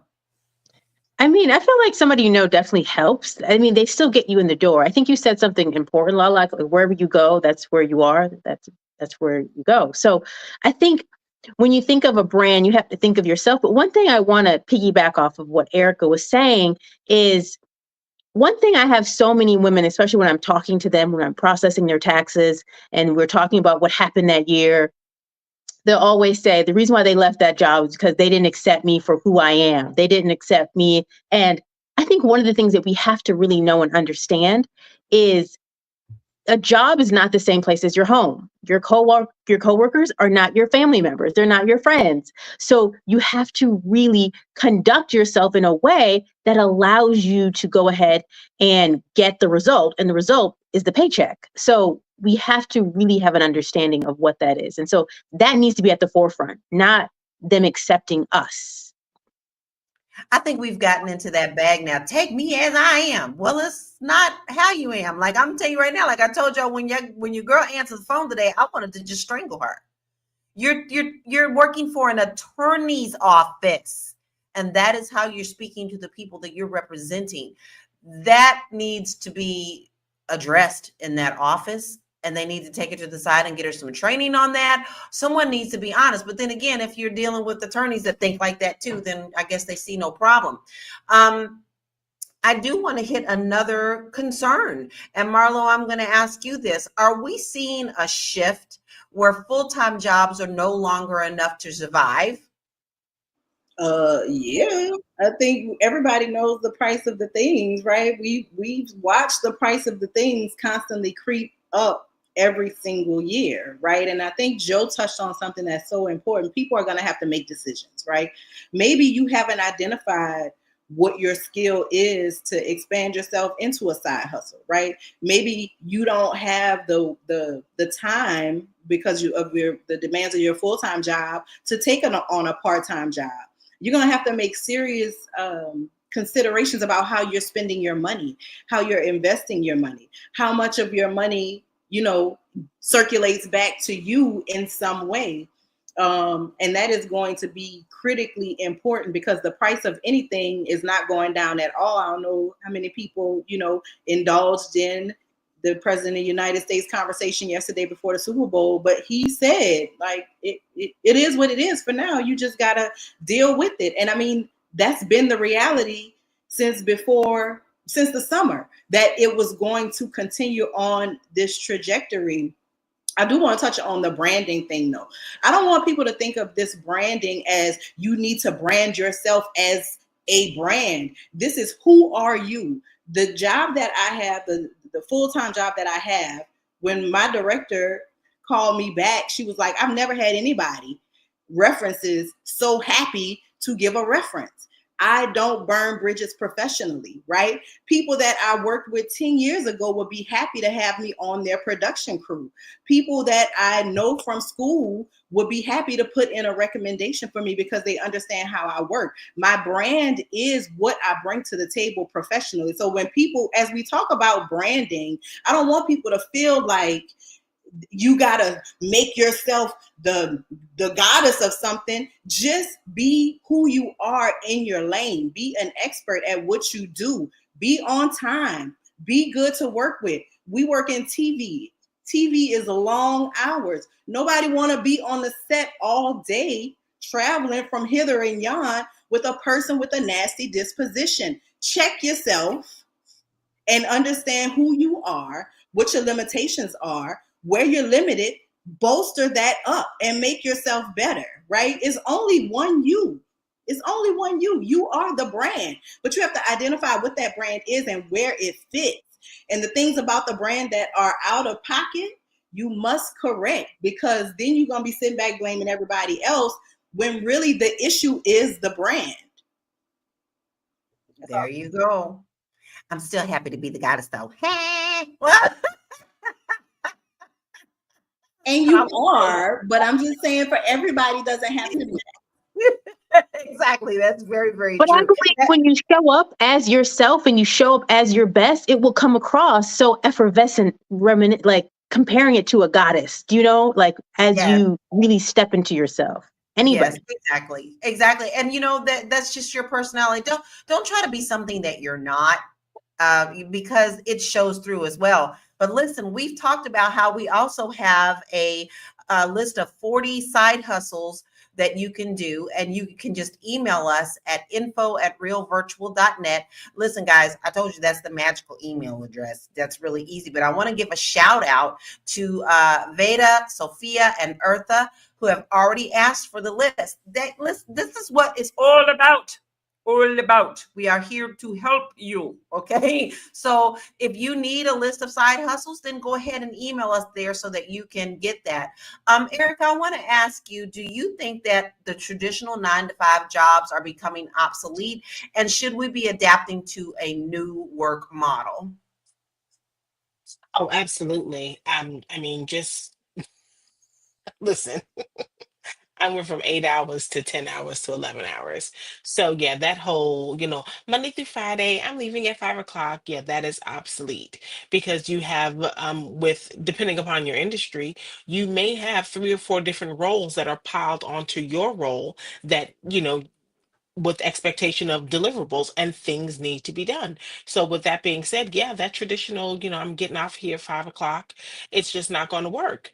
But on the flip side of that, you may have some flexibility with time off. You may have some flexibility of coming in later. You may have the flexibility, if you have to work until 8 o'clock, you can come in at 10:30 or 11. So you have to find the good to balance out, some of the inconvenience. I don't ever like to say that something is like, oh, this is horrible. No, you have to look at everything as an opportunity. Everything is an opportunity. It is never an inconvenience, because the minute you start looking at it as an inconvenience, you're going to begin to struggle. Your work performance is going to decline, and you're going to kill your own brand. Your brand is your reputation, how you handle things, how you take on things, how you execute things. So yeah, I mean, so just that 9-to-5 thing, it's pretty much over and done with. I don't even think it really has been around since, gosh, the mid 2000s. I know I haven't worked a straight 9 to 5 in about 10, 15 years. Yeah, in real estate, I kid you not, there were days that I was working 16 hours. People think that's an easy job, that this is an easy job, but it's not an easy job. It's long hours, it's understanding your contract, it's being on the road Absolutely. 24/7. You know, nothing is easy, but if you want it and it's worth it, you'll go after it. So Joe, I do want to ask you a question because we did touch on this a little bit, and it deals with also part of our mental. So listen, everybody seems to be, except me, for me. And in some spots that's good, but when it comes to jobs, is that good? How do we deal with this and possibly rejection from many jobs with our mental health? What can we do to balance that? Well, listen, let me touch on that, except me for me stuff. Okay. You do have the right to be authentic and to be yourself at all times.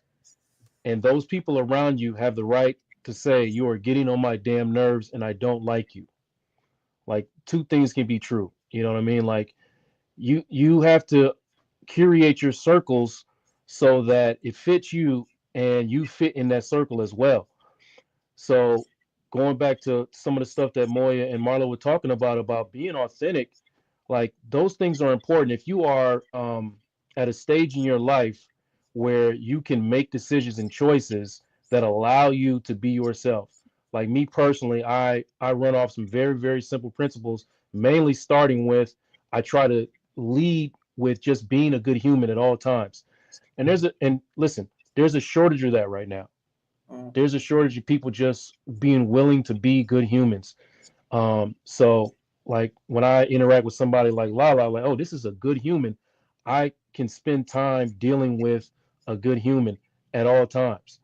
I don't want to put anybody into my circle or my atmosphere that is like, I'm not talking about being perfect, but just being decent, you know what I mean? Like decent stuff.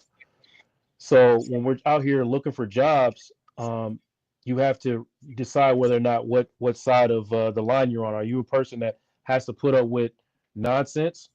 So you might have to, you're going to have to shrink yourself or shapeshift to fit into a space that's not necessarily meant for you if you are desperate. But if you are somebody who has been working on your branding or, trying to adjust yourself to live a life that allows you to kind of ditch that regular 9 to 5 stuff like Erica was talking about, then concentrate on being who you are so the circle around you fills itself in. I'm not sure I'm answering your question, Lala, but you kind of took me on a tangent. But curate yourself with your values, right? You have to be led by your values. What makes you really sad? What makes you really angry? What makes you really passionate? Being led by those values and then never making a decision that goes against those values will land you in spaces that you're supposed to be in and protect you from situations that you're not supposed to be around. Okay? I agree. I've worked with things before that I thought that I could handle and they went against my principles. Case in point, I worked for a live streaming company as a community manager because they found me because I do a lot of videos. And I thought, wow, this will be fun. This is after Periscope died. And when I got in there and saw all the things that they were doing, it became unpleasurable to me. It became salty. It became because they were saying one thing and doing another. Don't let people get on half naked. Punish them for that, but still yet get on half naked, and at the end of the day, I was mentally drained. So that wasn't for me, even though I was doing an excellent job. It wasn't for me. It wasn't my circle. It just wasn't. So you have to take that into account as well. But I was grateful for it at the time because I still learned skills. You see how I did that? I may not have been happy in that in the moment, but what happened is I did intake those skills, internalize them, and put them into my resume because now I have built myself up. Whether it was pleasurable or not at the time, I still know how to do more things that I didn't know before. But speaking of that, listen, this is why I went back to working for myself. All right. So if you are a business owner and you're looking to expand your reach, Fly Nubian Money is building a Black business directory and is going to connect you with the customers that you need to your services. And the best part, guys, it's free.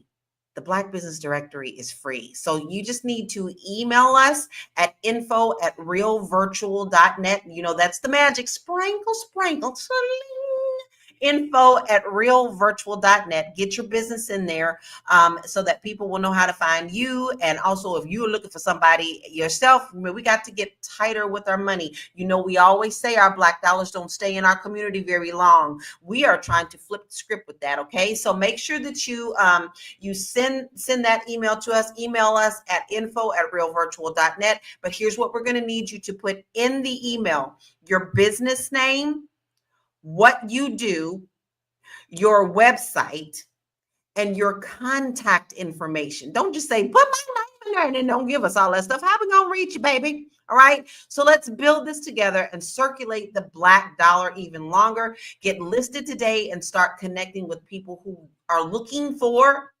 you. Looking for you, because we are. Because as we're boycotting, we're all like, now where we gonna go?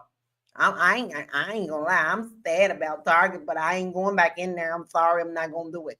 So if I need something, then I'm going to look in my directory first, because I want to work with people who understand me. Now, listen, we got one more video to watch, and this is also very interesting. So let's check this out. And then when we get back, I got some key questions for our panel. But if you are finding these tips valuable and you have one that you want to share to help people up their game, put it in the comments so that you can help uplift someone else. Hold on, we'll be right back.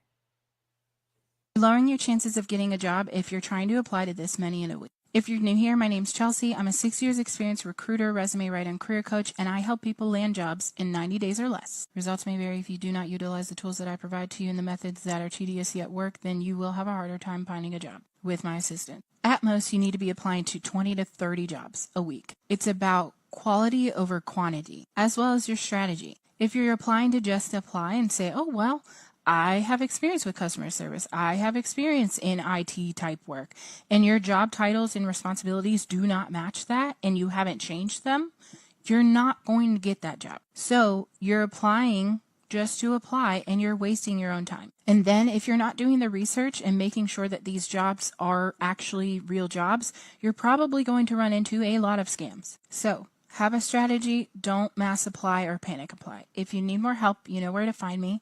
My calendar is in my bio. Very practical information that you can use toward getting that job. And I want you to understand that even if you don't get the job, every time you go into an interview, you have learned something new about that. When you finish that interview, I need you to go to your car, go get you a coffee, whatever, and sit down and go, could I have answered that better? How can I answer that next time a little better? You need to reevaluate yourself. A lot of people taught me when we first got into video, like watch your own videos so that you can see what you're doing. Maybe you're doing this and you shouldn't be doing that. Or maybe you keep saying, and then. But when you go back and you look at those, you get better by watching yourself and saying, oh, I shouldn't have done that. I can improve next time, and practicing. So that's my tip for everyone. But I want to start asking the panel. I'm going to start with you, Erica, because you do have a lot of experience in this. So what is one really good tip that you can give to people that are looking for a job in their interviewing skills? Oh my God. So when you're interviewing and you're either you're interviewing online, or if you're going into the office, number one, you want to do a quick run through of the company. You want to find out when it was established. You want to find out if there were any acquisitions. You want to find out as much as possible about this business, about the brand. So when you come in, you can speak to it. Also, with the person that you're going to be sitting down with, you want to make sure that you make some kind of connection with them. If you walk into their office, or if you see trophies, you see that they like to golf. Oh my goodness, you golf. That's something I've always wanted to do. How long have you been golfing? You want to make a little bit of a connection, because that way you will always stick out in their mind. So it's really important that you do some research on that company, find out as much as possible, so that when it's your turn to ask questions, because you're interviewing them as well. They're not just interviewing you, You're interviewing that company. You want to find out as much about them as possible. Let them know that you've done your research. Let them know that you're still researching and you're really interested in the position. Find out about the position. How long has the position been available? Why is it available? Is it a new position? Is it a new role? So yeah, just ask a lot of questions and make a connection with the person that you're interviewing with. Great. Don't go in there as Miss Mouse. Be personable, not overbearing, because I've had people come to me overbearing like they knew everything. I couldn't even get the interview questions in.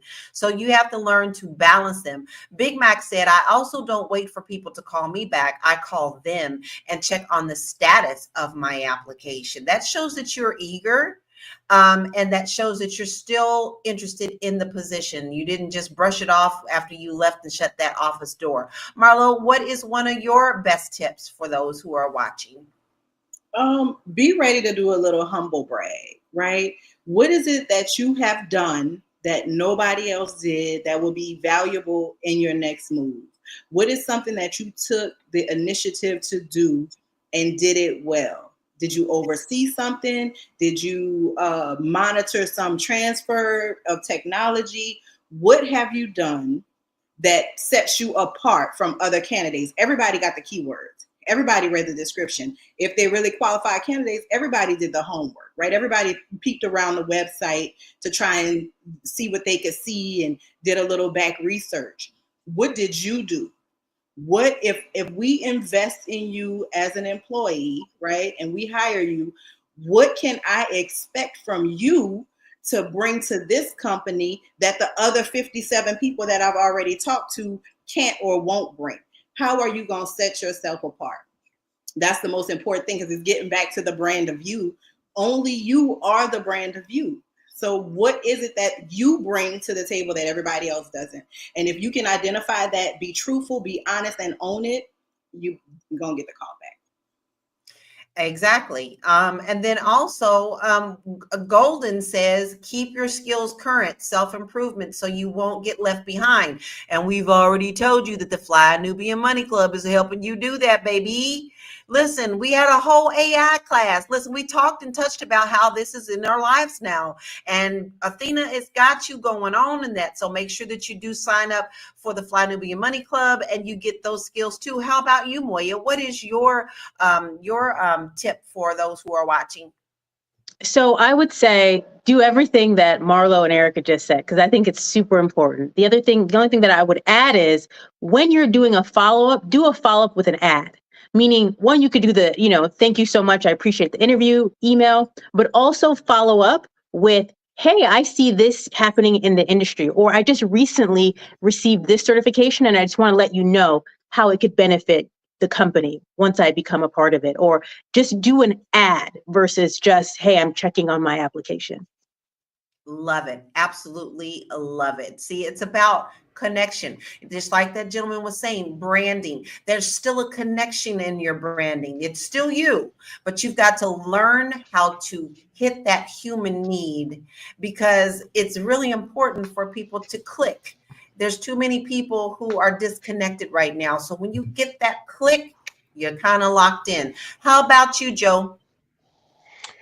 I'm just going to say, do everything that these ladies are saying, but also if you're not really good at pretending to be other people, really lean into like being yourself. I mean, there's people out there that can pretend and do whatever it is that you need to do in order to get that job.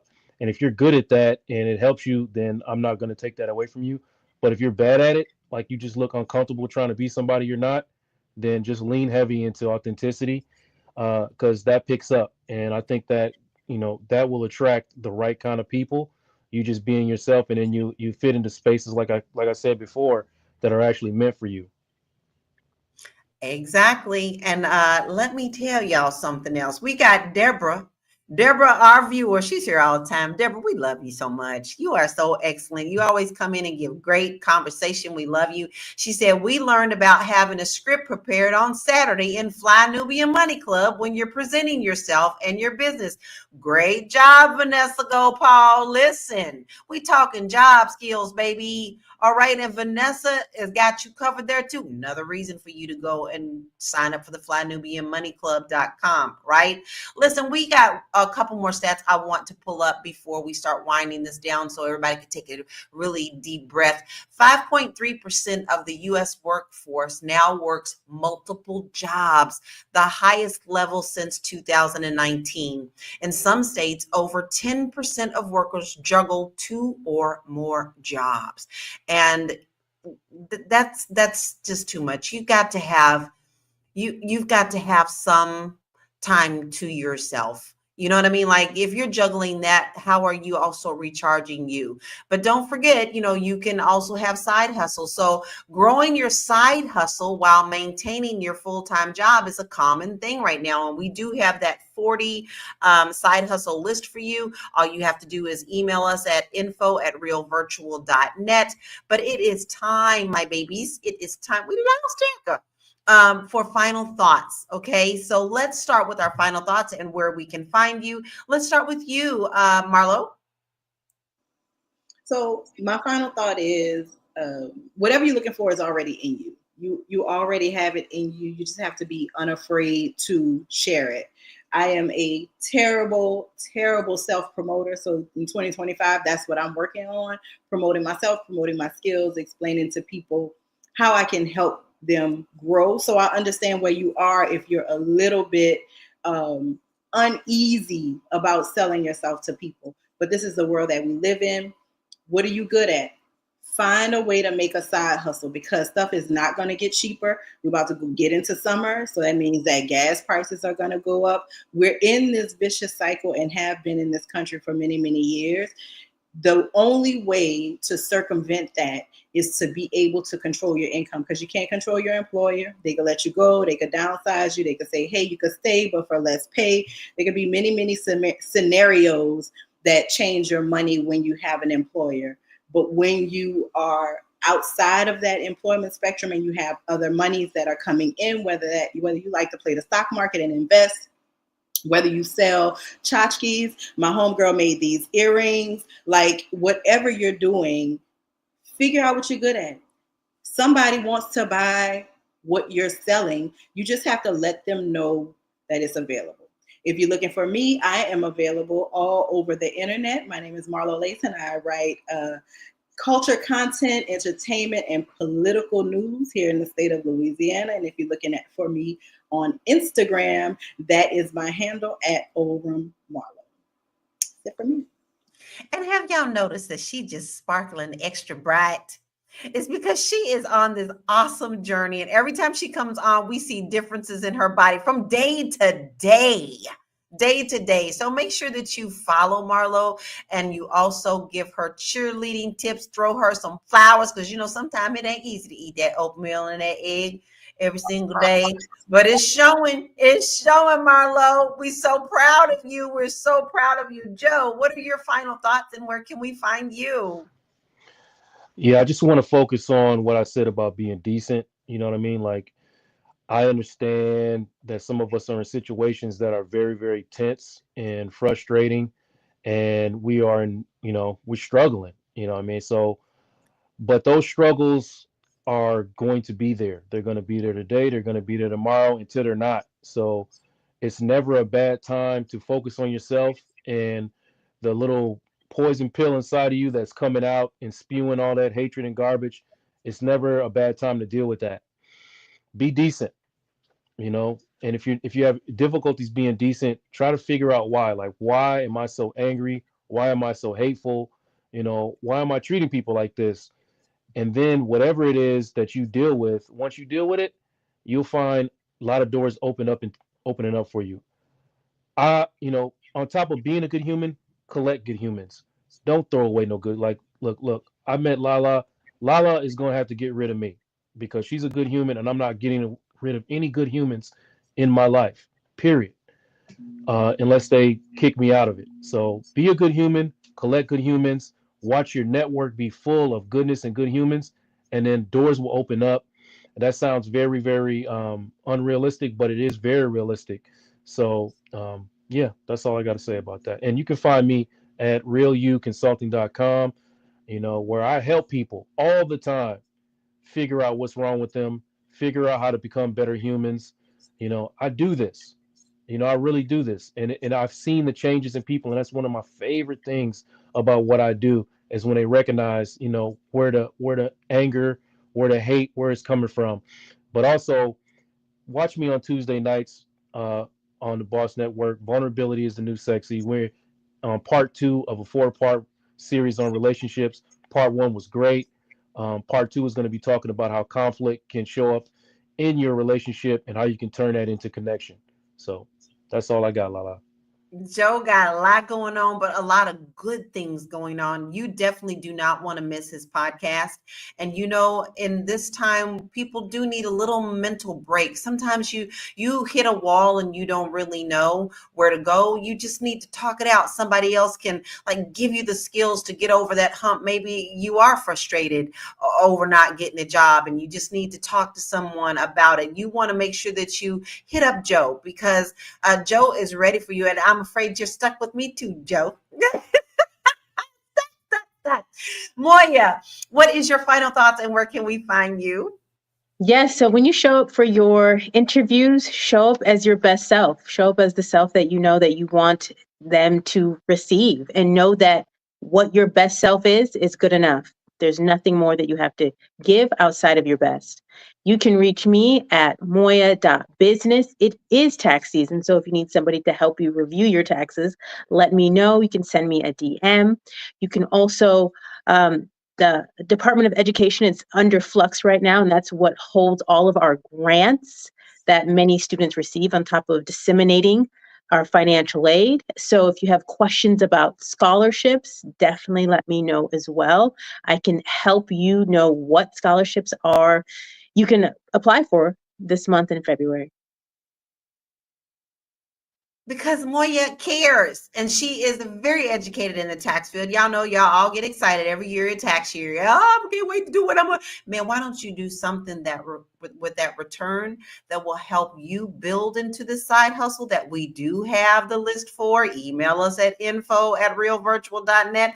Put some of that money back toward yourself and building yourself. And especially when it comes to these babies trying to get into college and they need some money, Moya's got great strategies and a great resource for you. Please do not miss out on that. Now, we did lose Erica, but I wanted to make sure that I still shout her out because she gave some really excellent tips today about interviewing, and she is using her personal experience with that. She is also the author of In Transition, Life in Transition. You want to make sure that you want to go and check her out and read her book as well. But listen, before I even go into my final thoughts, we're talking about side hustles. We're talking about interviewing. Listen, if you can't get that job right now, you may have to go ahead and start looking at that side hustle. But Fly Nubian Money Club, with this next one that we have coming up, is Dr. Lene Javette, and she is Brand Your Brilliance. Okay, so you want to make sure that you come because she's partnering with the Fly Nubian Money Club to help you turn your natural gifts. We all have them. Marlo touched on it. We all do something. Maybe you know how to sew and somebody don't know how to sew. Listen, you do want to turn your natural gifts into a big business. You know, that thing that comes to you pretty easy and you just don't even think of it as a skill. That's what you want to use. The one people always ask you for help with, yeah, that thing. So she's helped turn clients into their brilliance into 6- and 7-figure businesses. And now it's your turn. So join her on February 22nd. Sign up, flynubianmoneyclub.com. February 22nd, 10 a.m. Eastern Standard Time, so she can walk you through the strategies that can change your life. Now, listen, here's what I have to say. Never give up. Never, ever, ever. Because I don't care if you've put in 50 applications. Maybe that job just wasn't for you. Maybe, as I always like to say, God trying to tell you something. Okay, I know not everybody's a believer, but that just came to my head. God trying to tell you something. Sometimes you're protected from not getting the job that you necessarily want because it may not be the perfect fit for you and you just don't realize it. So never, ever give up. Continue to press forward. You know what you're worth and you know your skills. And if you can't do that, baby, take that side hustle that you're good at and turn it into gold. But never, ever, ever sell your soul for something that is not worth the price of aluminum. You can find me at www.laurakey.net. I have many free resources for you on my page, but the one thing that I do want to talk to you about is maybe you want to get out of America. I talked about there are many benefits to moving out of America. Well, are you ready? Maybe you don't know if you're ready. Maybe you don't even know where to start. I have a free quiz on my website, www.laurakey.net, that will give you the analysis to see where you are on that and possibly open up more thought processes into moving abroad. So please make sure that you go to my website and download that quiz. Okay, listen, guys, we've had an absolutely fabulous show. I mean, we really, really have. One thing is clear. Black Americans are working harder than ever, but the system isn't making it easy for us to always get ahead. But when has it? The job market is broken. AI is locking us out of opportunities. The side hustles are becoming a financial necessity instead of a choice. So how do we navigate this? How do we make sure that our hard work translates to real wealth and not just survival? Let's keep the conversation going. Drop your thoughts in the comments. Drop your tips in the comment. Hey, if you know of a job position, drop that in the comment. A huge thank you to our panel, Erica, Joe, Marlo, and Moya, for breaking this down with us today. And thank you for coming every single day and supporting us. We love you so much. Be sure to like and comment and share this episode. And as always, master your mindset, maximize your money, and we'll see you next time, which is tomorrow at 1 p.m. Eastern Standard Time. But before we go, babies, we can't leave here without celebrating Black History Month. Stay tuned and dial in and be proud of our heritage, because baby, Black excellence will never go away. Thanks for joining us today. We'll see you tomorrow at 1 p.m. Eastern Standard Time. Peace. Blacks had the same dreams, the same aspirations, the same love of flight, but they were barred for social reasons and never cast a long shadow. Out of the shadow stepped Bessie Coleman. Bessie Coleman is a dreamer, and she's a risk taker. She was born in 1892, before airplanes and long before equality. Bessie Coleman was born in poverty to a large family in Texas. As she was growing up, the dream of flight went from fantasy to reality. Despite her background, she was compelled to pursue it herself. She was a manicurist, but she decided she loved the idea and the adventure of flying. No one in the United States would train a young Black woman to fly. But France had a world-renowned flight school that was more welcoming, if she could get there. So she would work during the day at a chili parlor just to raise enough money for her travels to France, and at night she would teach herself French. She raised money she didn't have, learned a language she didn't know, and earned an international pilot's license in 1921. Bessie Coleman is this amazing, strong individual who wouldn't take no for an answer. With her pilot's license in hand, Coleman returned to an America fascinated with flight. And for a blazingly short time, she was the most extraordinary woman in American culture, particularly for African Americans. Let us march on till victory is won. Lift it.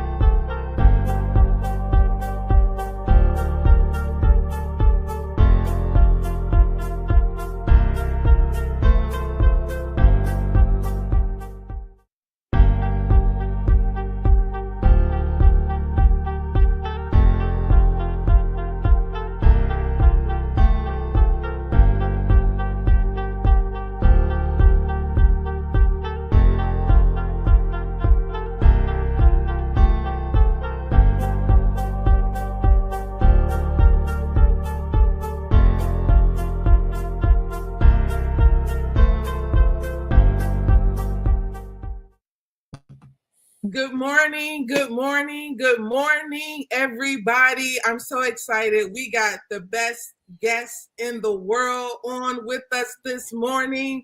I didn't even get a chance to bring him on. He's so clever. He's already on. So hey, thank you so much. Welcome. Good morning, Dr. Boyce Watkins. That's just first. Oh, good morning. I'm sorry. I just hit the button. I know you just hop right on in. You didn't. Well, you have, since you are here, I have to go ahead and also I'm working with a new system this morning. I'm usually kind of like got my own thing going on, but I'm working with a new system. So I'm trying to make sure I can play my theme music. Okay, there we go. I got to play my theme music really quickly, Dr. Watson.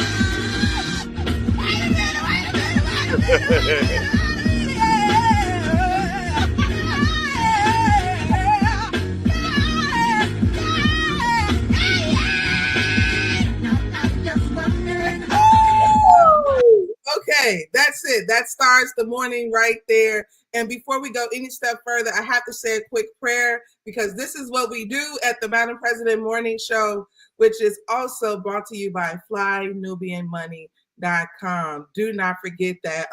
Heavenly Father, thank you so much for allowing us to see today. We thank you for your grace and your mercy and your love. We just ask for your protection and your peace. In your name we pray. Amen.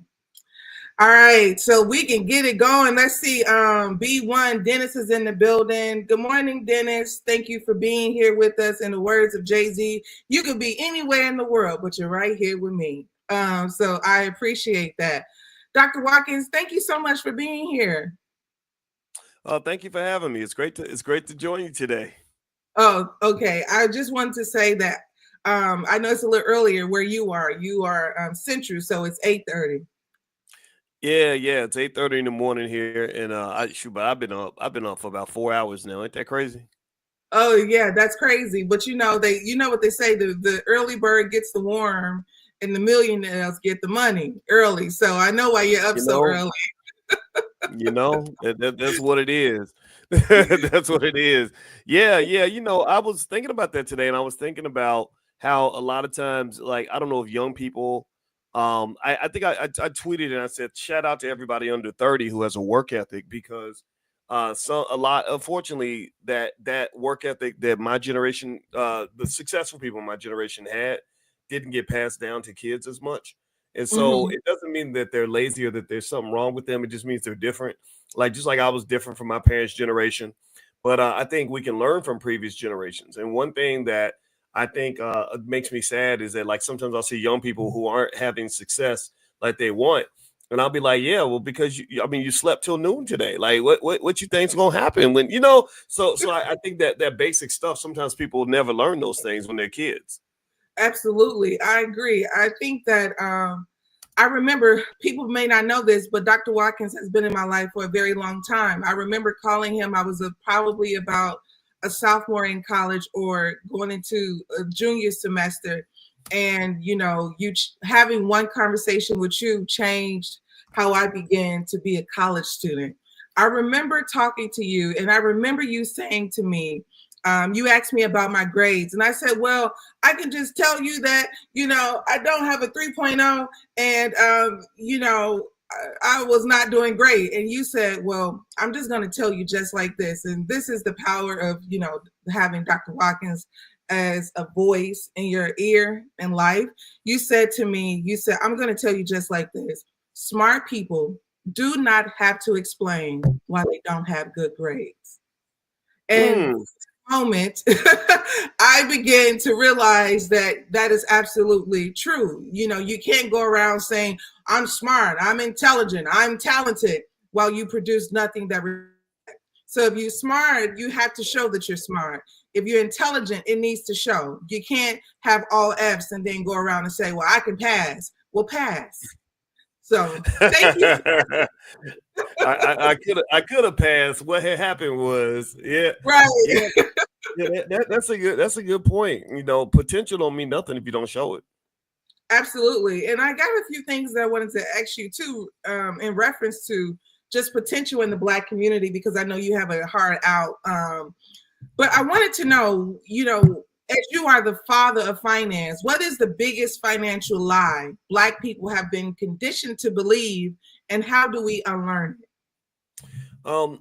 Well, I'd say one of the biggest financial lies that we have is that we're poor. Mm. There's no group of people on the planet that has 1.6 trillion a year in income that gets to say that they're poor. You know, I know we want to carry the mantle of poverty, and we have like we got the poverty trauma Olympics. Like, well, I was so poor, I had bologna sandwiches with no bologna, and my uncle shot my mama in front of me, and then they took all the money, and we were in the projects, and I get all that, I respect all that, but the reality is that if you go around the world, very few countries are wealthier than the Black community. If we were a country, we'd be in the top 11. I think we'd be right up here. We'd be right past Mexico and Russia.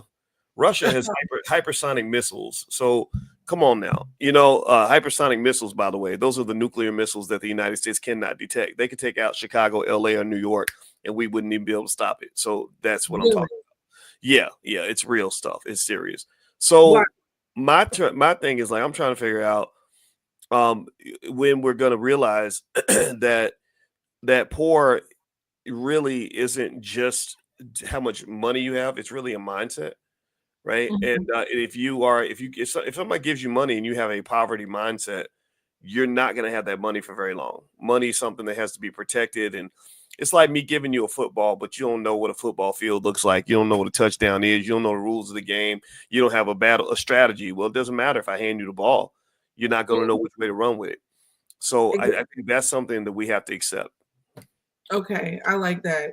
Absolutely. And I definitely agree. I said a couple weeks ago that the biggest lie is that I'm broke. I don't have no money. We're not broke. That's why the Asians, when they build, the nail salons in the poor community, they know that this is a demographic that's going to have them wealthy. So if there was no money in the community, people would not have corner stores. People would not have all these other things in our community, eating very well off of it if we were broke, or if we didn't have what people say that, we don't have. So I'm going to drop some bombs on that. Yeah. Well, a lot of people, it is interesting too, like that. You're right. I mean, people think that we're poor, but it's like, if we're poor, then why is everybody coming to our neighborhood to get money? Don't nobody ask you for money if you ain't got none, right? Absolutely. But then again, you could become poor if you let everybody have your money, right? So if I say, well, look, I'm poor, but I make $1 million a year. And some people say, well, how can you be poor? You make $1 million a year.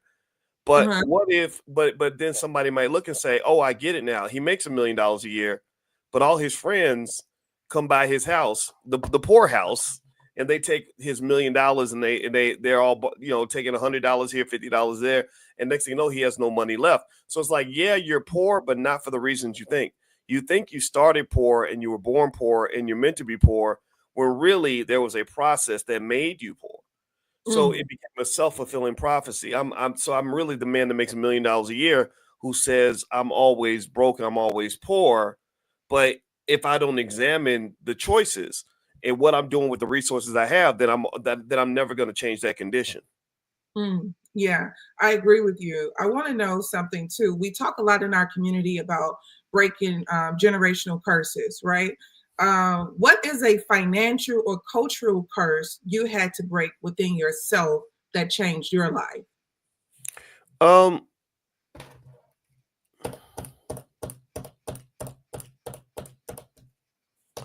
There's a lot. I think I know.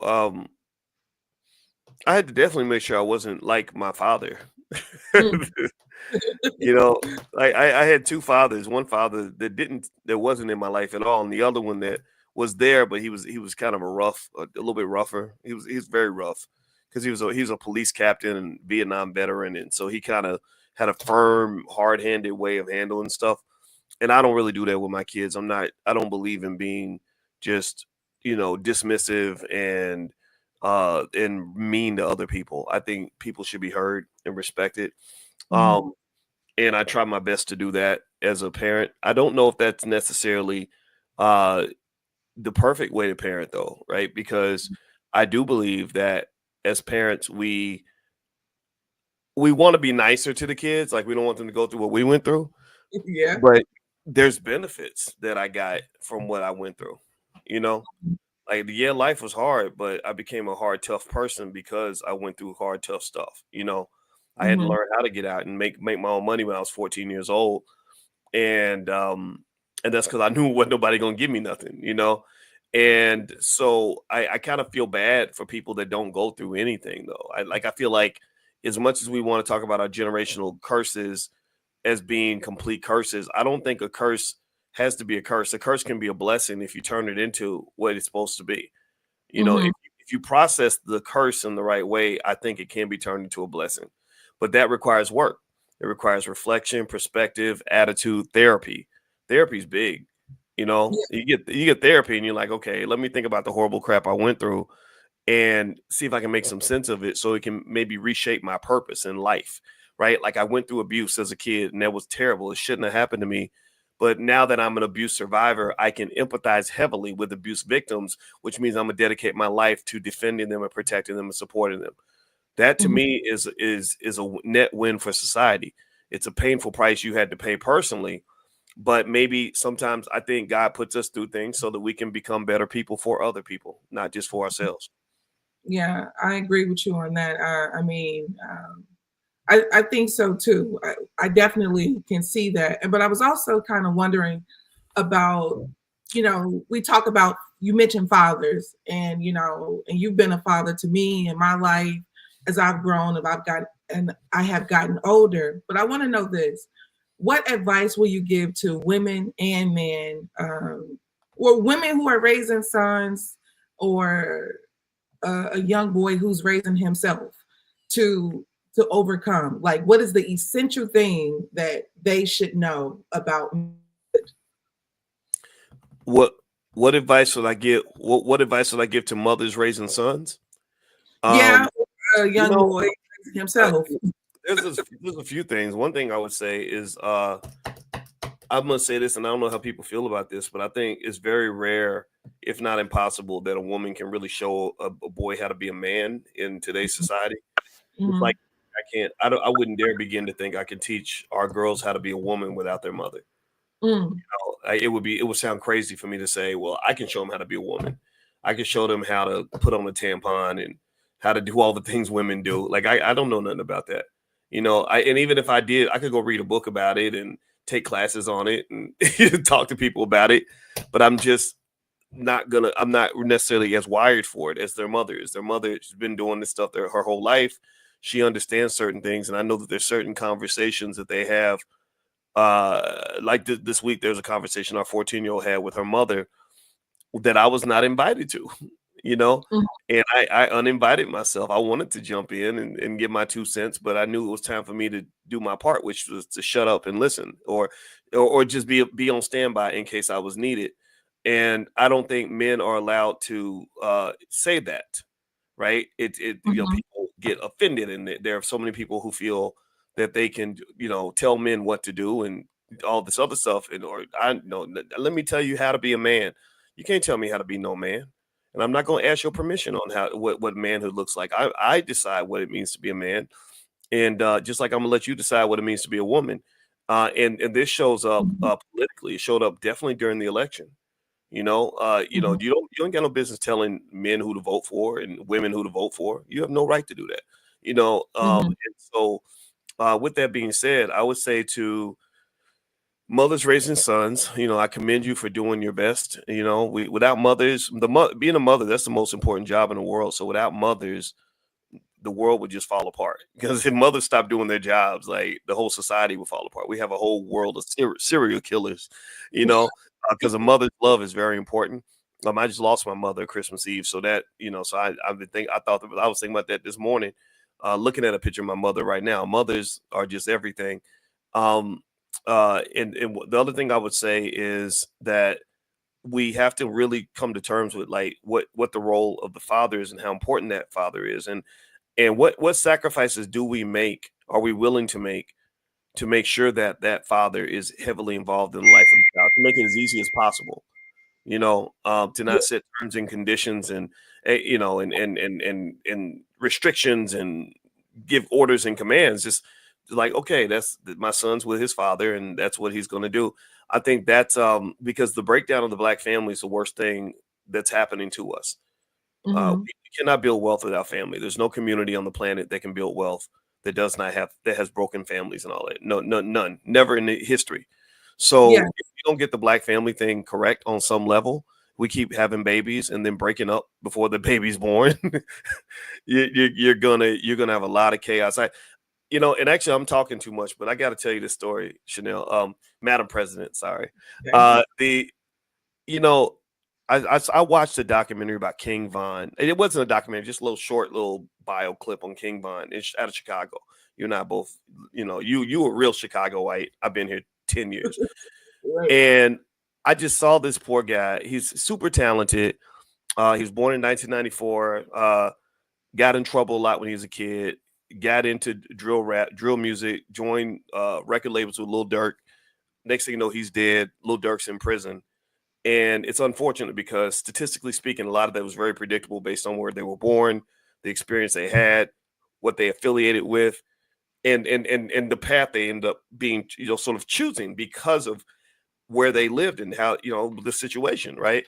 Yes, and I imagine in my head, I imagine King Von and Durk as being born in completely different neighborhoods, completely different experiences, different situations. I don't know the situation of their father, but I think Von's daddy was in prison or something like that, right? We know the statistics; they're very predictable, unfortunately. And I just imagine like this talented young man and all these other things he could have been, and what those two together as friends would have been in a whole different reality, So in Chicago, I think we're kind of like ground zero in terms of seeing the effects of not having those fathers involved, not having that male leadership. You need that masculine leadership in a community when you're managing young boys, because when you don't, you have gang affiliation, you have violence, you have chaos. And until we get that straight, we're going to have chaos in our community.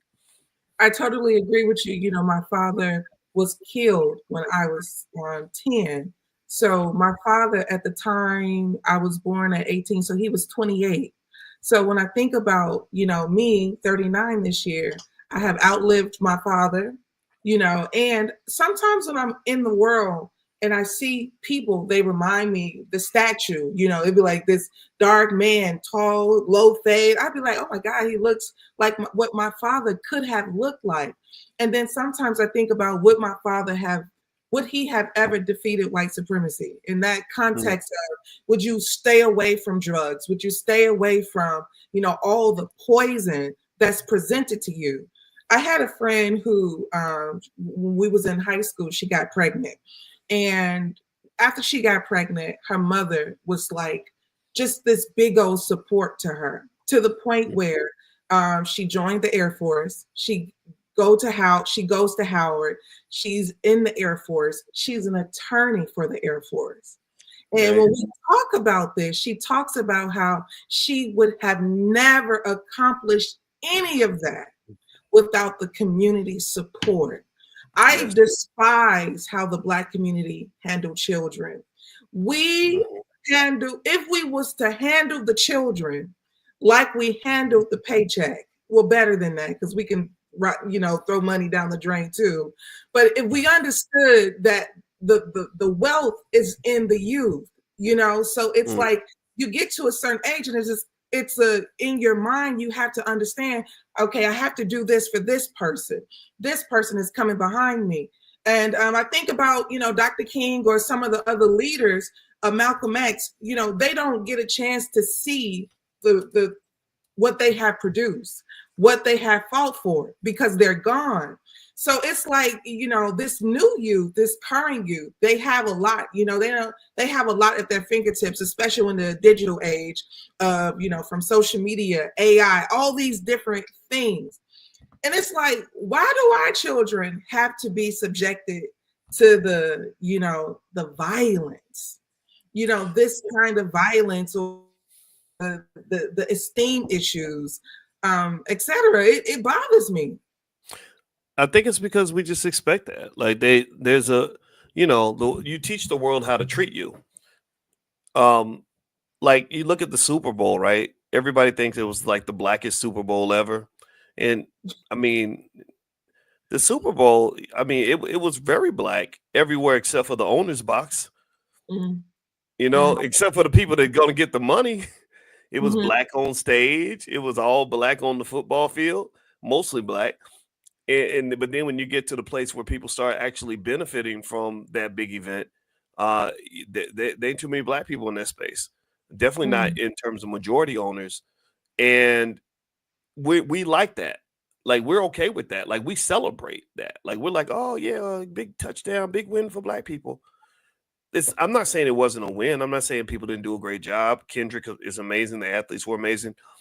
But you could go back 300 years to any plantation in the South, and on some day where there's like a festival or something, maybe the Negro Festival, where they would have them out there playing, the black people playing sports, bashing each other's heads in, and then in between doing entertainment, doing some kind of buck dance or something, and the white folks sitting on their porch with mint juleps, talking about that boy show is strong. That girl show can sing. Like ain't nothing changed. Ain't a damn thing changed. So what happens is that we get subjugated to certain lifestyles in America because that is what people feed us and that is what we accept. That is what they offer us and that's what we feel like we deserve. That like that is our black job and we accept that black job. We go out looking for the black job, right? We don't go out looking for the white job. We go out looking for the black job. Wait, what's the black job? I need the black jobs, right? And it becomes a thing where it's like I mean, it's some of it's very basic, and it's very hard to say these things without getting just so many people that just want to resist it just by instinct. But I just thought about it. I said, how you really gonna get mad when white people call you niggas when your favorite rappers all call you niggas? That's got to be the most confusing shit in the history of all mankind. Like if I hear all your friends calling you a name and you calling yourself a name and you calling all your friends the same name, if I want to fit in with you, I'm gonna call you what you call yourself. I think that you teach people how to treat you. So until we kind of confront that, then, like for example, another thing, we know, for example, that there are, I think it's only 15% of all Black high school seniors can like read or do math at grade level. And how many Black people are out in the streets protesting this right now? How much outrage is there out there anywhere? Is there a national movement like where Black folks are just going crazy, not refusing to go to work, blocking traffic? Think about it. I mean, they got immigrants. Mexicans are blocking traffic in LA right now over immigration. Right? Where are we blocking traffic saying, no, you get my child out of these inferior schools or else we need to fix this by any means necessary. No, but let something happen, I don't know, put a police shooting on CNN, a George Floyd incident. And they say, okay, Black people, we're going to turn on the outrage button now. Here's the outrage button. We want y'all to be outraged because we got an election coming and we'll be going crazy. So we don't even know who we are. We don't even know how we're supposed to feel. We don't allow ourselves to explore the ideas that are correct ideas. Instead, we sort of look for cues. We're looking to mass and say, okay, should I be mad about this? Okay, I'm mad. Okay, I'm gonna get angry right now. Right. So I personally think, or even if I talk, I could probably get more attention talking about Kendrick versus Drake than I could get talking about what's happening in the investing world or what's happening in the public schools or what's happening to Black families. So I think that the bigger question to ask ourselves is, what are we spending our time on? What are we investing in? That's what it's really about investing, except it's not about money though. Like it's like, well, what are you investing in? Right. Because whatever you invest in, my mother said, whatever you put energy into, that's what's going to grow in your life. What are you putting in? So when you wake up in the morning, what are you thinking about? Well, whatever you're thinking about, that's what's going to grow in your life because you're putting energy into it. Who are you spending time? Are you working on your goals? Or are you spending time on the phone arguing with your ex? well, then that situation is going to grow because that's what you're putting energy into. Are you putting energy into raising your kids to be successful, or are you putting your energy into social media? Wherever you're investing, that is what's going to grow. So I ask all Black people, like, what are you investing in? Like today, when you get up, when you go, or better yet, here's another good example. When we get up and we go to work every day for that white man, for Mr. Charlie, we're investing in his company. We are the biggest investors. We're going to invest about 100,000 hours of labor, which has a multi-million-dollar value. The problem is that wealth is going to go to him. It's not going to go to you. If you look at the NFL, we are among the biggest investors in the NFL. There's not a single owner in the NFL who ever got CTE from being an NFL owner.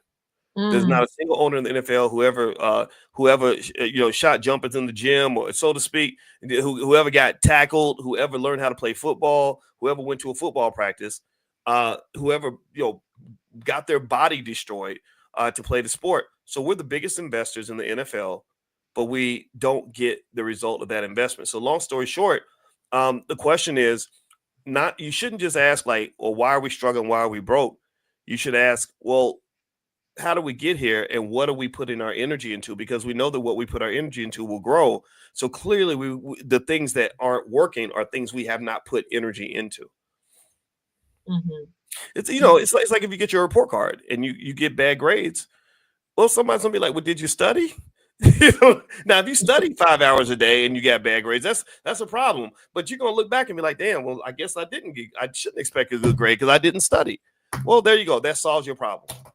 Exactly. So we get bad grades in certain areas of our lives because we did not study. We did not invest in making the good grade. So why do you expect the good grade when you only invested at a level that's going to lead to the bad?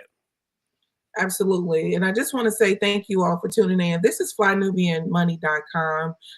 This is where you want to get your money up, get your mind up as well. Okay. So we have all the best resources at flynubianmoney.com.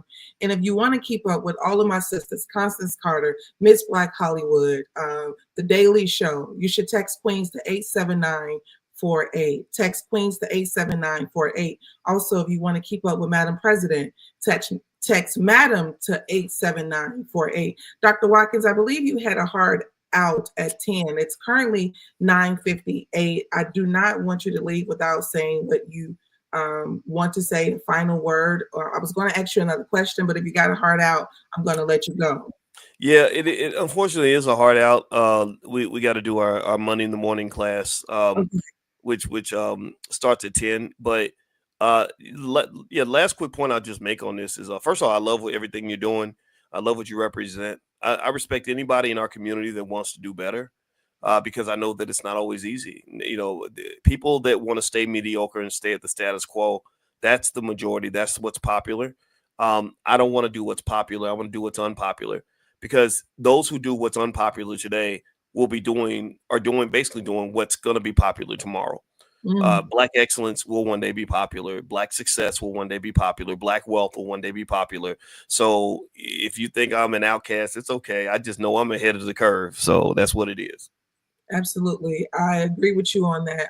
Thank you for being here. We appreciate you. I think all of you all are following Dr. Boyce Watkins, but if you are not, you know where to follow him at Dr. Boyce Finance on Twitter, as well as Instagram and YouTube. Thank you, Dr. Watkins. I won't, you can leave. I'm going to stay on just to give some final thoughts to my friends on the morning show.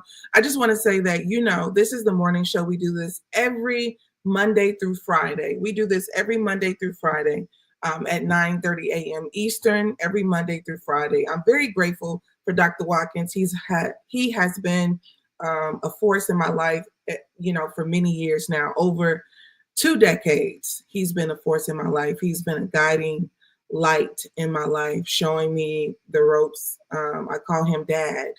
My father was killed when I was a little girl, so it was very easy to respect his wisdom, to respect, what he offers the world, and know that, this is what it is.